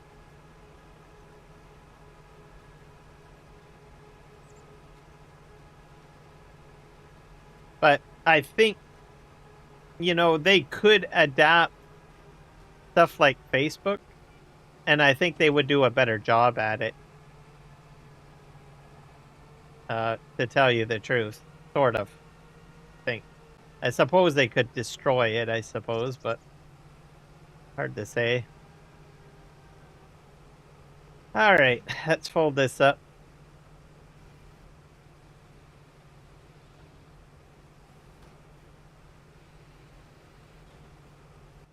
I'll jump out and see what this is. This says it needs rolling, so we need to do rolling.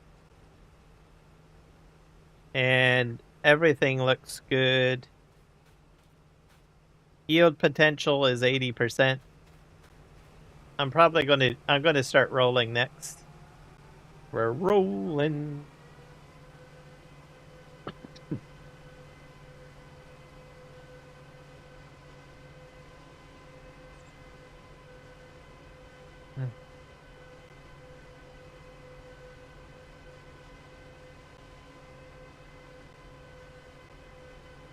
And I didn't use much corn or fertilizer, so I am really happy about that.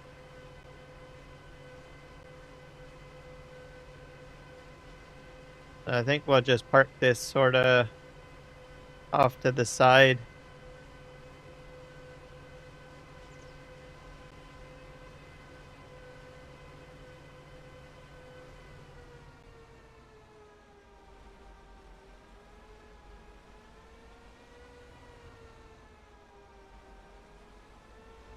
Yeah, like right here.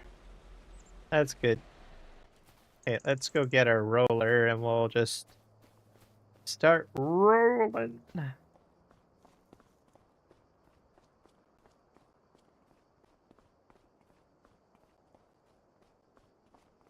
Hello, Dennis. Was I killing weeds? Not at the moment, no. Welcome in, by the way, to the live stream. I was just planting, my corn. So corn's been planted. Hey, where? Now we gotta roll. I have to roll. It's the next thing to do. I'm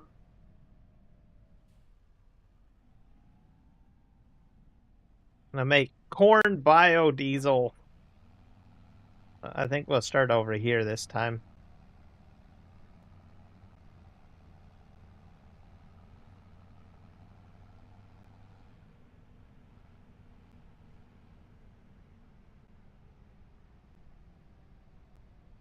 All right, let's go here. I'm a farmer. I never saw a planter like that. That's the Nexat. And it's a legitimate planter. Well, actually, it's a multi-system device. So it's got different attachments to it. So it's got quite a few. It's called the Nexat, Nexat. You can look it up on YouTube or Google, and it is a legitimate farming device. So you can hook up. Let's see. This is a cultivator, and you can connect it to a slurry tank, and you can basically inject slurry or digestate into the ground. It's just one module.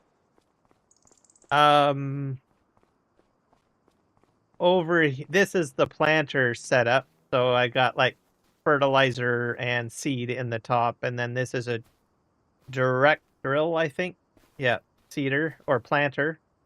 And I can detach these modules and attach this module, which is a liquid fertilizer and herbicide sprayer with a large boom. And I can do that. What else do I got?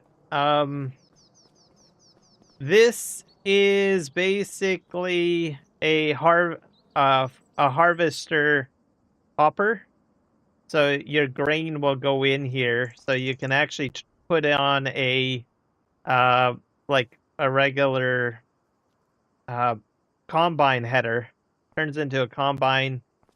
This spits out the side, and you empty it into a tipper. So that's one module for that. And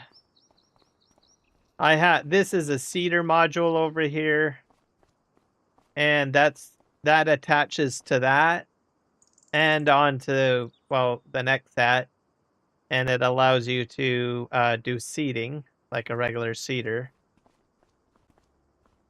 And I'm missing something.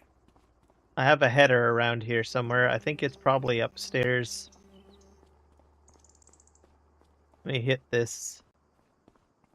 So it's a multi-purpose machine. Do I have a header up here?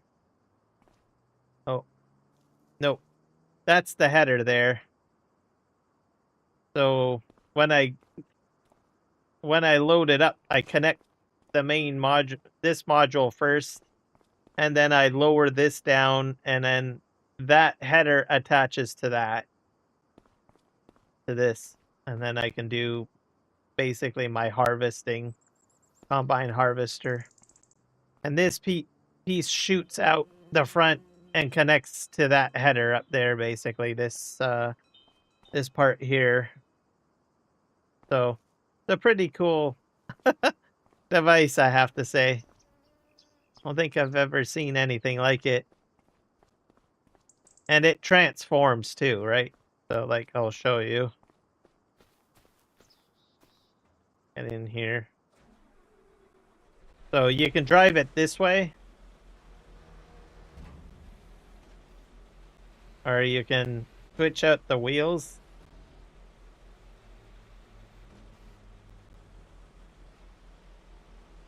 Yep, I can. So let me get some space here.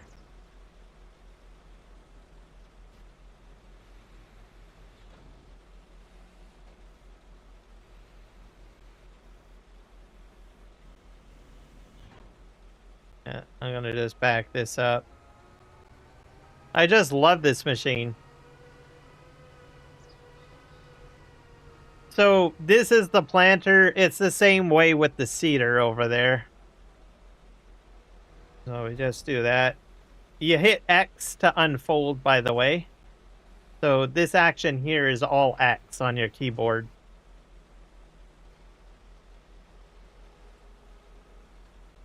And then you just hit, you gotta make sure that you've got the upper tank selected. So you have to hit G to make sure you have the right module. So you can detach like this, where they're both connected, or I'll show you what you probably might consider doing. We do the actual seeder itself or planter. And then you hit Q again to drop the fertilizer and seed tank. And then you're like, let's say you're like this. And you're really bad at driving. You take your hand off the keyboard, and then with your finger, you hold O in on the keyboard. Oh, no module in range. Gotta fix that a little bit. I'll just drive a little bit further ahead. Probably about here. Okay, and then hold O in. Oh, be a little bit closer. What? It's not letting me do it. Come on. That's weird. Okay, that's about as close as you get. You hold O, and it's doing all of this automatically. And then once it's aligned, you hit Q. And then you hold O again, and it should go to the next module.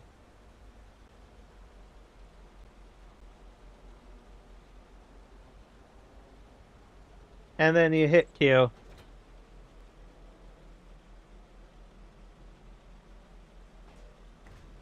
I'm just going to leave both modules here. So that's how I usually do it. I leave that as one module. And then we have the spraying unit over here.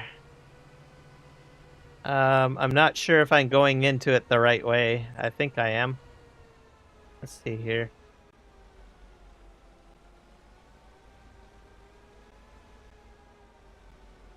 Let's see what happens. So about here, and then hold O.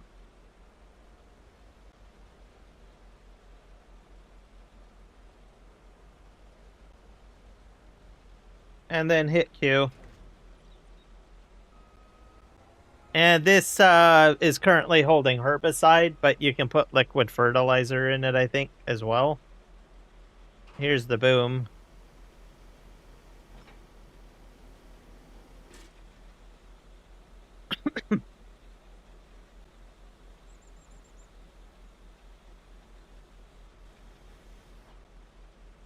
Ta-da! And then you hit X again. Hold it in.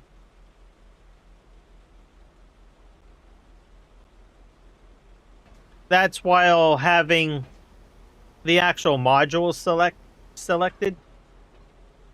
And then you have to hit G to go back to your main machine.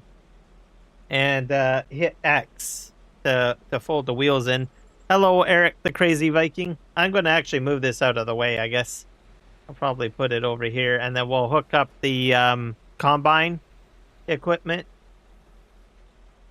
This one is a little sticky. I don't know why, unless they've updated it or something. But this one sticks a bit when you try to detach, and I'm not sure why. So we're just gonna go in here. I'm gonna park it on this side. Reverse.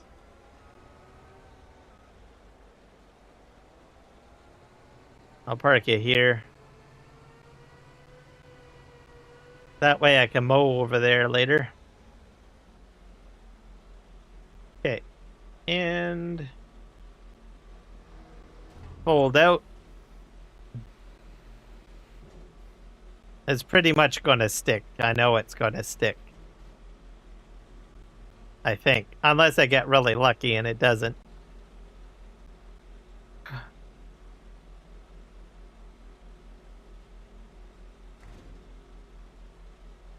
Because I don't think they made the stand very high or something. I'm not sure what they did.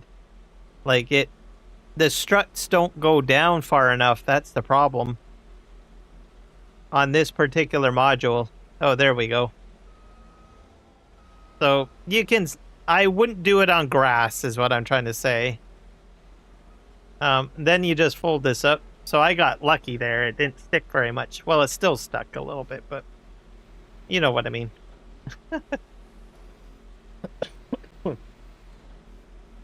All right, now we're going to get the harvester equipment hooked up. I'll show you that. We'll spin around.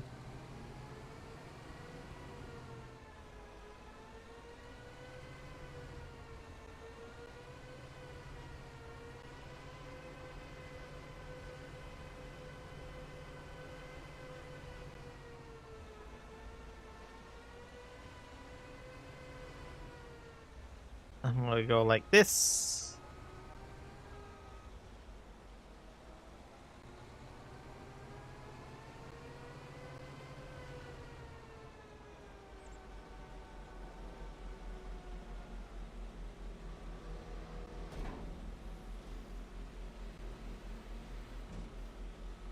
There we go. Bum, bum, bum, bum, bum.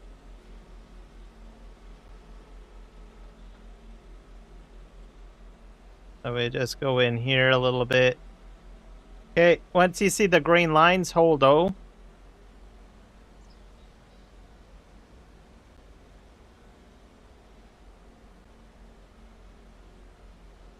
And then hit Q. So, oh dear. The back up. I'll have to back out a little bit.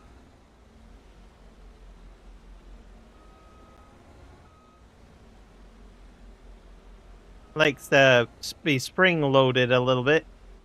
That should be good enough. To lower the header.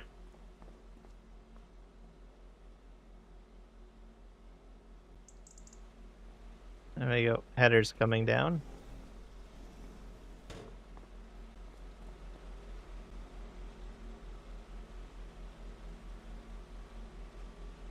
And then you just drive forward.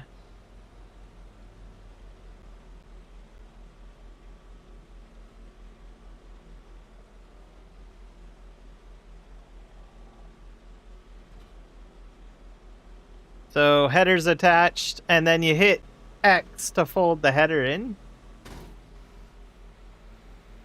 And the whole unit. Probably maybe I should have done it when I was backed out a bit.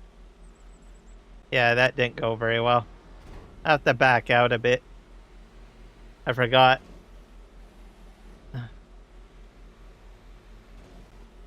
Let me just back out.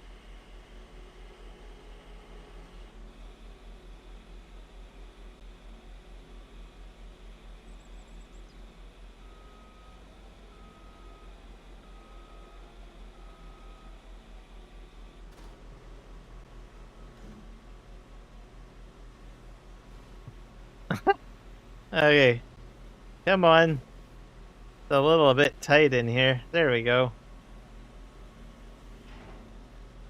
There. And then I'll just back out.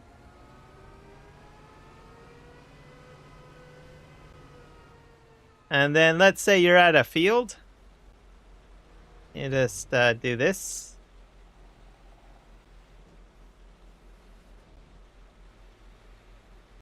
Just a little. Yeah. I'll go into the shop, Dennis, for you so you can see all of the modules in a sec here. So we'll unfold that. Oh, there we go. And let's say you're full. That's your auger, so you can fill up your tipper. Just like that. So let's go into the shop. Actually, I'm going to shut that off because it's loud. So we go into the shop. And where is it?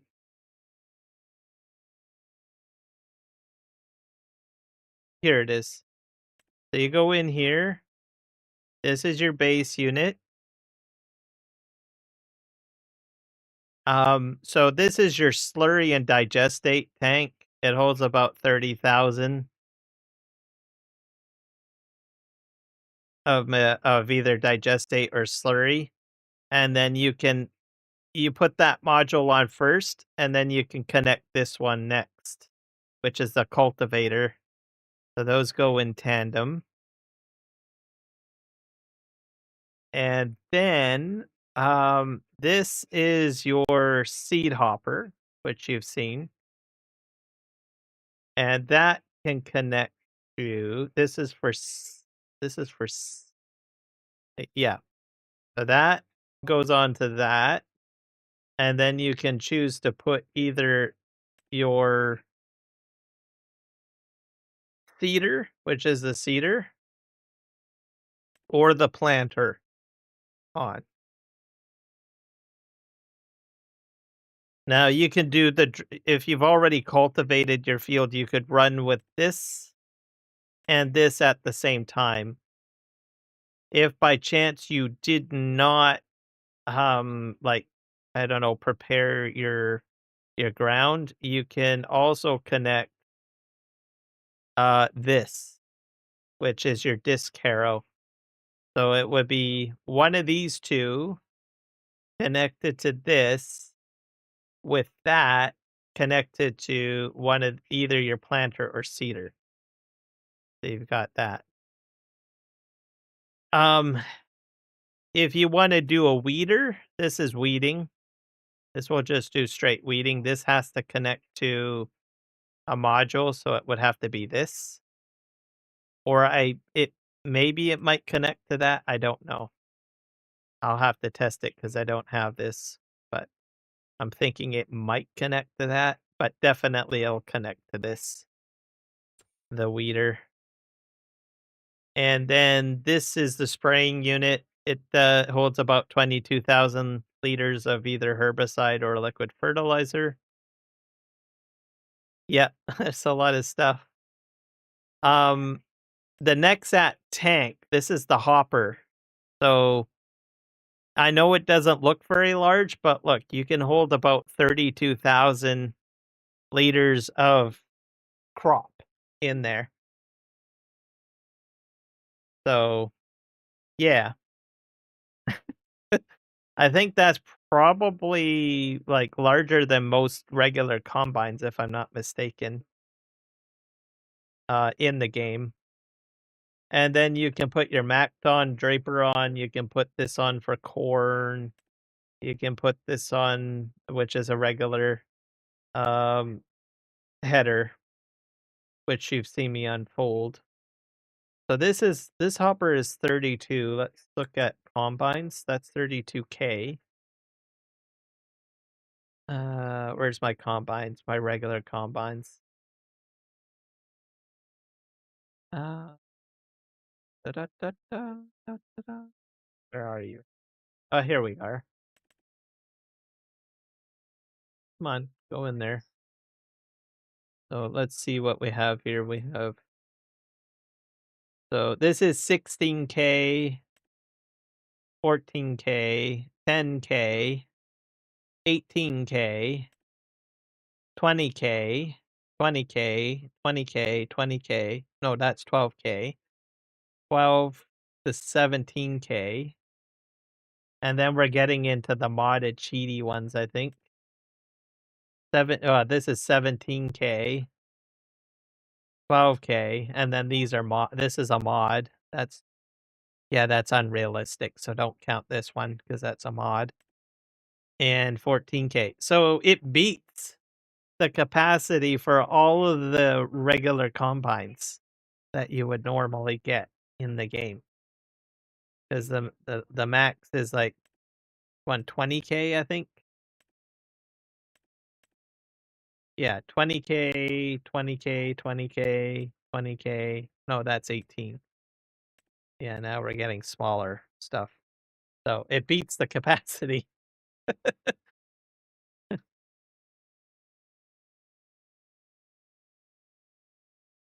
FS18 and FS16.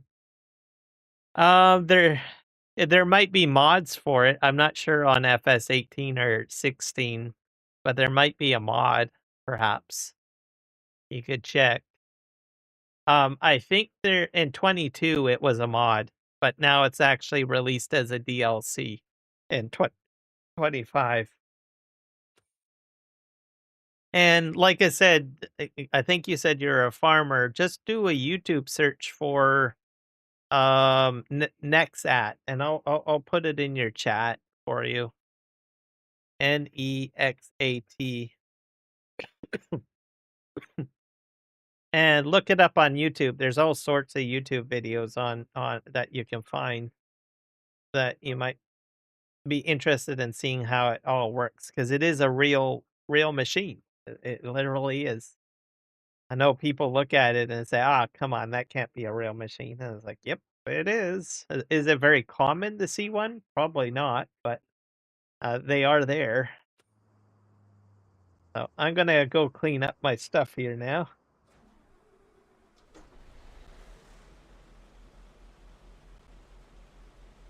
But yeah, this is like the coolest thing ever. I love it. So I have a lot of fun with it.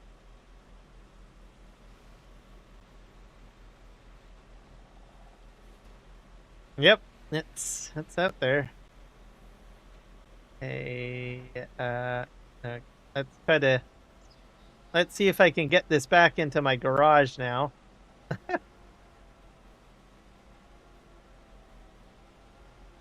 And we're gonna just squeak forward here.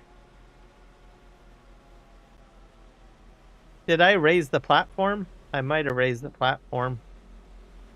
That was probably a bad idea. Okay, let's see. Nope, it's just into the ground, I think. Yeah, okay.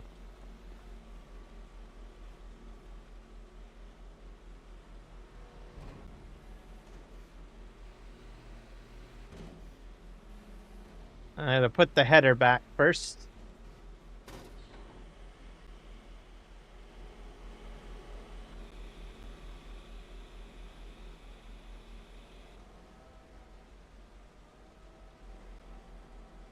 Push this as far back as I can. Probably about here.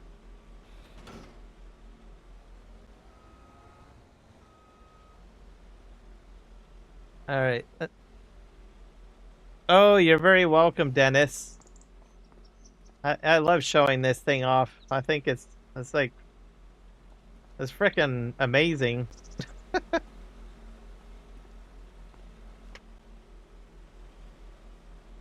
don't know what to say about it. I was like, wow. Okay, we're gonna put this module in.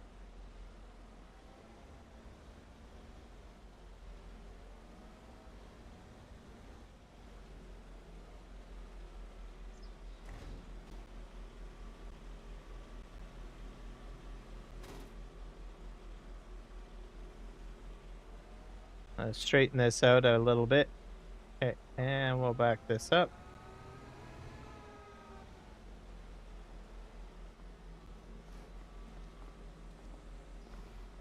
And there we go.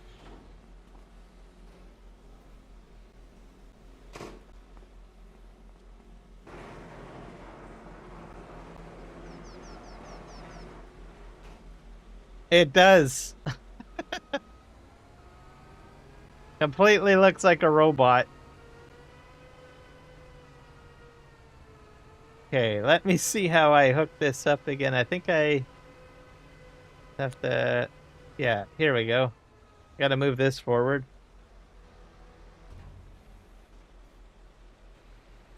And if you hold O down, it'll unfold too. Move this forward. Hello, Tyler Mitchell. Welcome into the live stream.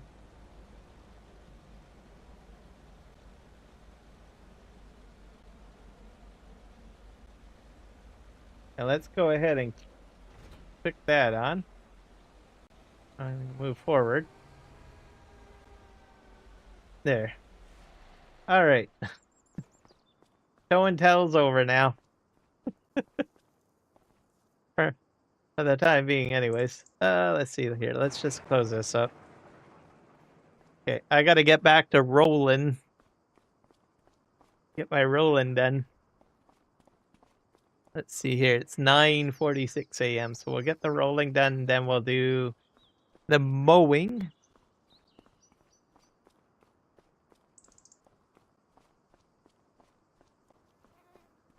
Looks pretty cloudy today. I get in my versatile. I go.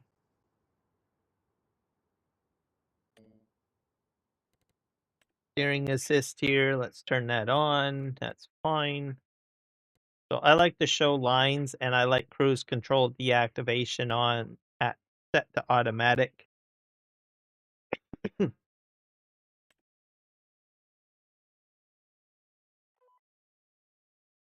Cool.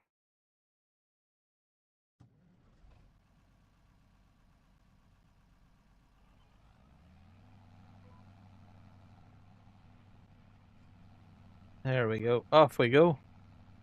It's 12:50 a.m. where you're at. It's just 11 o'clock at the moment. So I'm on the Pacific coast.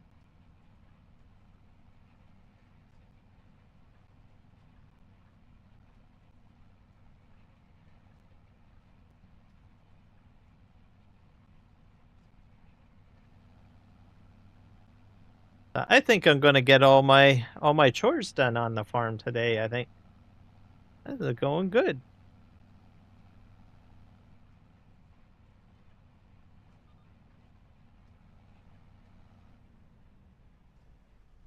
All right.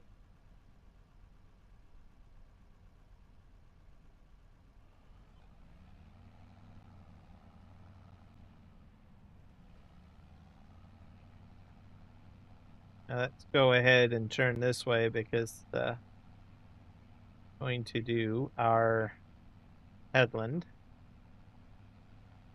Go here. There we go. It's 2 a.m. where you're at, Tyler. Oh wow. You guys must be like on like the East Coast or Central Time Zone. Yeah, I'm on the Pacific Coast. Oh. And then I have some folks in here from Europe that are lurking. And I've got some people from Australia and New Zealand. So for them, I think it's gonna say it's afternoon still. It's afternoon. Like probably around supper time is probably my guess. Except for Europe. I'm not exactly sure what time of day it is in Europe. Probably morning. Maybe morning. Yeah. All sorts of people. You're from Wisconsin? Oh wow. Yeah, I'm from British Columbia, Canada. So that's where I'm from.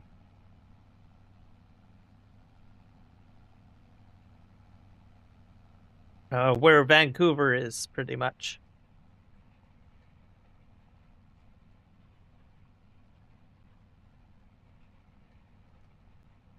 GA, that's Georgia, Tyler. Is that correct? I'm gonna guess Georgia. I don't know where Georgia is, though. I'll look that one up. Actually, I don't even know where Wisconsin is. Let me bring up a map for myself to figure out where both of you guys are from.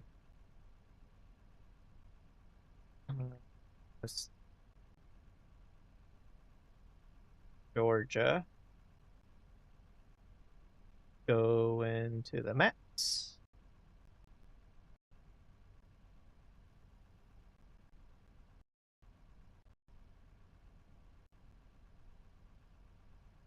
Oh, everything's all going funky over there. Georgia State maps. Oh, you're right next to Alabama, and you're north of Florida. Let's see what Wisconsin is. I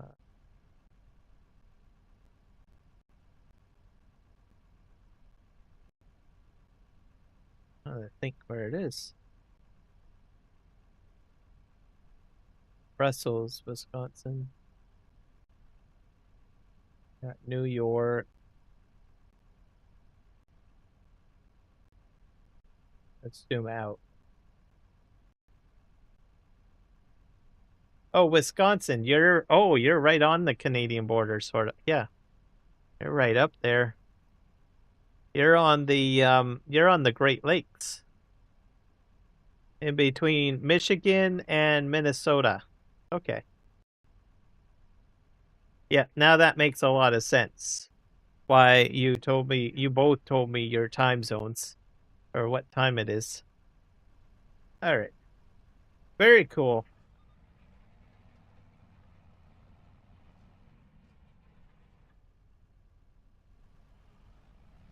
So it's probably very warm in Georgia. I'm not sure about Wisconsin. Because you're like on the lake, so I don't on the lake weather usually like keeps things kind of cool, I would think. I don't know. And Georgia, yeah, warm.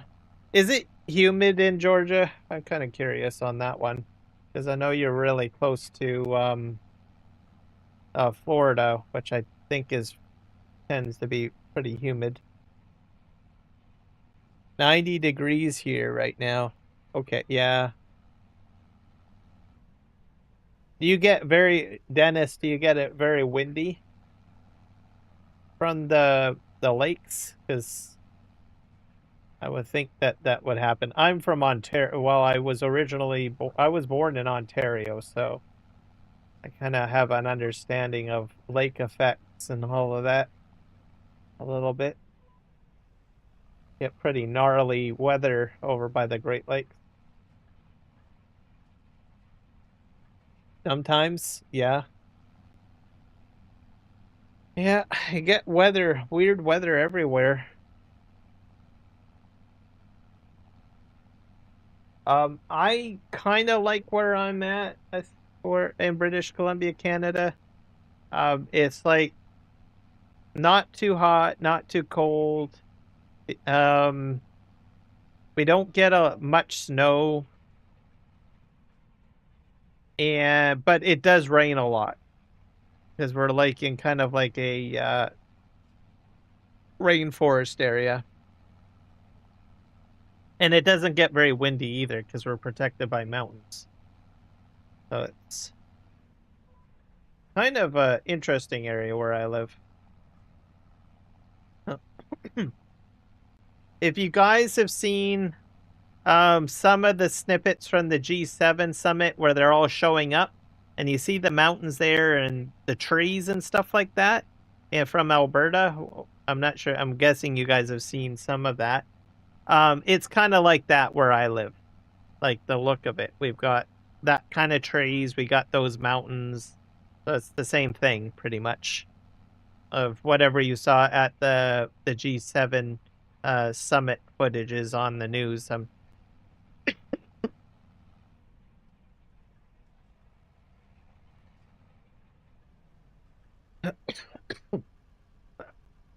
Excuse me. But that's in our neighboring province, and that's like on the other side of the mountains, essentially. Okay, let's go over here.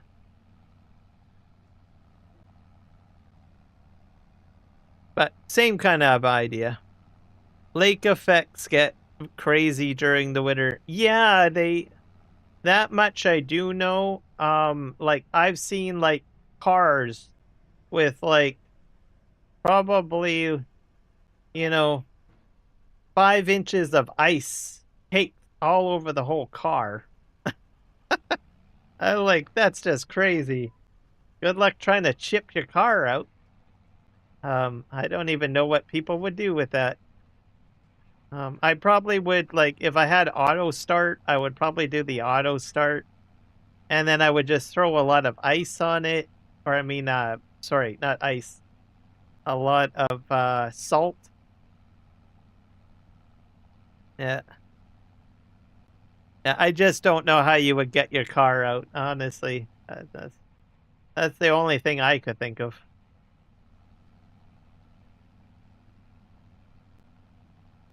So Tyler and Dennis, do you guys play Farming Simulator? Either this game or maybe one of the previous games? Dennis, I think you said you played 18, right? And F16.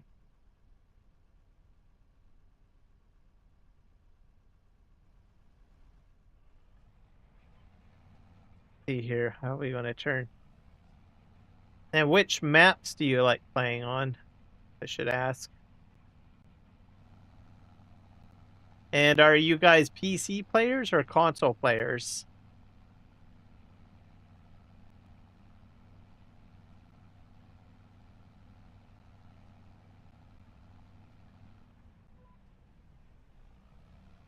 There we go here.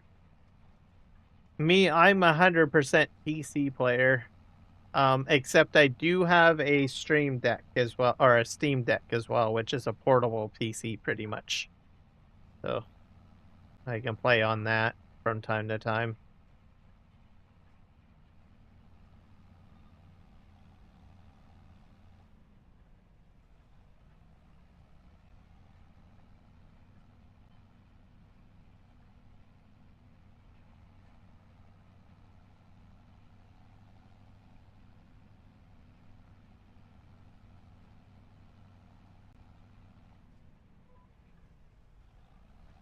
All right. Man, I am burning through the fuel on this versatile.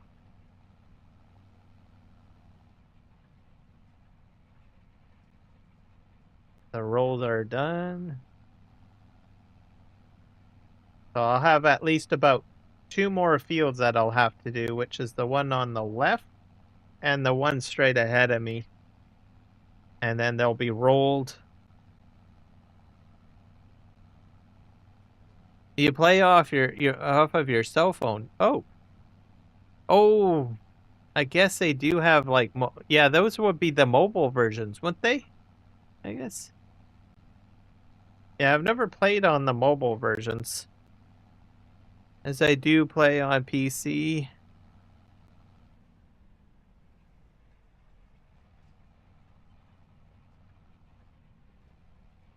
And Tyler, are you on FS25 or are you on a different version?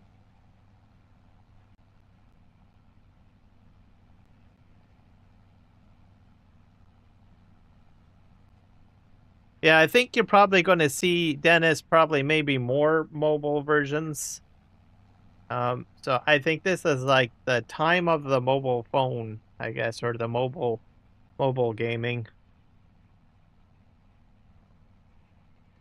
which is pretty cool. But I won't be giving up my PC anytime soon if I can help it.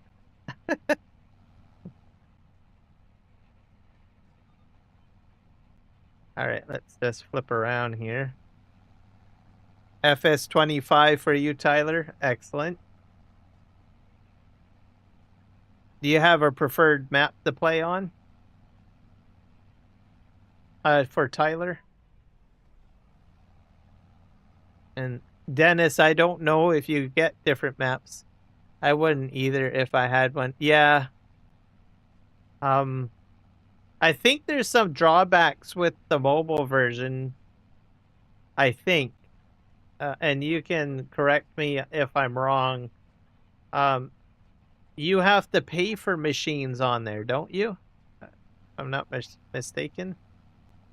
It's probably not overly expensive though. Like it's like small microtransaction. Is that how it works on mobile?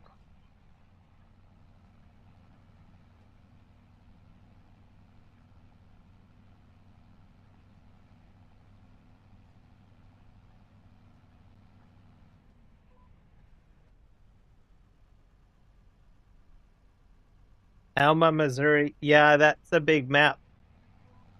A lot of people are playing that one these days. I've seen it. I think it's a really good one. I don't know. I think I might have played on it a little bit. I can't recall. Hello, Nick. Welcome in. I am doing fantastic, sir. Welcome to the live stream.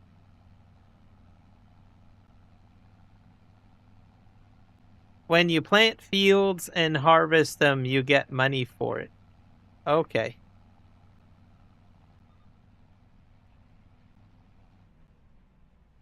Is that all you get? You can't really like you can't do productions or you can't feed animals with it? You just have to sell it. Is that correct, Dennis?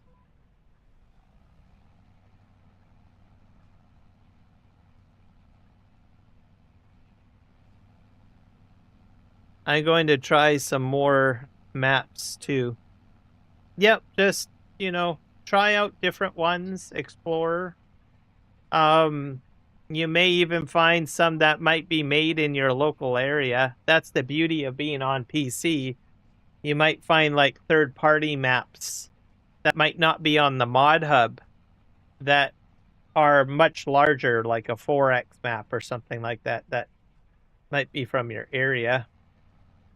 Even the mod hub might even have some from your area.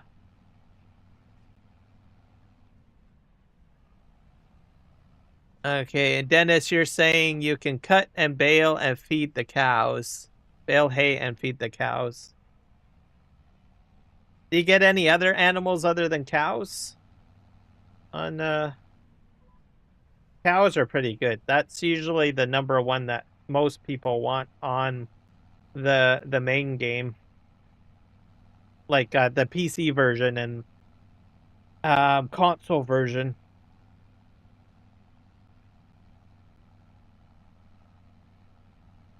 Sheep and pigs. Okay. So you pretty much have all of the animals for the most part. Because at that time, I think we had like Farming Simulator 19, and it was basically sheep, pigs, and cows, and horses. So it matches up to like what we pretty much had on Farming Simulator 19. 25 has more animals though, like we got water buffalo, we got goats, there's chickens. Trying to think what else we got. We got all the we got pigs and cows still too. Let's go this way. There was one for Georgia, Utah. I don't want to pay the guy for the map. Oh.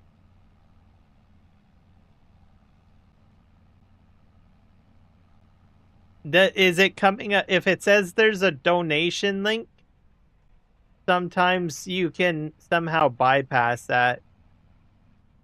But it's a little odd. They shouldn't be, I don't think they should be actually charging you to use the map. Because Giants doesn't allow it, like the software. Like Giants software, they don't allow you to sell maps or mods. It goes against the user agreement. But what they sometimes do, and it's a bit confusing, is they'll ask for a donation, but there's usually a way to get around that. There's usually like some sort of, I don't know, link that you click on to bypass it or something like that. But either that or you find the actual name of the modder and see if they have a Discord channel or something, and you can probably find out that way. But yeah, you shouldn't be having to pay for a map. Okay, let's just back up here.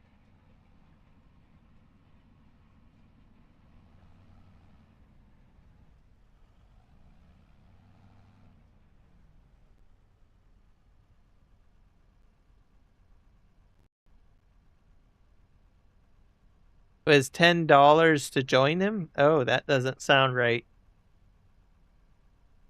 Yeah, that goes against the user agreement. That's a big no-no. Huge no-no.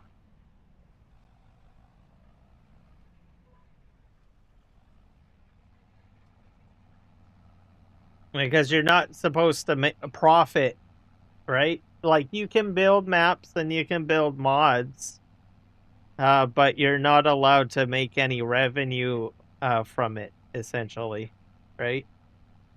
Like, you can't put a solid sticker on it. It goes against the user license agreement for the game.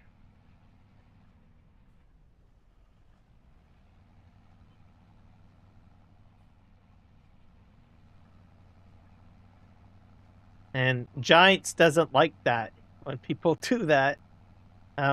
People have tried to do that in the past, but they're not supposed to. And they can get into trouble for it.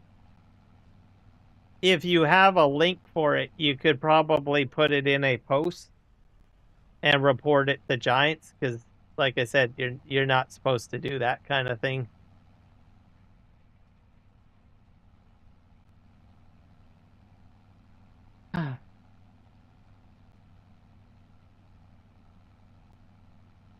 Yeah, try to find it again. And then, like I said, it could be a donation, which there are a lot of modders and mapper people that will say, hey, would you like to donate? That's something different, right? But there's always a way, like a link, where you can not have to pay, usually, on those donation requests.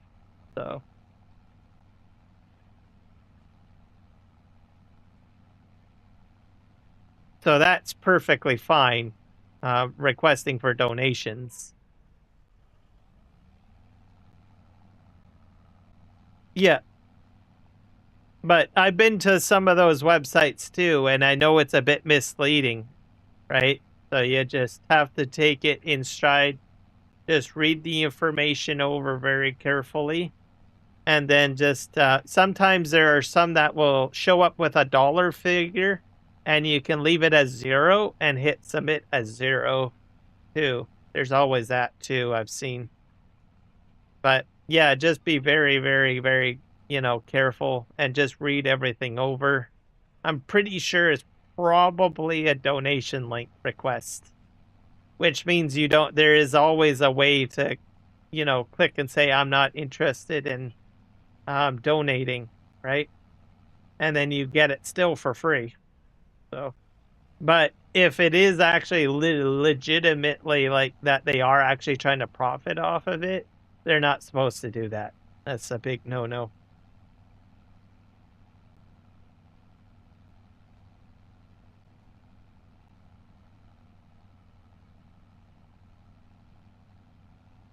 Yeah, third-party mods are a little nerve-wracking.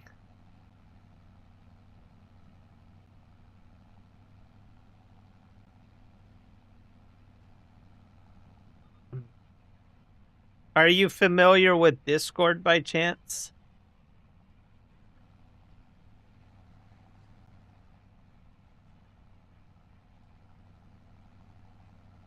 Because if you're familiar with Discord, I can give you a Discord link, which is basically a good area to go where there's like a lot of mods and a lot of people in there, and the whole Discord is basically set up to prevent, you know, stuff like what you're talking about, where people are trying to charge people for stuff.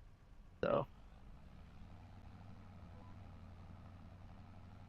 and it's also set up for modders to promote their mods in a way so that, you know, it doesn't end up on sites where stuff gets sold and stuff. So this is my last field here. Go here.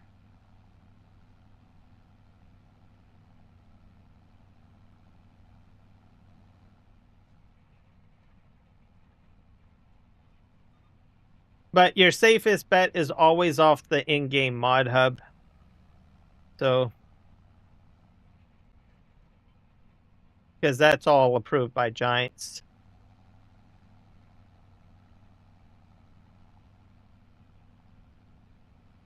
All right, we're going to head down this way.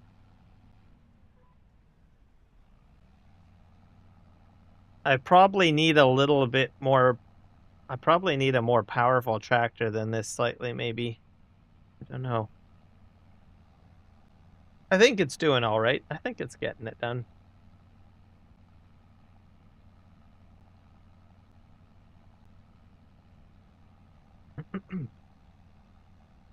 And then we're going to start cutting grass. That's the next thing on my list of things to do. The grass. Basically the edge of the field here.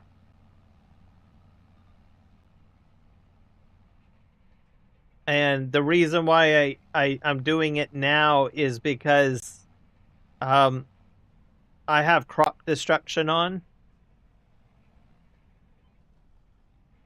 So if I go ahead and I like start cutting it while my crop is growing, I could pretty much cut up my crop, and I don't want to do that because I got corn in here. So I usually wait till I think the edges I will always cut 2 times a year, I think. So I will cut essentially just around after I've gone ahead and planted, and then I will cut again after harvesting. So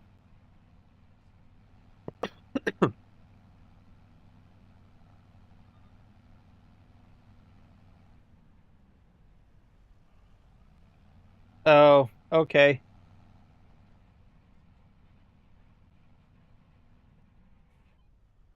Well, I will give you the Discord link, just in case you can save it down the road. And I'm going to put it into all of the chats. It's basically a pretty cool community of modders and people that want to get mods and people that usually want to learn how to make mods. It's a pretty friendly community. And they have like a big, large, like subdirectory section that has a full list of different like subcategories for mods. Even I think FS25 mods are in there. So I'm just gonna create an invitation link and just post it, and people that want to use it, they can.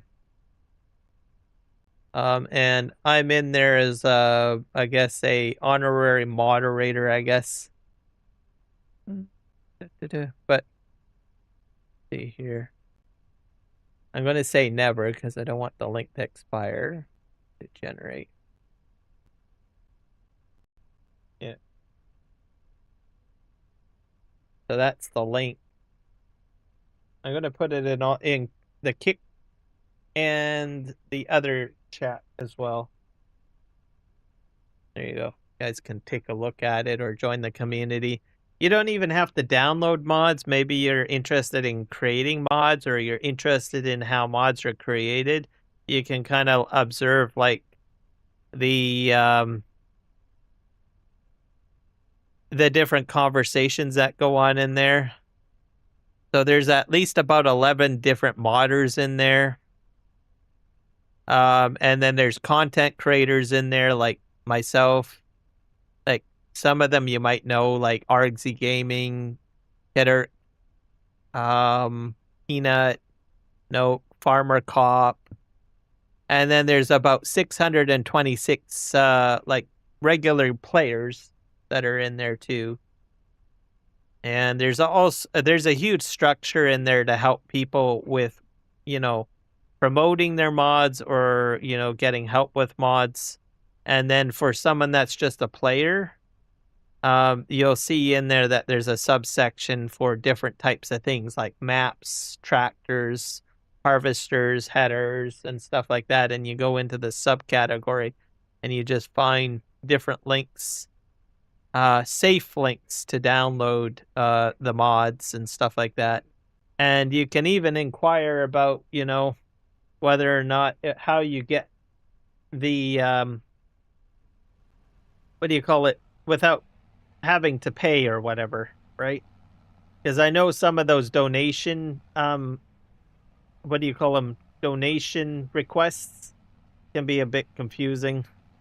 So you can share screenshots of whatever you show in your browser when you go to the website, and someone can tell you, yeah, that's a donation donation request, or they can say, yeah, that guy's trying to sell it. What's the website? Right? Because that particular Discord was set up to prevent, you know, people that Discord was set up to prevent people from trying to sell mods, essentially, because it goes against the user agreement. And that goes for maps too. So and other, you know, shifty stuff too, because there was, whenever a new game released, unfortunately, we had people like taking the FS25 version of the mod and trying to upload it to ModHub and trying to take credit for it, and I don't know, it got really messy. So that's how that particular Discord got created, for those types of things, to prevent situations where people get misled and stuff like that, and to protect modders, essentially.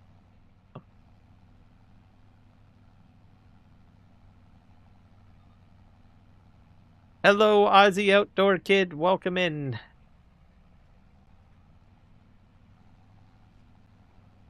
Yeah, I think I missed the...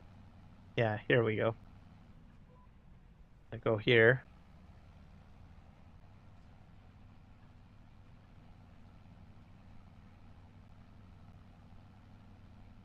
I'm just rolling. I'm rolling with the flow. I've gotten so much done today. It's amazing. I got the corn done.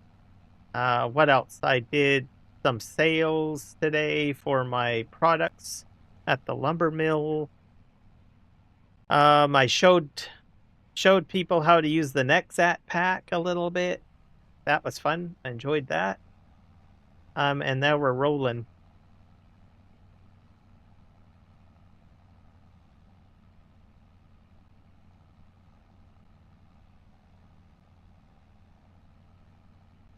Now we're gonna go this way. And I'm hoping that I'll at least be able to get like a quick cut done on all of the grass on the edge, I hope, before the end of the stream.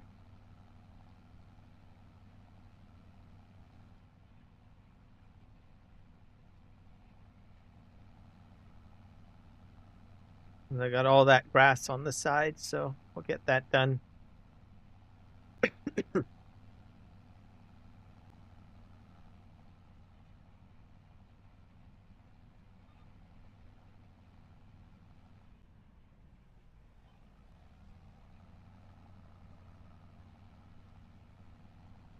And this is the last row I have to do.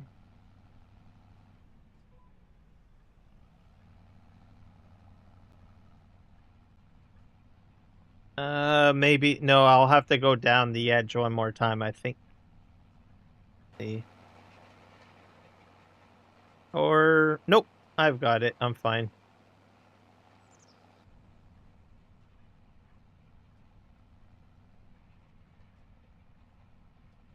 This is one messy roller, that's for sure.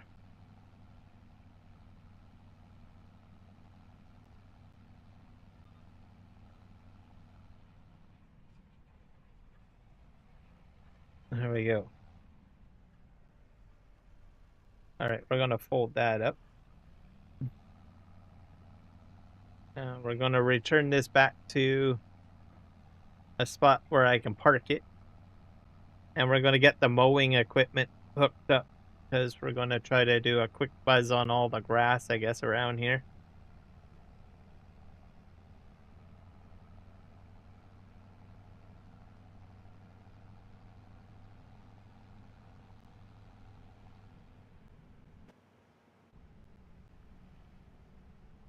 I'll just scoot here.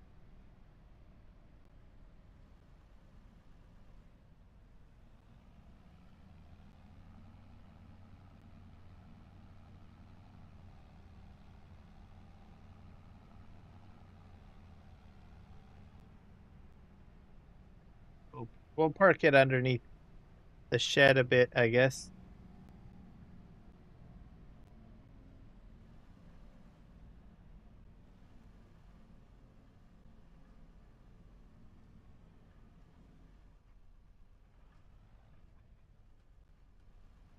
All right, let's go get our mowing equipment hooked up.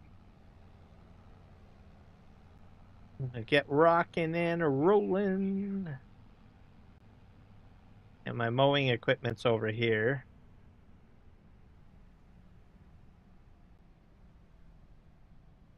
Oh, wait, can I hook up?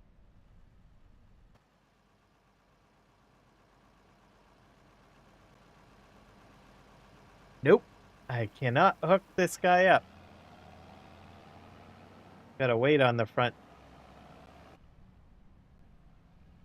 Just have to park this guy, I guess.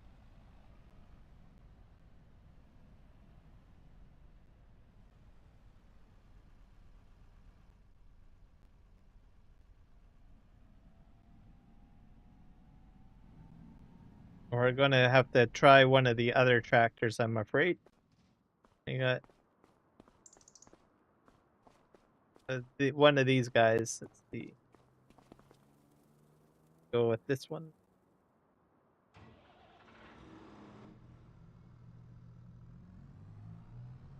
All right, this is gonna be my mowing tractor today, I guess.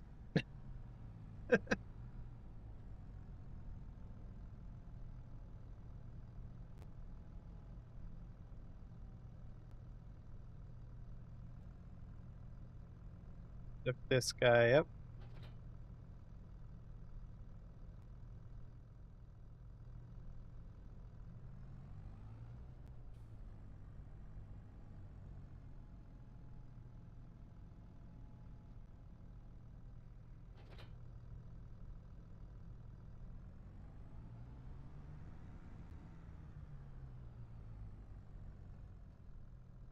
Oh, I see what I did. All right, fine.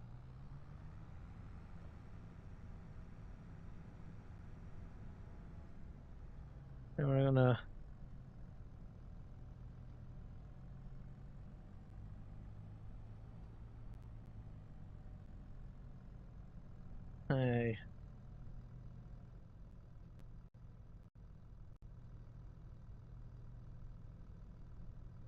back up.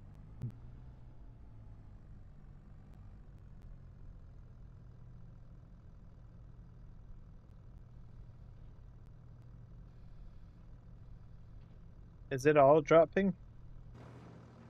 Yeah, it's all dropping.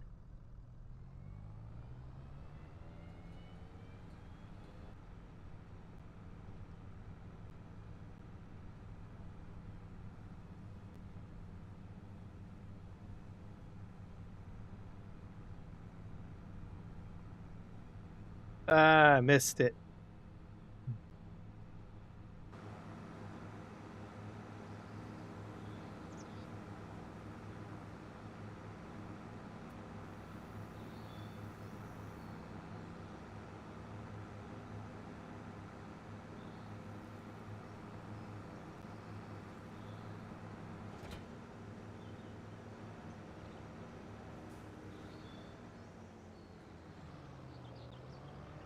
I buggered it up. Hey, let's do this again. Round 2.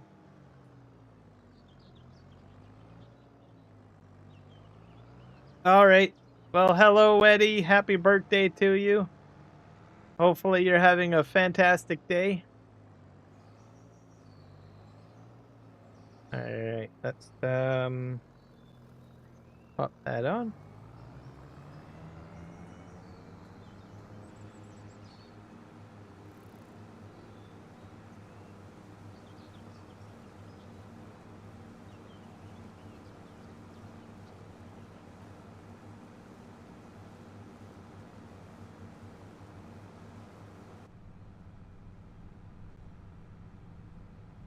That's a bit better. Ethan Ewin, welcome in, sir. How are you doing today? We're doing some mowing here.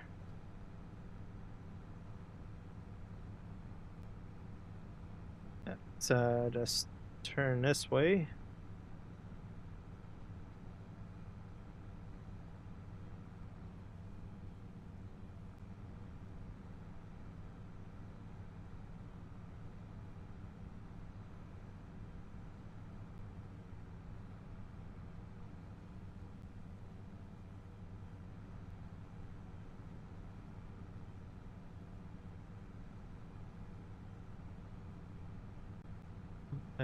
That's good to hear.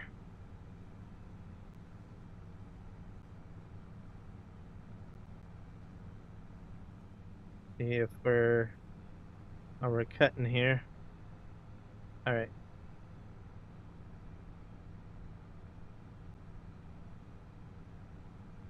I'm gonna be getting myself a pickup wagon for most of this, because I'm curious to see if I can just drop it off at the loose. Not sure if it'll ferment or not, but give it a try.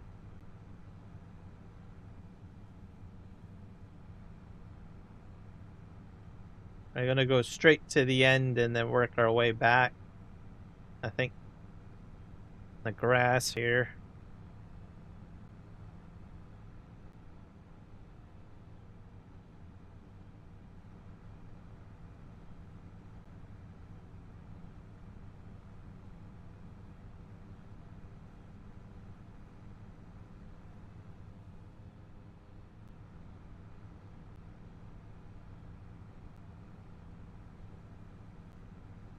I'm just gonna go right to the end here. See what happens. I knew it was gonna cut out. Let's just turn.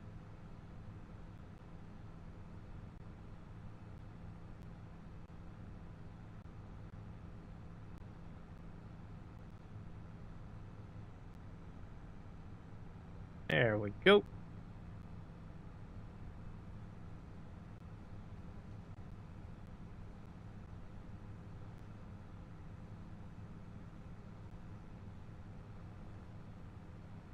I probably shouldn't be driving over top of this. Hey, let me just fold everything up. That'll be a bit better.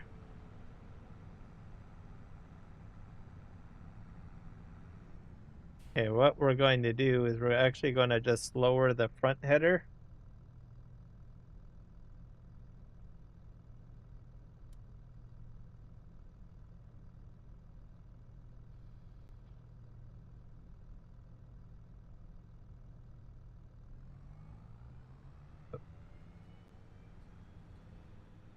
I'll fold that back up.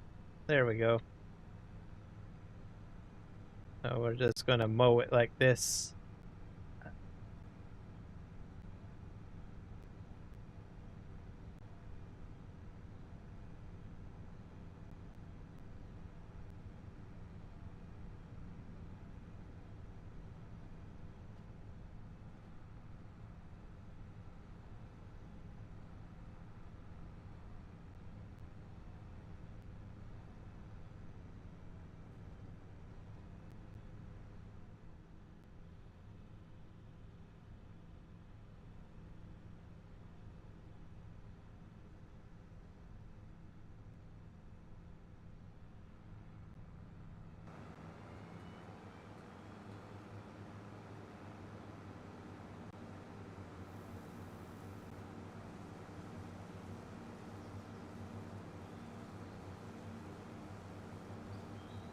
Okay, there we go. That's all mowed up.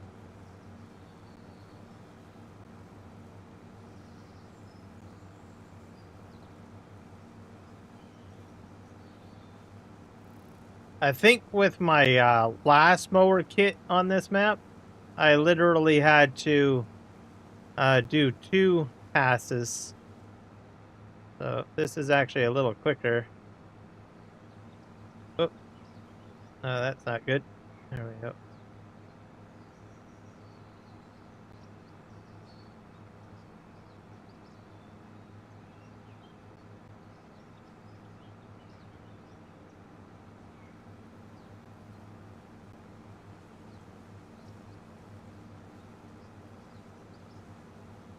No, it's actually affecting my field. Oh, that's not good at all. That's crazy. Let me just double check that. pH value. No, it's about the same. I don't know. That was weird. I have to keep my mowing kit off of the field. Huh. Oh, so much for my theory. I thought, oh, I won't have any problems if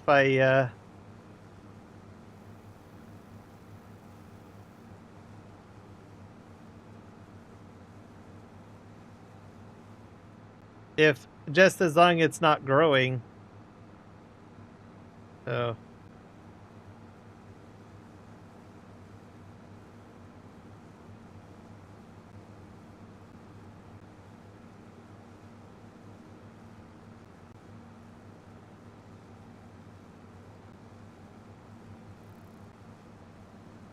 yeah.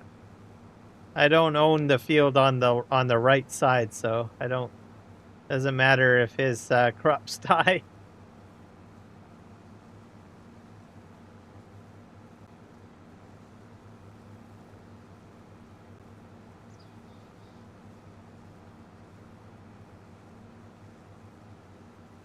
It's super thick in here.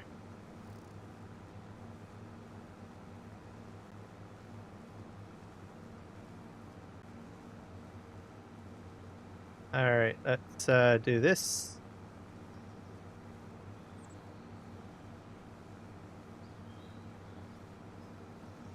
I'm probably just going to do like 1 sweep. That would probably be the best idea, and I'll leave this like little piece on the left alone, because I did notice that there was a change in my my settings. It's your birthday as well, Ethan. Well, happy birthday.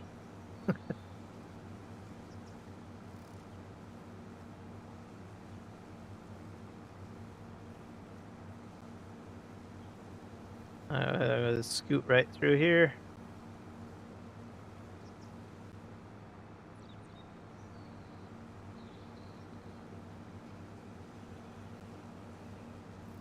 There's a lot of people that have their birthday in June.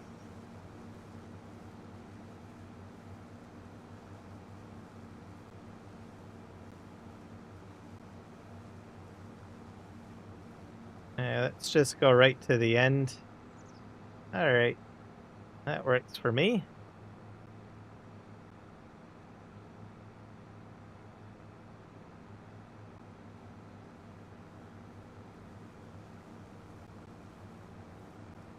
I think we'll just go along the edge here.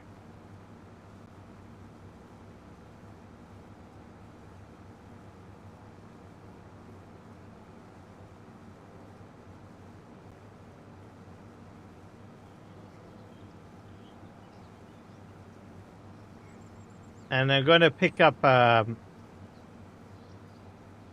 forage pickup wagon, or a pickup wagon. Yeah. Pick up one of those. Buy one.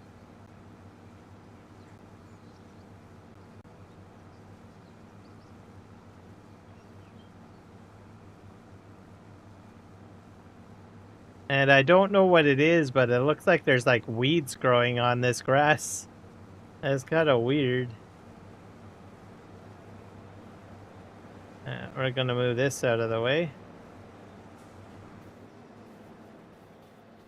Turn this back on. Get back to work. Move this over here.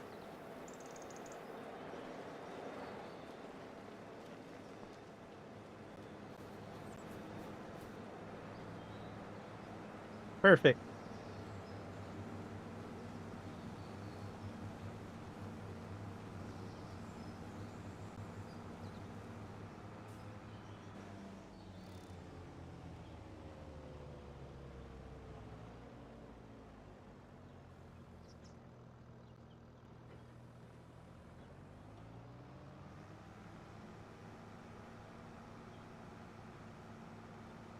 Go over here. Now we're gonna go in front of the house and do the last couple of lanes, I guess.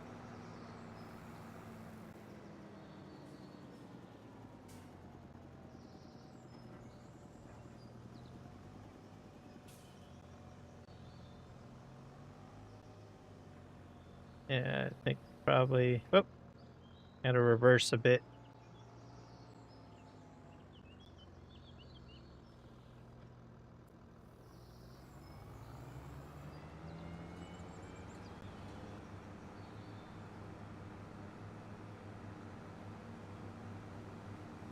I'm just gonna leave a little bit of a gap on the edge.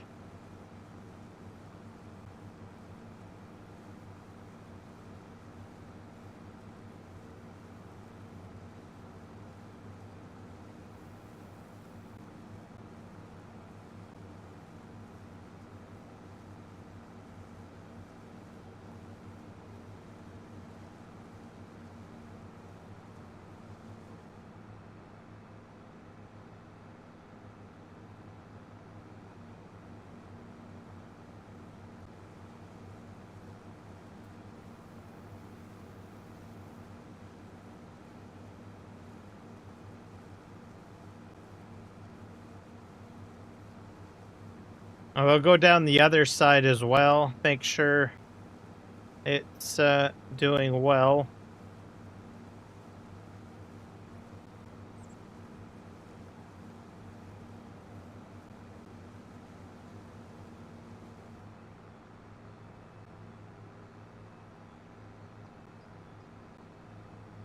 Make sure this is all trimmed up. There we go.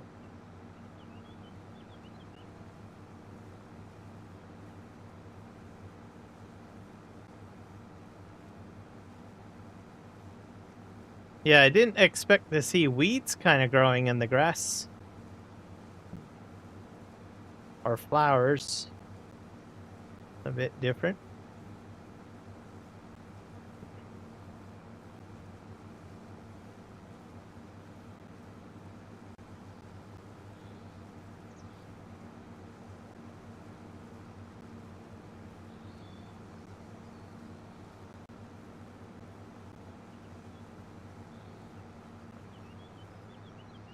Spin this way.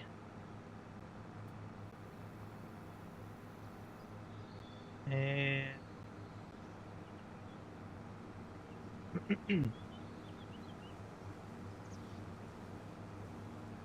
try not to touch the field too much.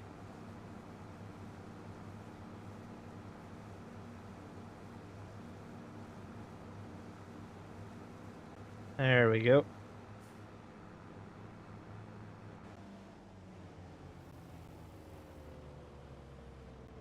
All right, let's just spin ourselves around.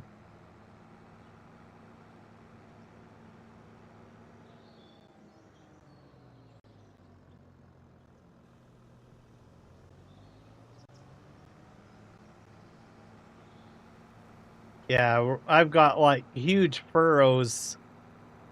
That's crazy. Okay, that's cut. Let's go over here. I think I just have to go down this one row here. Yeah, right here. Okay, let's just back up and then we will expand.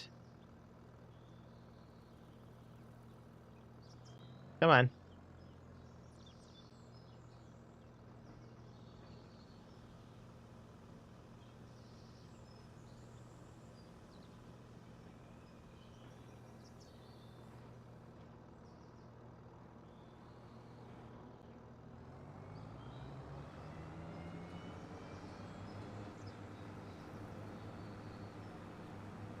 Just fits right in between. Wow. That's crazy. At this right down the middle. Any wider and I probably have some problems.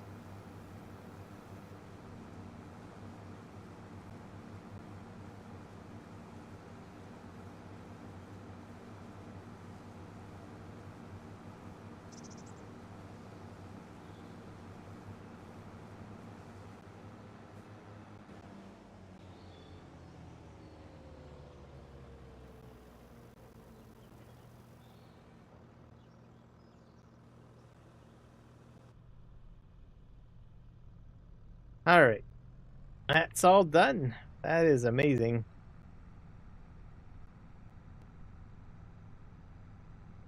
Now, I don't know if I can. Wonder if I can use a pickup. I want to use a pickup wagon this time around.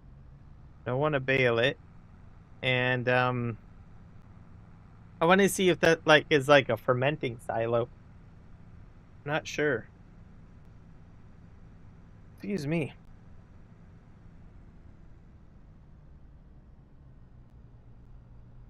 We shall see. We're gonna go and just drive ahead.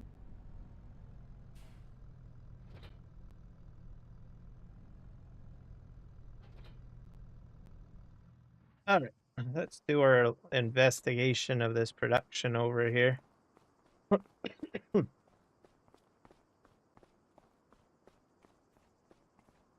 I think it only takes bales, but I could be wrong. Let's select. We can do cotton bales, grass bales, just bales. Literally just bales. I don't think I can do any loose stuff. So I would probably need, I wonder if I can put something down.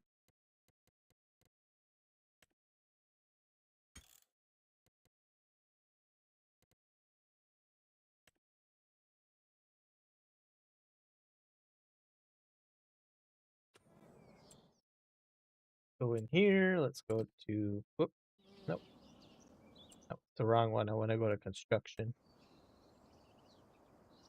Let's go into here.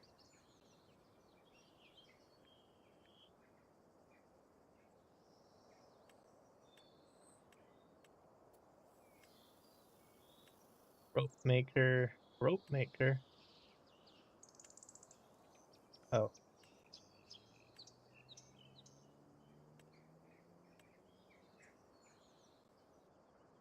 sunflower oil for that place. Wonder if the small ones. Let's just see. Scroll, scroll. This is preserved food factory, carpentry. Oh, there's a miniature cement factory.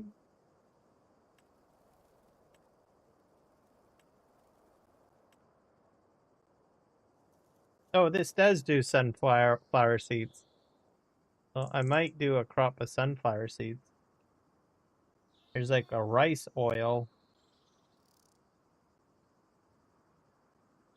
All right. Oh, that gives me some ideas.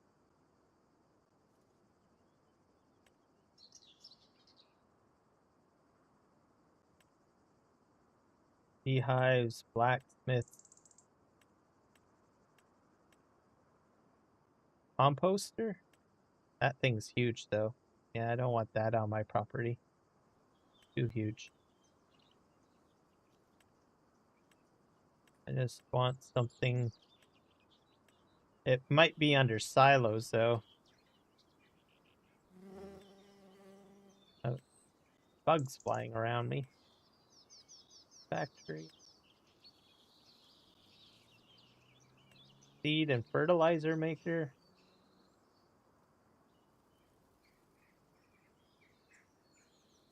I have to remember to put one of those down. Repressure. Rock production. Sawmill.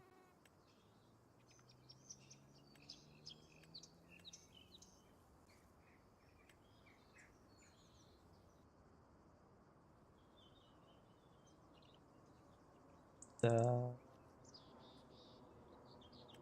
butcher shop. Candles. Domino. Flour. Heinz. I bet you under that's another solid. Oh, that's solid fertilizer. Textile factory. Yeah, so let's sell points. Don't need that. Greenhouse.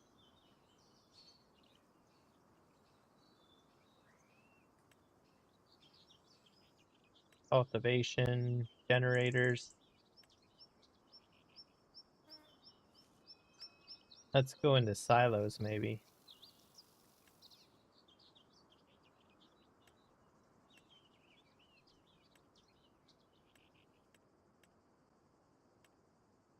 Might not have something for me to use. This is hayloft. I can do a silo. That's for manure, though.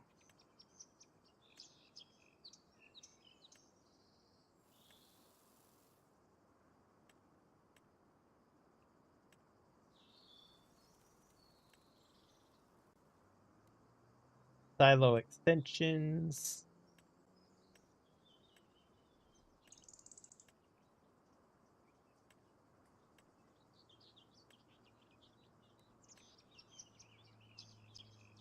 Constructibles. I don't. Containers.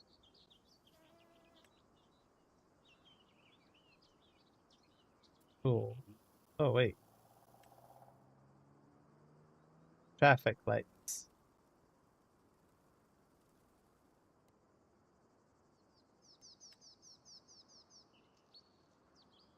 Farmhouses. Takes all goods and transforms them into different products. Okay, well. Like that. Mining silo yard.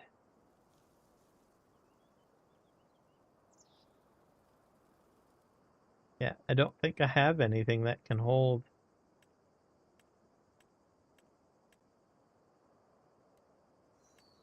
Might need a mod.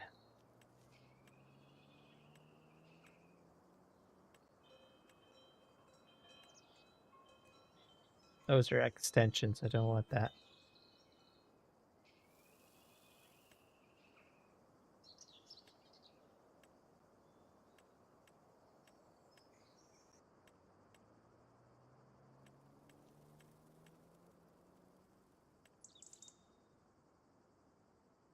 Hay and straw. Oh, maybe I'll do a bunker. I'm gonna. I don't want that. No.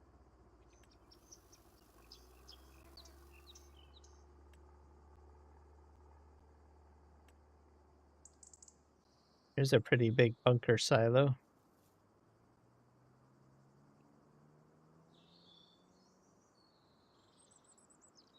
How do I switch it? Free mode.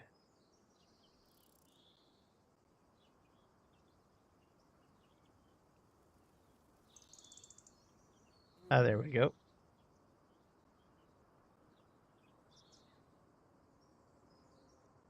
I think I'm gonna just plop it right here, to tell you the truth.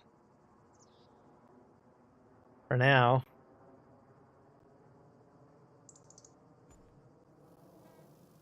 There. Kind of blocks my access over here, but oh well.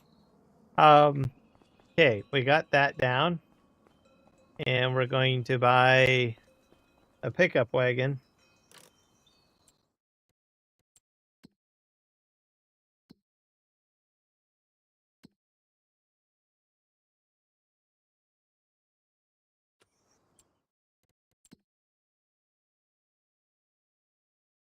Why is it going to this? Oh, I hit the wrong thing, didn't I?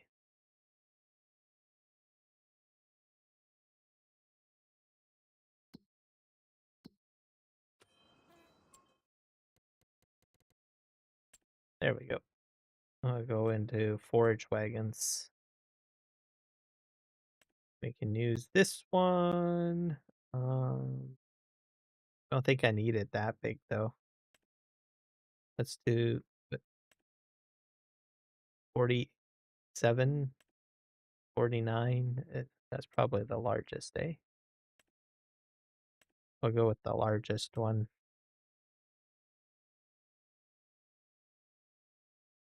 All right, and customize.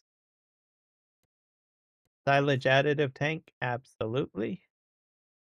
Cover, I always like to put a cover on top. And we'll hit buy.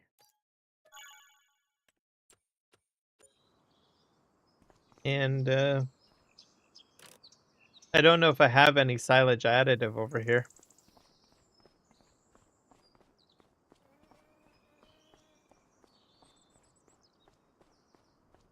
I'm gonna have to sell some of my baling equipment.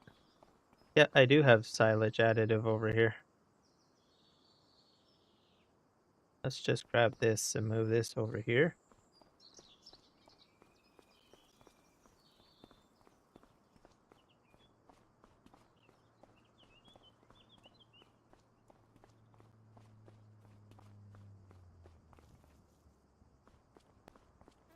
And I'm gonna grab the big tractor this time.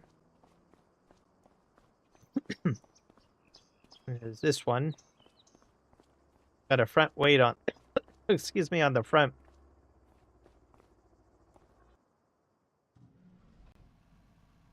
All right. Forward we go.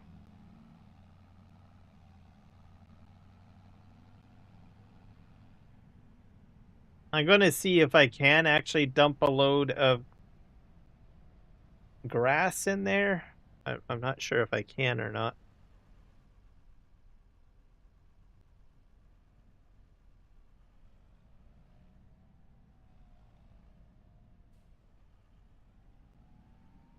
Haven't used a pickup wagon in a long time. Usually I bale a lot.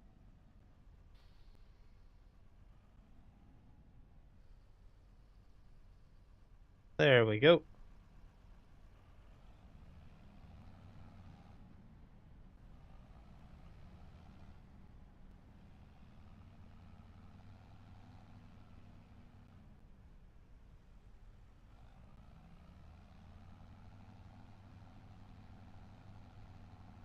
Now we're gonna go the same route that we mowed, I guess, guys.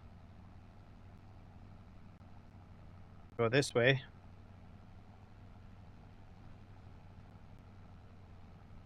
Oh, I'm not picking up. I got to lower it. Probably be a good idea if I lowered it, right?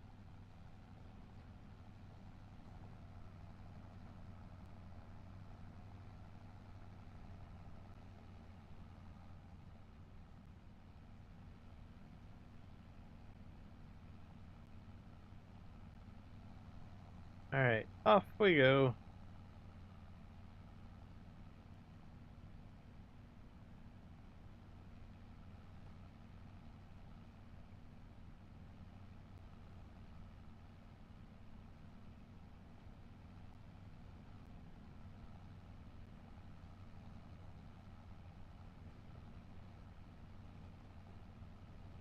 I got a girlfriend today. Well, congratulations, Ozzy.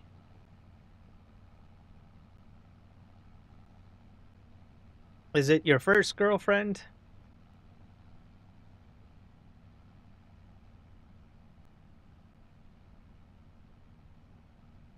First? Awesome. Well, congratulations.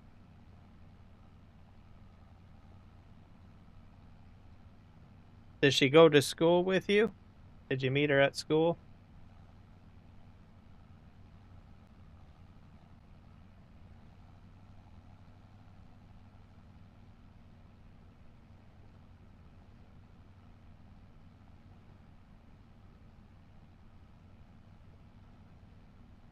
Oh, excellent.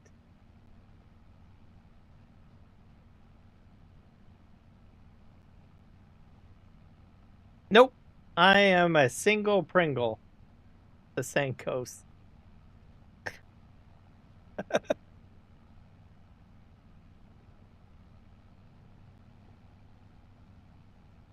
Why?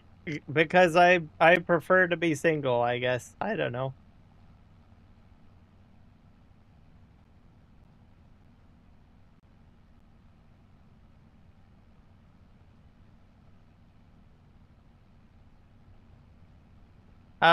Nope, I have not been married. I have been in relationships before. I think probably, let me think. I've been in at least probably 10 relationships. So, don't have a very good track record, I guess, in relationships, I guess. So, yeah. I'm perfectly happy on my own, trust me. You'll understand when you get older. Let's just put it that way.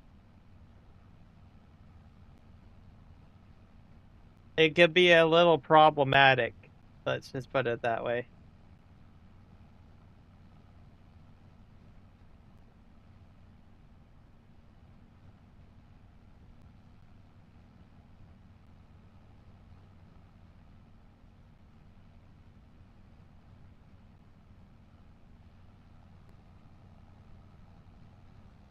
Okay, I got a full tank of grass here.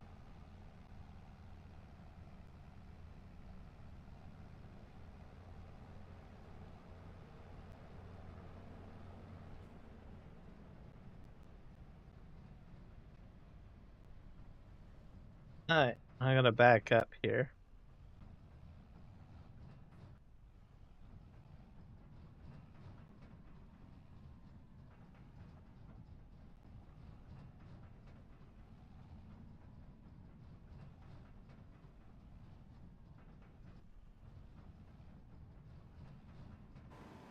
Alright.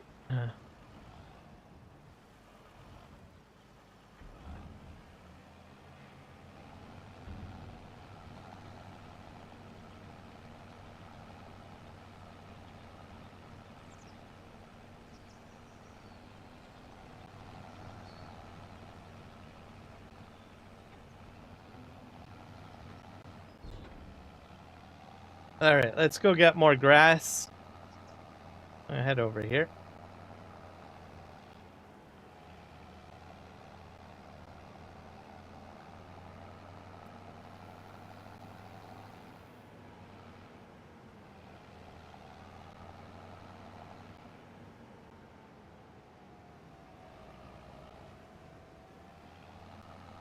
We're gonna go and do pickup here.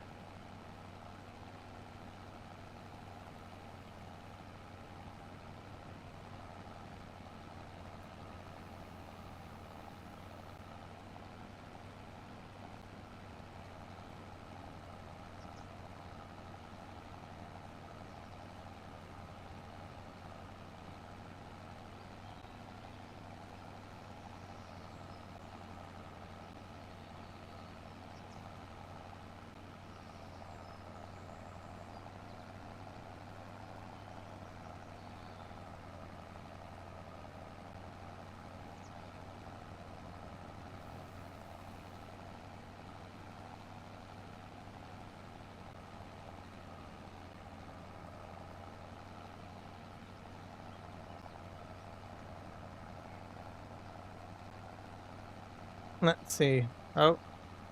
Her name is Taylor. Yo.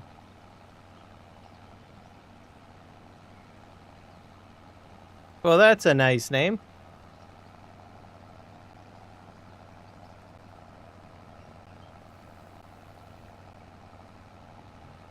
So what do you guys like to do together? Do you guys go to the movies? Do you, I don't know, go skating? I don't know if you guys have, do you guys have like ice rinks in Australia? I always wondered that.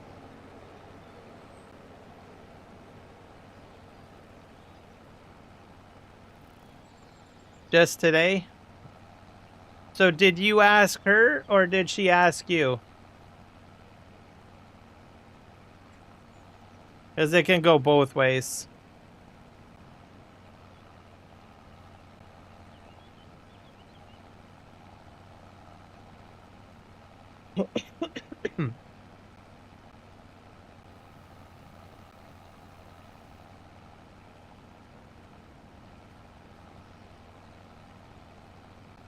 No, there you go.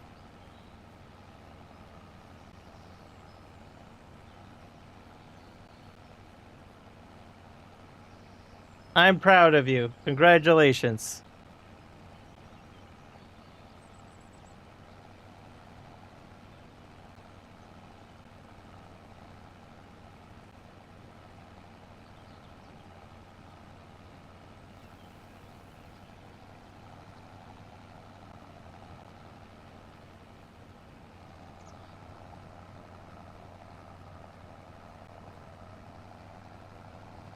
All right, and we're gonna turn here.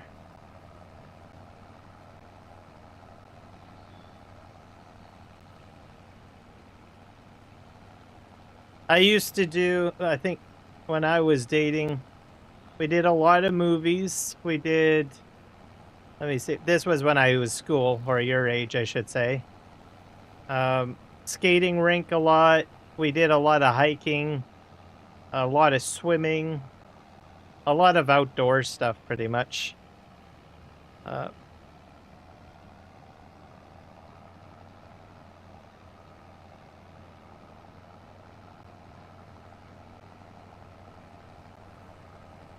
And then I did, there was some, I don't know, I think some girlfriends that I had like in junior high and high school, we just hang out at school. Did that too. When I was like 17 or 18, I had a little bit more freedom, so we could just basically go camping, outdoor stuff, swimming, that sort of thing. House parties.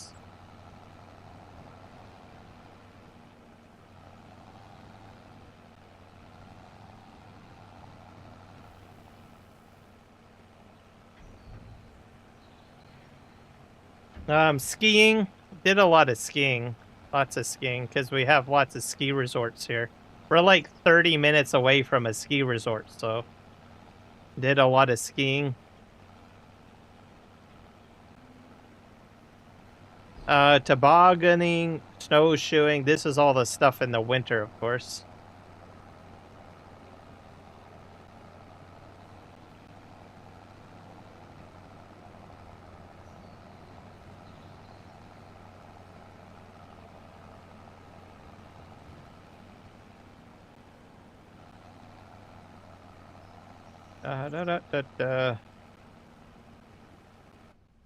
Okay, let's see here.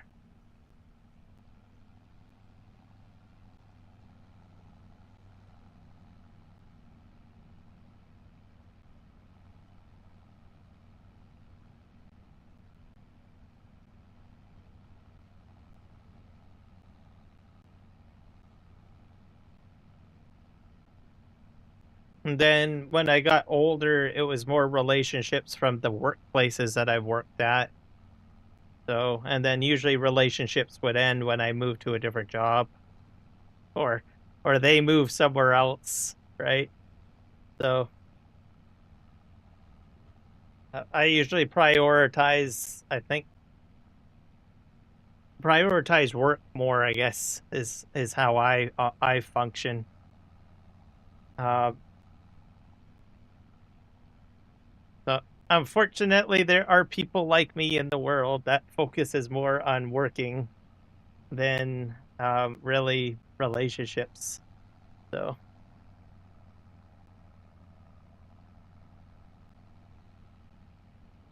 But you don't have to worry about that because you're in school. So.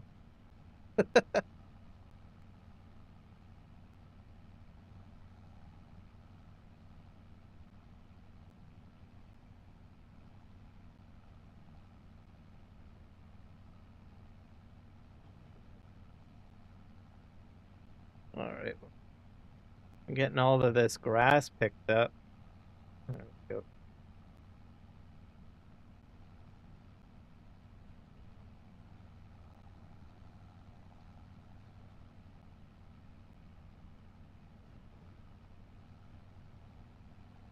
But I can't say I've had a really a bad relationship or anything like that. It's just basically situational, right? Life goals don't match up, or life goals rapidly change. Is pretty much what did it for me, I think.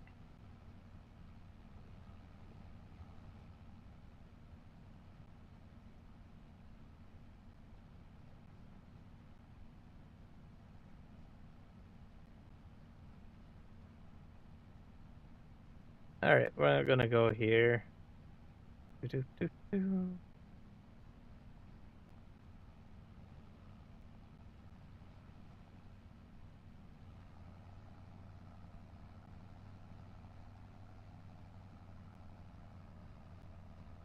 But had a lot of fun. Like I said, a lot of outdoor adventures.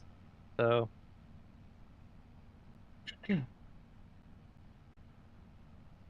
it's usually the best thing.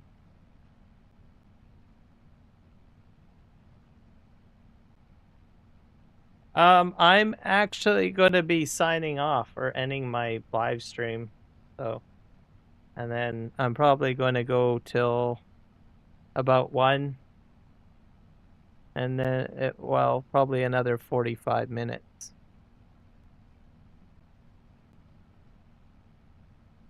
And then that's it. And then I think Kiwi will probably be live streaming. So I'll probably be watching his live stream.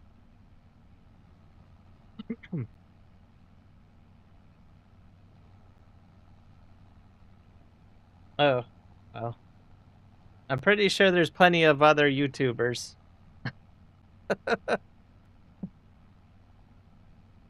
I'm more of a solo farmer, I guess you could say. And it's a bit late. I'm not really into doing multiplayer.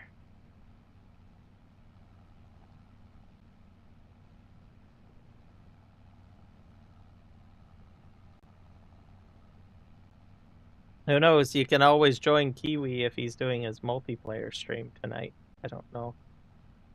He's a YouTuber.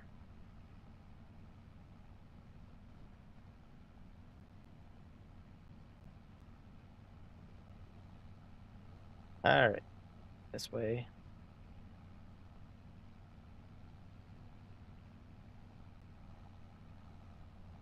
Almost full. I'm at 83% full.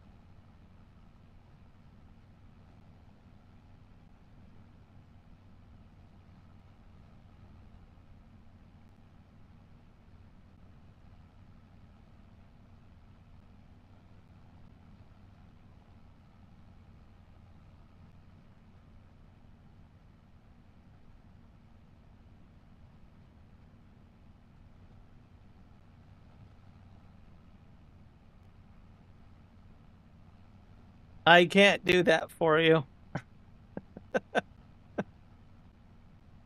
I'm not in the matching. I'm not a matchmaker. Sorry. Today on Farm Sim Matchmaking. Find another friend that likes the farm. And our latest contestant is Aussie Outdoor Kid. He's a mild-mannered individual from Australia. And his favorite, I'm exaggerating, this is probably not your favorite crop, but I'm just throwing it in. His favorite crop is wheat. Who wants to play multiplayer with him? Here you go.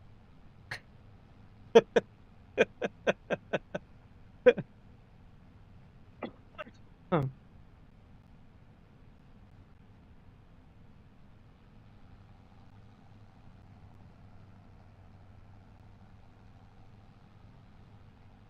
But yeah, there's plenty of servers that have multiplayer. So, and there's plenty of YouTubers that are open.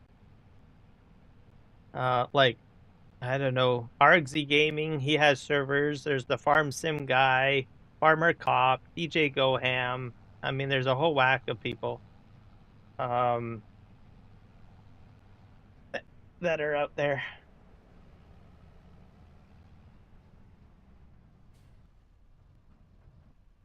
All right, let's reverse this up here. Whoop. Oh, thank you. Uh,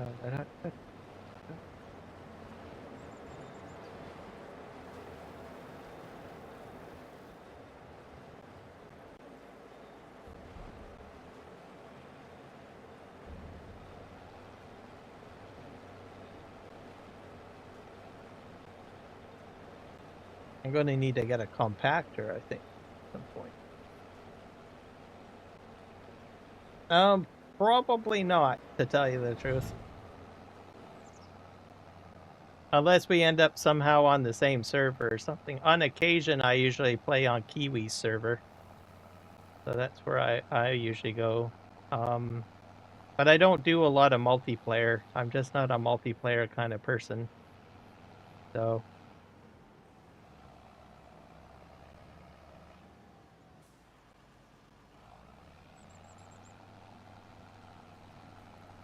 that I don't know. You'll just have to find out. So I usually play on the forestry map, usually, which is on the weekend.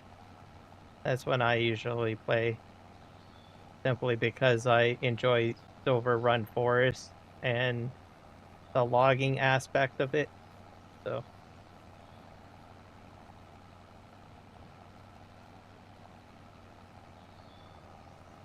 I'm not sure, but usually he goes live like at 1 a.m., which is in about almost 45 minutes.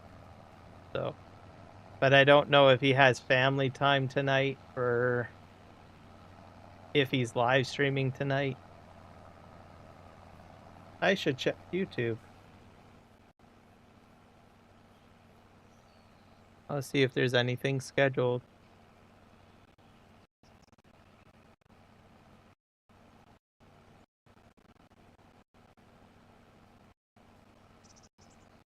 Let me go to YouTube. YouTube.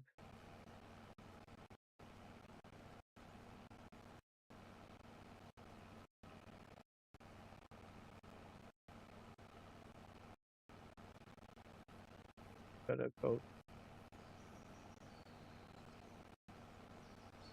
Subscriptions.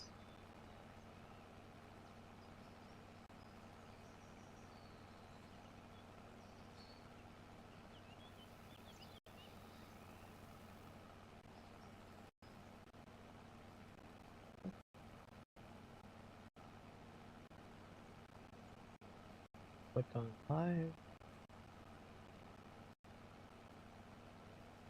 Yeah, he's got some live streams scheduled tonight. So just roughly when I end, he will be live streaming.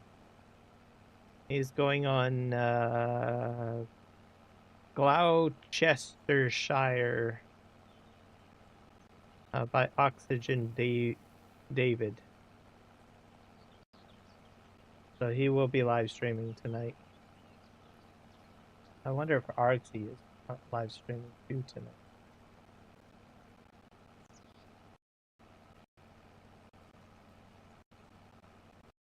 Oh, he did the live stream last night. I don't think he will be live streaming tonight.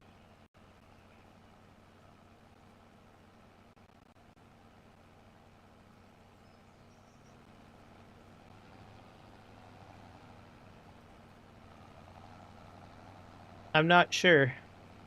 he might be doing a multiplayer. So you'll have to find out. Attend his live stream.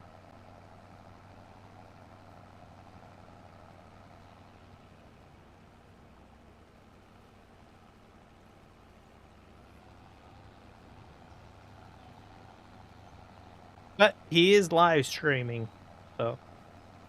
And I will be live streaming at least till just about when he starts his live stream, because I usually send my people over to him.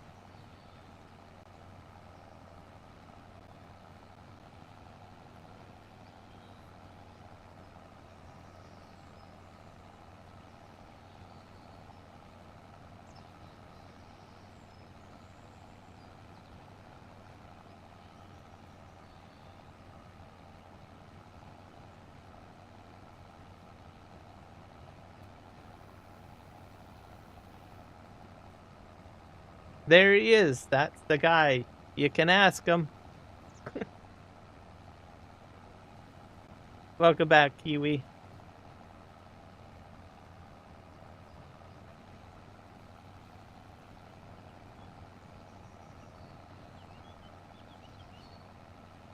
We're gonna go ahead and flip around here.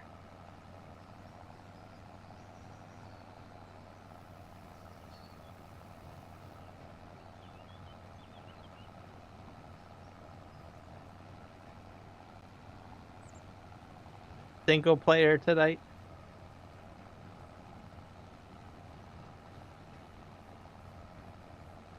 I'm at 89%. Hopefully I get all this stuff picked up. Mess.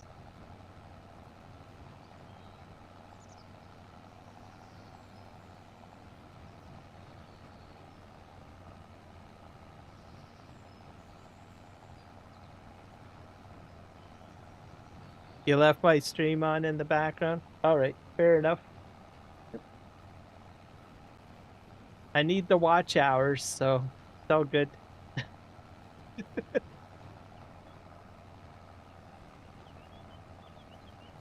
Slowly creeping up. I'm slowly creeping up.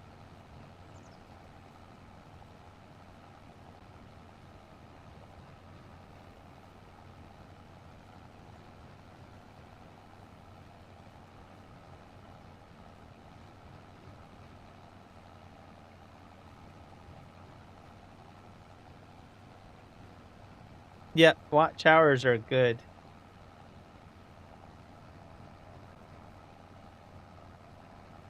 So I've been putting in more time to live stream and stuff, so it seems to be helping and people are watching, so that's good. Happy about that.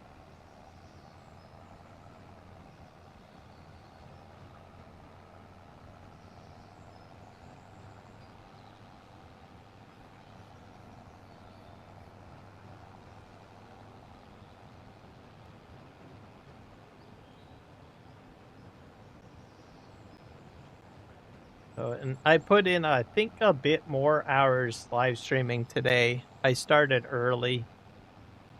Like I did, like I think I started at this is a 6-hour stream, I think, if I'm not mistaken. Yeah, 6-hour stream. So I had some of my North American audience spend more time with me today, I guess.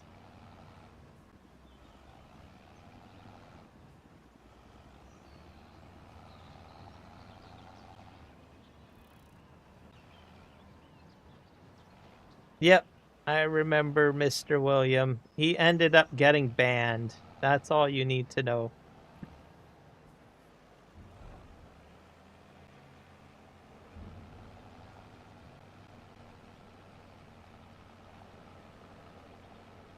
Alright, we're gonna get this out here.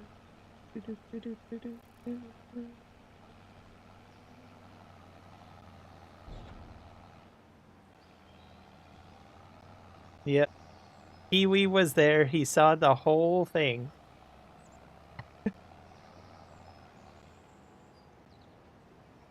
Popcorn and everything. Okay, did I get all the grass? Oh wait, I've got one more strip over there to grab. So.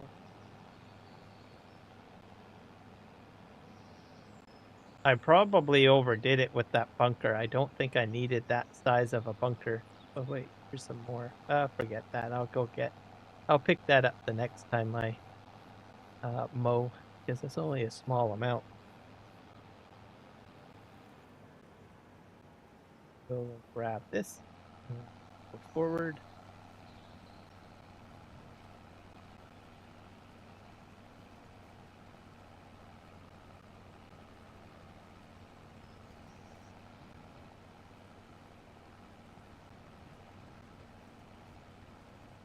I think he's gone permanently. I don't know. Can't remember. It's been a while.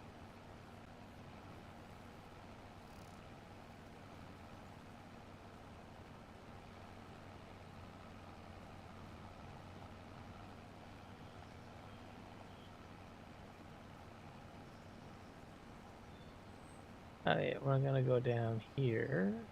Do I have a strip of grass down there to grab? I think so.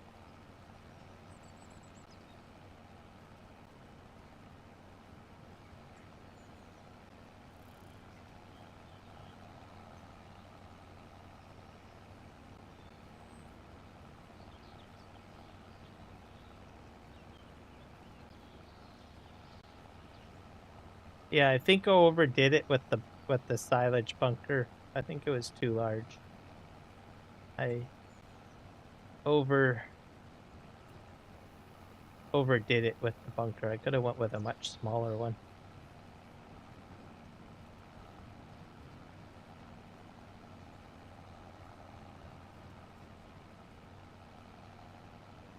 Just spin around here.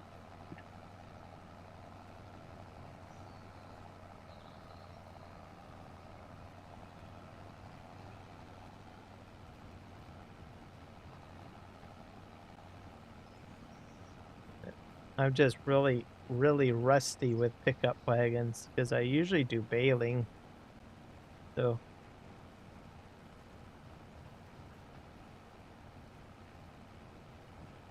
it to the end. There.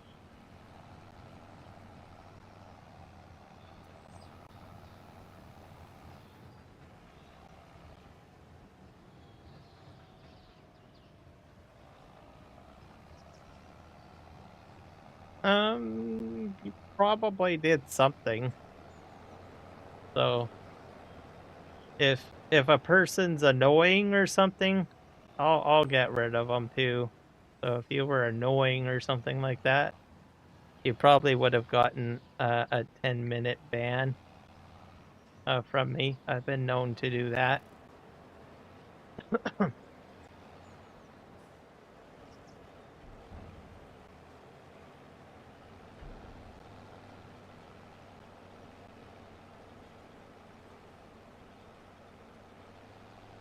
Yep, it can happen. Especially if I'm not interested in talking about the specific subject. So I've been known to remove people for things that I'm not interested in talking about. Especially if I suspect if it's going to go down the angle of something that should be talked about. So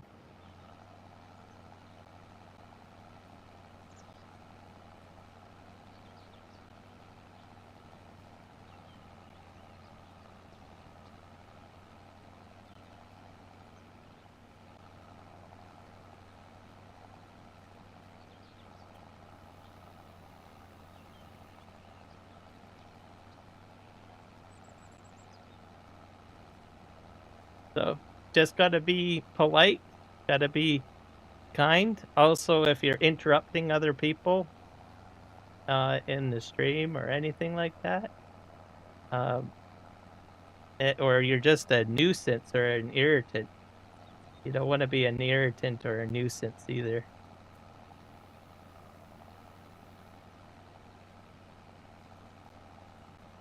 Well, I've noticed that you tend to be requesting too much information and too much stuff in the live stream, and I have had people tell me about your behavior, so I won't say who, but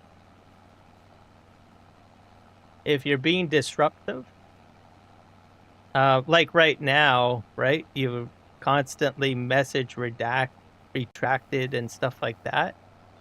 You know, that can irritate people. Or if you're putting a whole whack of emojis in a chat or something. So you have to be sensitive to the overall thing. You don't have to be like, you know, saying bad words, just your behavior, you know, being rude or filling the chat full of stuff can also get you removed. So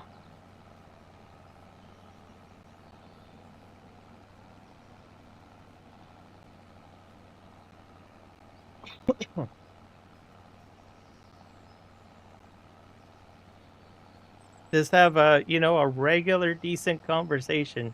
Lately you've been fine. So I mean, it just takes time for you to learn how to, you know, interact with a community, right? Every community is a little different. So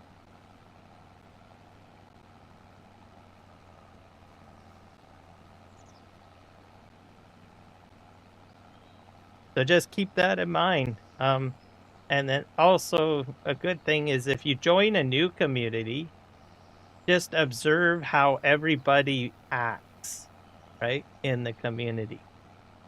And then you get the temperament, right? And then you want to match the temperament in there. So if you're in a channel where there's not a lot of people throwing a whole whack emojis around or, you know, stuff like that, that's something else you got to watch out for, because there are some channels larger than mine. If you're not on topic, like if you're talking about stuff not farm related, you could potentially be asked to be removed or to switch your conversation to be specifically farming related. I've been in live streams like that too. So, and it happens. So if you start going into a conversation about something that's not related to the stream or the topic, you can get basically kicked out as well. So it's very important that you pay attention to how the conversations are being handled in a stream. Like my stream is pretty low chill, you know, pretty chill. But there are some streams that you just don't want to be doing that. So. All right, I'll see you later. Ozzy Outdoor Kid. Especially you don't want to be doing that in a farming simulator Giants live stream. Start talking about something that's related to the subject matter, or any gaming stream or professional stream. You don't want to be going off topic. So as an example, if they're talking about, like, I don't know, the Nexat pack, and you go in and you start talking about a different pack altogether that's not related to the subject matter of the stream, you could be asked to, or corrected and told, we're not talking about that topic, we're talking about this topic, right? See you later, Ozzy Outdoor Kid. I think I picked up chaff. That's what happened here. Some chaff.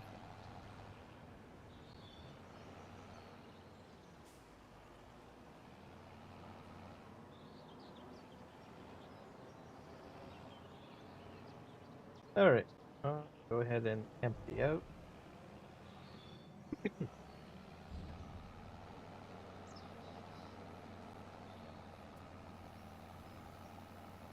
I don't know what I'm going to do with myself now. I just got all of that picked up.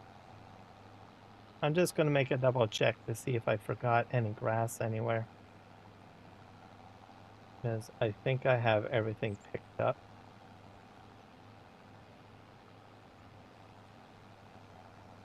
I think that back row, or is it? It might be glitched onto the other property. Might not be able to pick that up.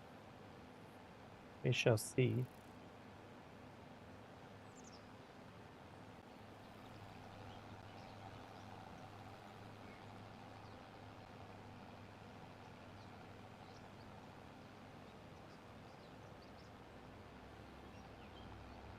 Yeah, I don't think I can pick this stuff up.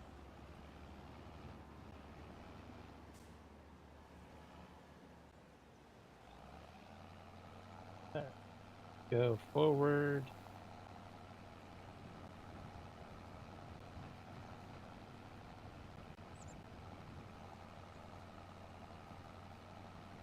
I'm like picking up like a little bit off the edge.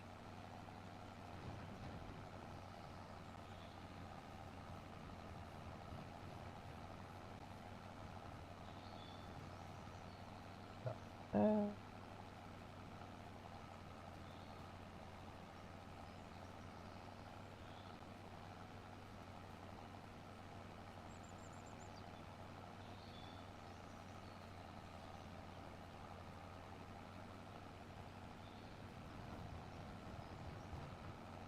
hmm. I think. Oh wait, what about over by the barn, or in behind these barns?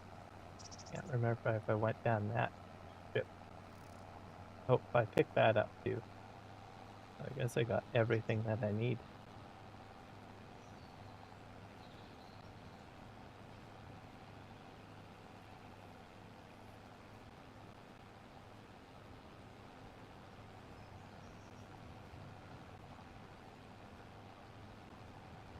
Silage additive over there. So I need compacting equipment, I think. Or I might be able to just drive over it with my tractor. Because it doesn't seem like there's a heck of a lot.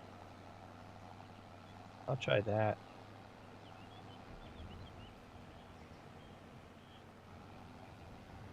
And I used quite a bit of silage additive.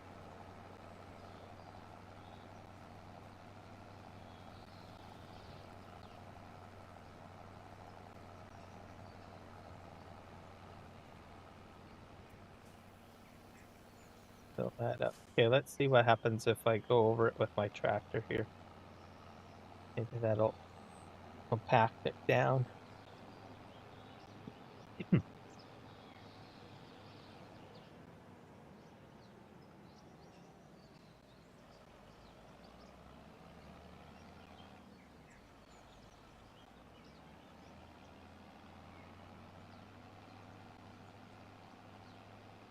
Seems to be going up. It's like 19. I think I got stuck.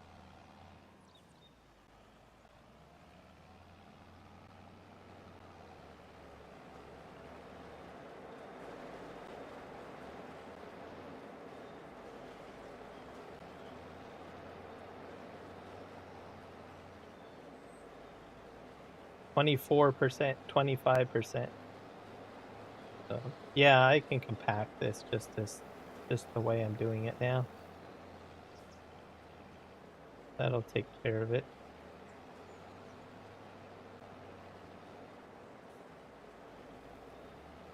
30%.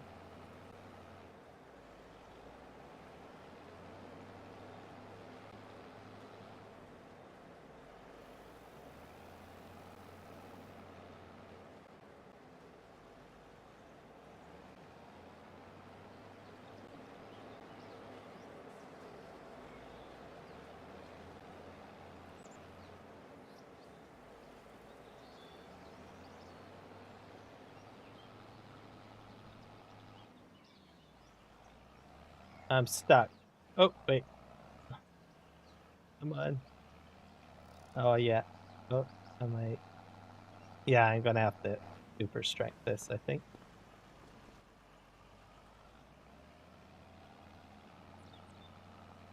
Yeah, I kind of overdid it. I don't think I needed this bunker. Oh well. Let's hear.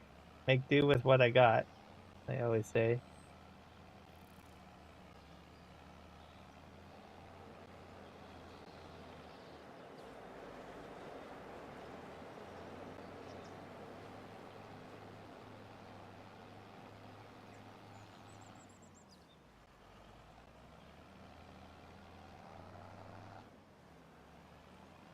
They get stuck again. 53%.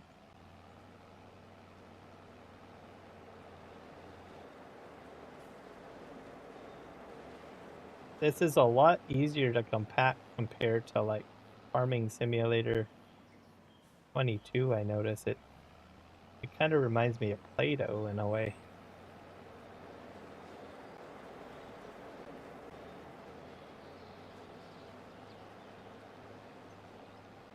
Like I don't usually do a lot of silage clamp work. I usually just bale everything.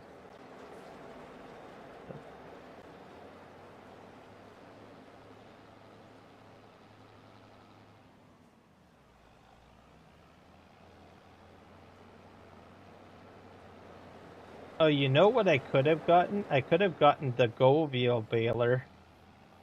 And I could have baled stuff that way too. I didn't even think about that.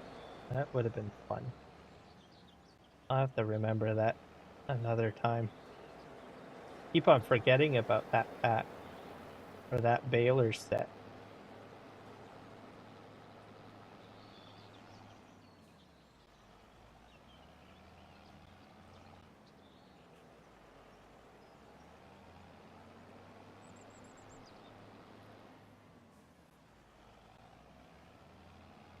Do do do do do do do do do do do do do.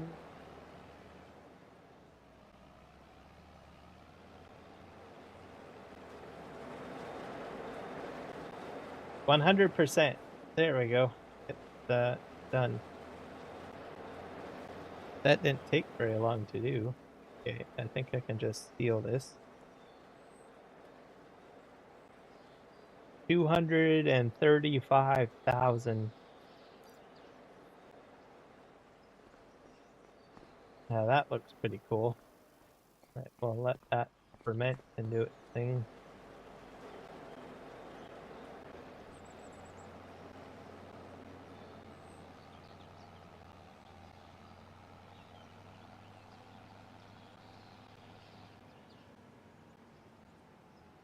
I'm gonna go check my other grass field that's currently growing.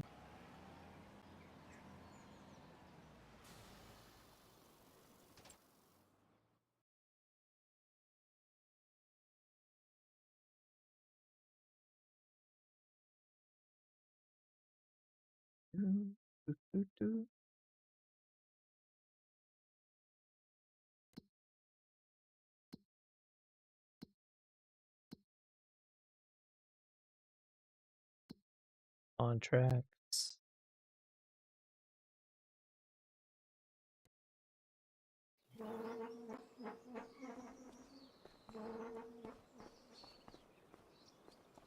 Yeah, that's a bit of a mess over there. Okay.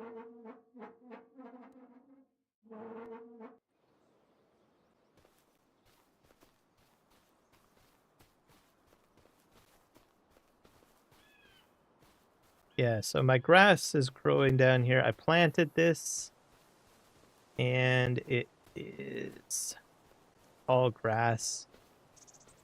So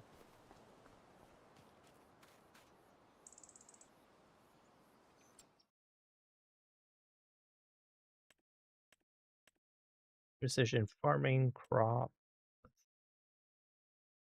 I'm not sure why this doesn't show up on the growth state.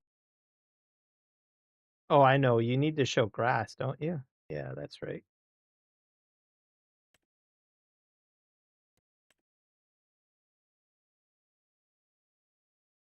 It's in the last stage, so probably tomorrow it will be all ready to go, meaning the next in-game day. So that'll be interesting. Let's go down here and we're going to get some of this cleaned up. 'Cause it's a mess. So I think I got a lot more done today than I expected. Get all the metal picked up.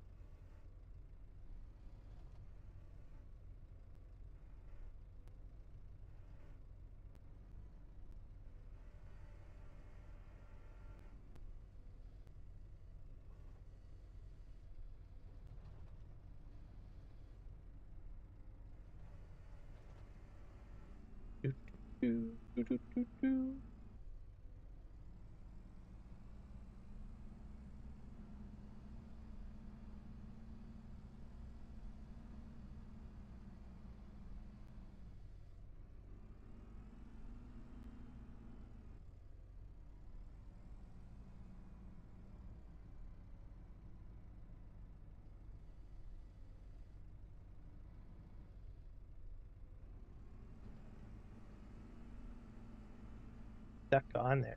There we go.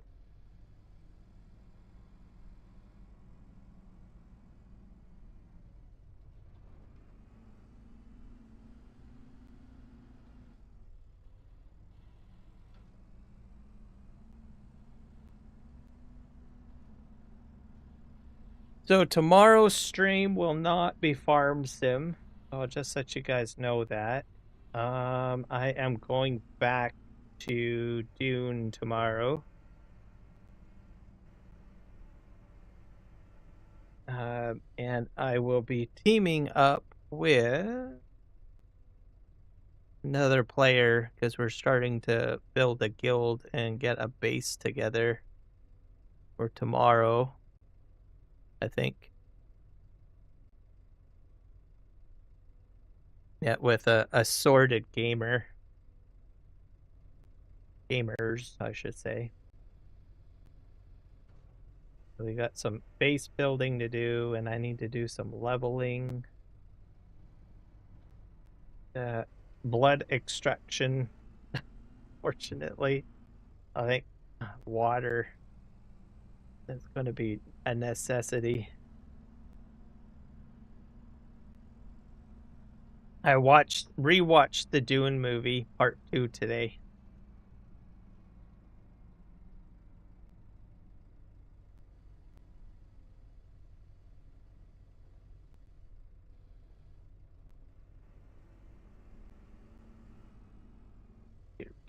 Down there.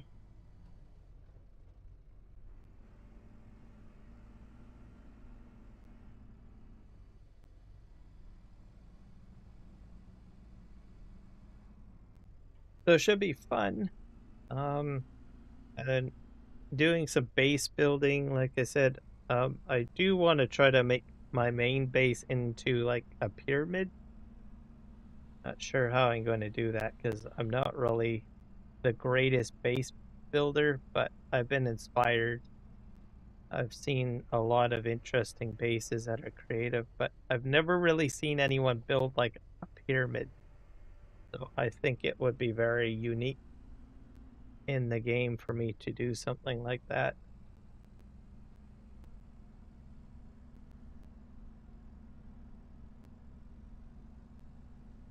And then we'll probably have some more people join us, perhaps. Not sure what's going to happen. It's a very community-based game. Like, I mean, Farm Sim's community-based, but it's like it's a necessity. I'm not sure if that makes any sense.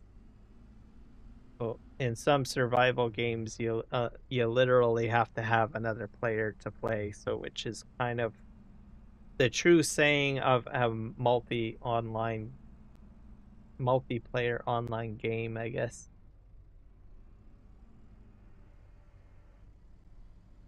As I recall someone asking me in my live stream, I think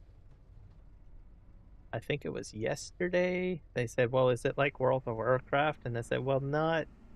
I mean, it's an MMO, but it's not like World of Warcraft. Because in World of Warcraft, you're part of a multiplayer environment, but there's no necessity for you to actually engage with other players on a consistent basis. And if you do engage with other players, it can be, I don't know, somewhat limiting, I guess. So it's like a revolving door. So you go in and you do the one event, and then you're like, okay, we're done that. Nice meeting you. Bye. I think so. Not a very strong sense of community. it does have issue. It does have the aspect of communities in World of Warcraft. But because a lot of the stuff is now completely soloable, a person doesn't really have to, interact with another player if they don't want to. So that's how World of Warcraft is. But with this one game, Dune, it seems like you do have to, like, there's a survival and group function, cooperation type aspect to it.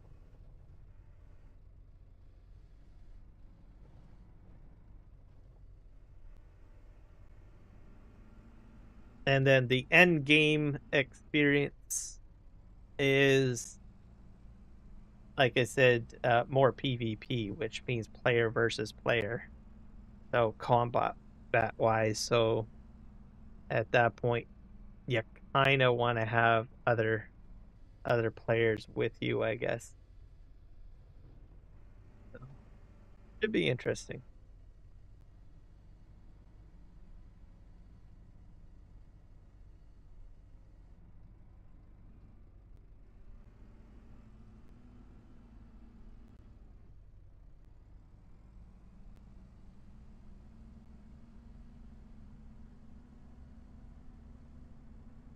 And interesting, they do use the term like farming in there. So which means you're going around and you're like gathering stuff. Um, you could be like farming ammunition, you could be farming shields, you could be farming ore. Which some people probably kind of like, they're not familiar with the game or whatnot. Kind of like, huh? It doesn't make any sense.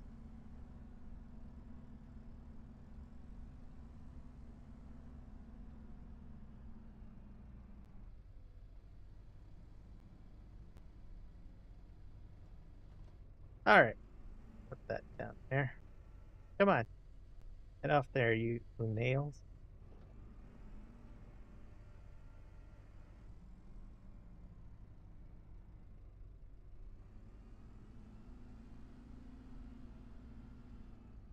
Yep. Thank you very much, Kiwi. I'm going to be ending my stream shortly, as you know, and then I'll be sending folks your way.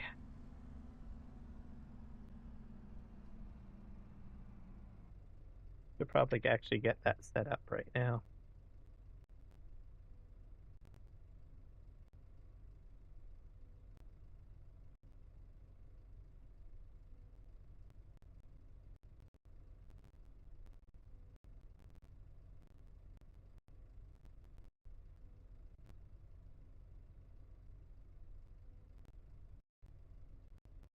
So that's that one.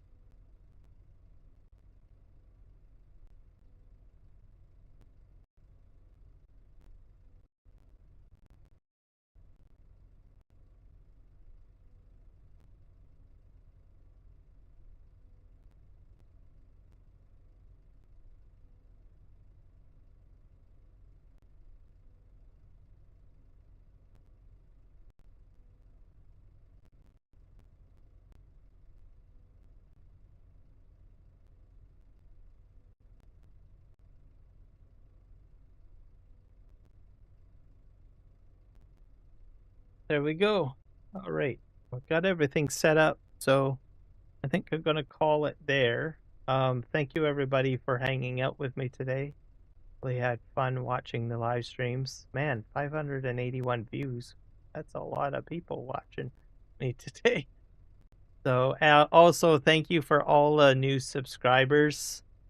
I got quite a few of you guys earlier at the beginning of the stream, so thank you so much for subscribing and helping me get up to 1,000. Still climbing. Gonna get there eventually.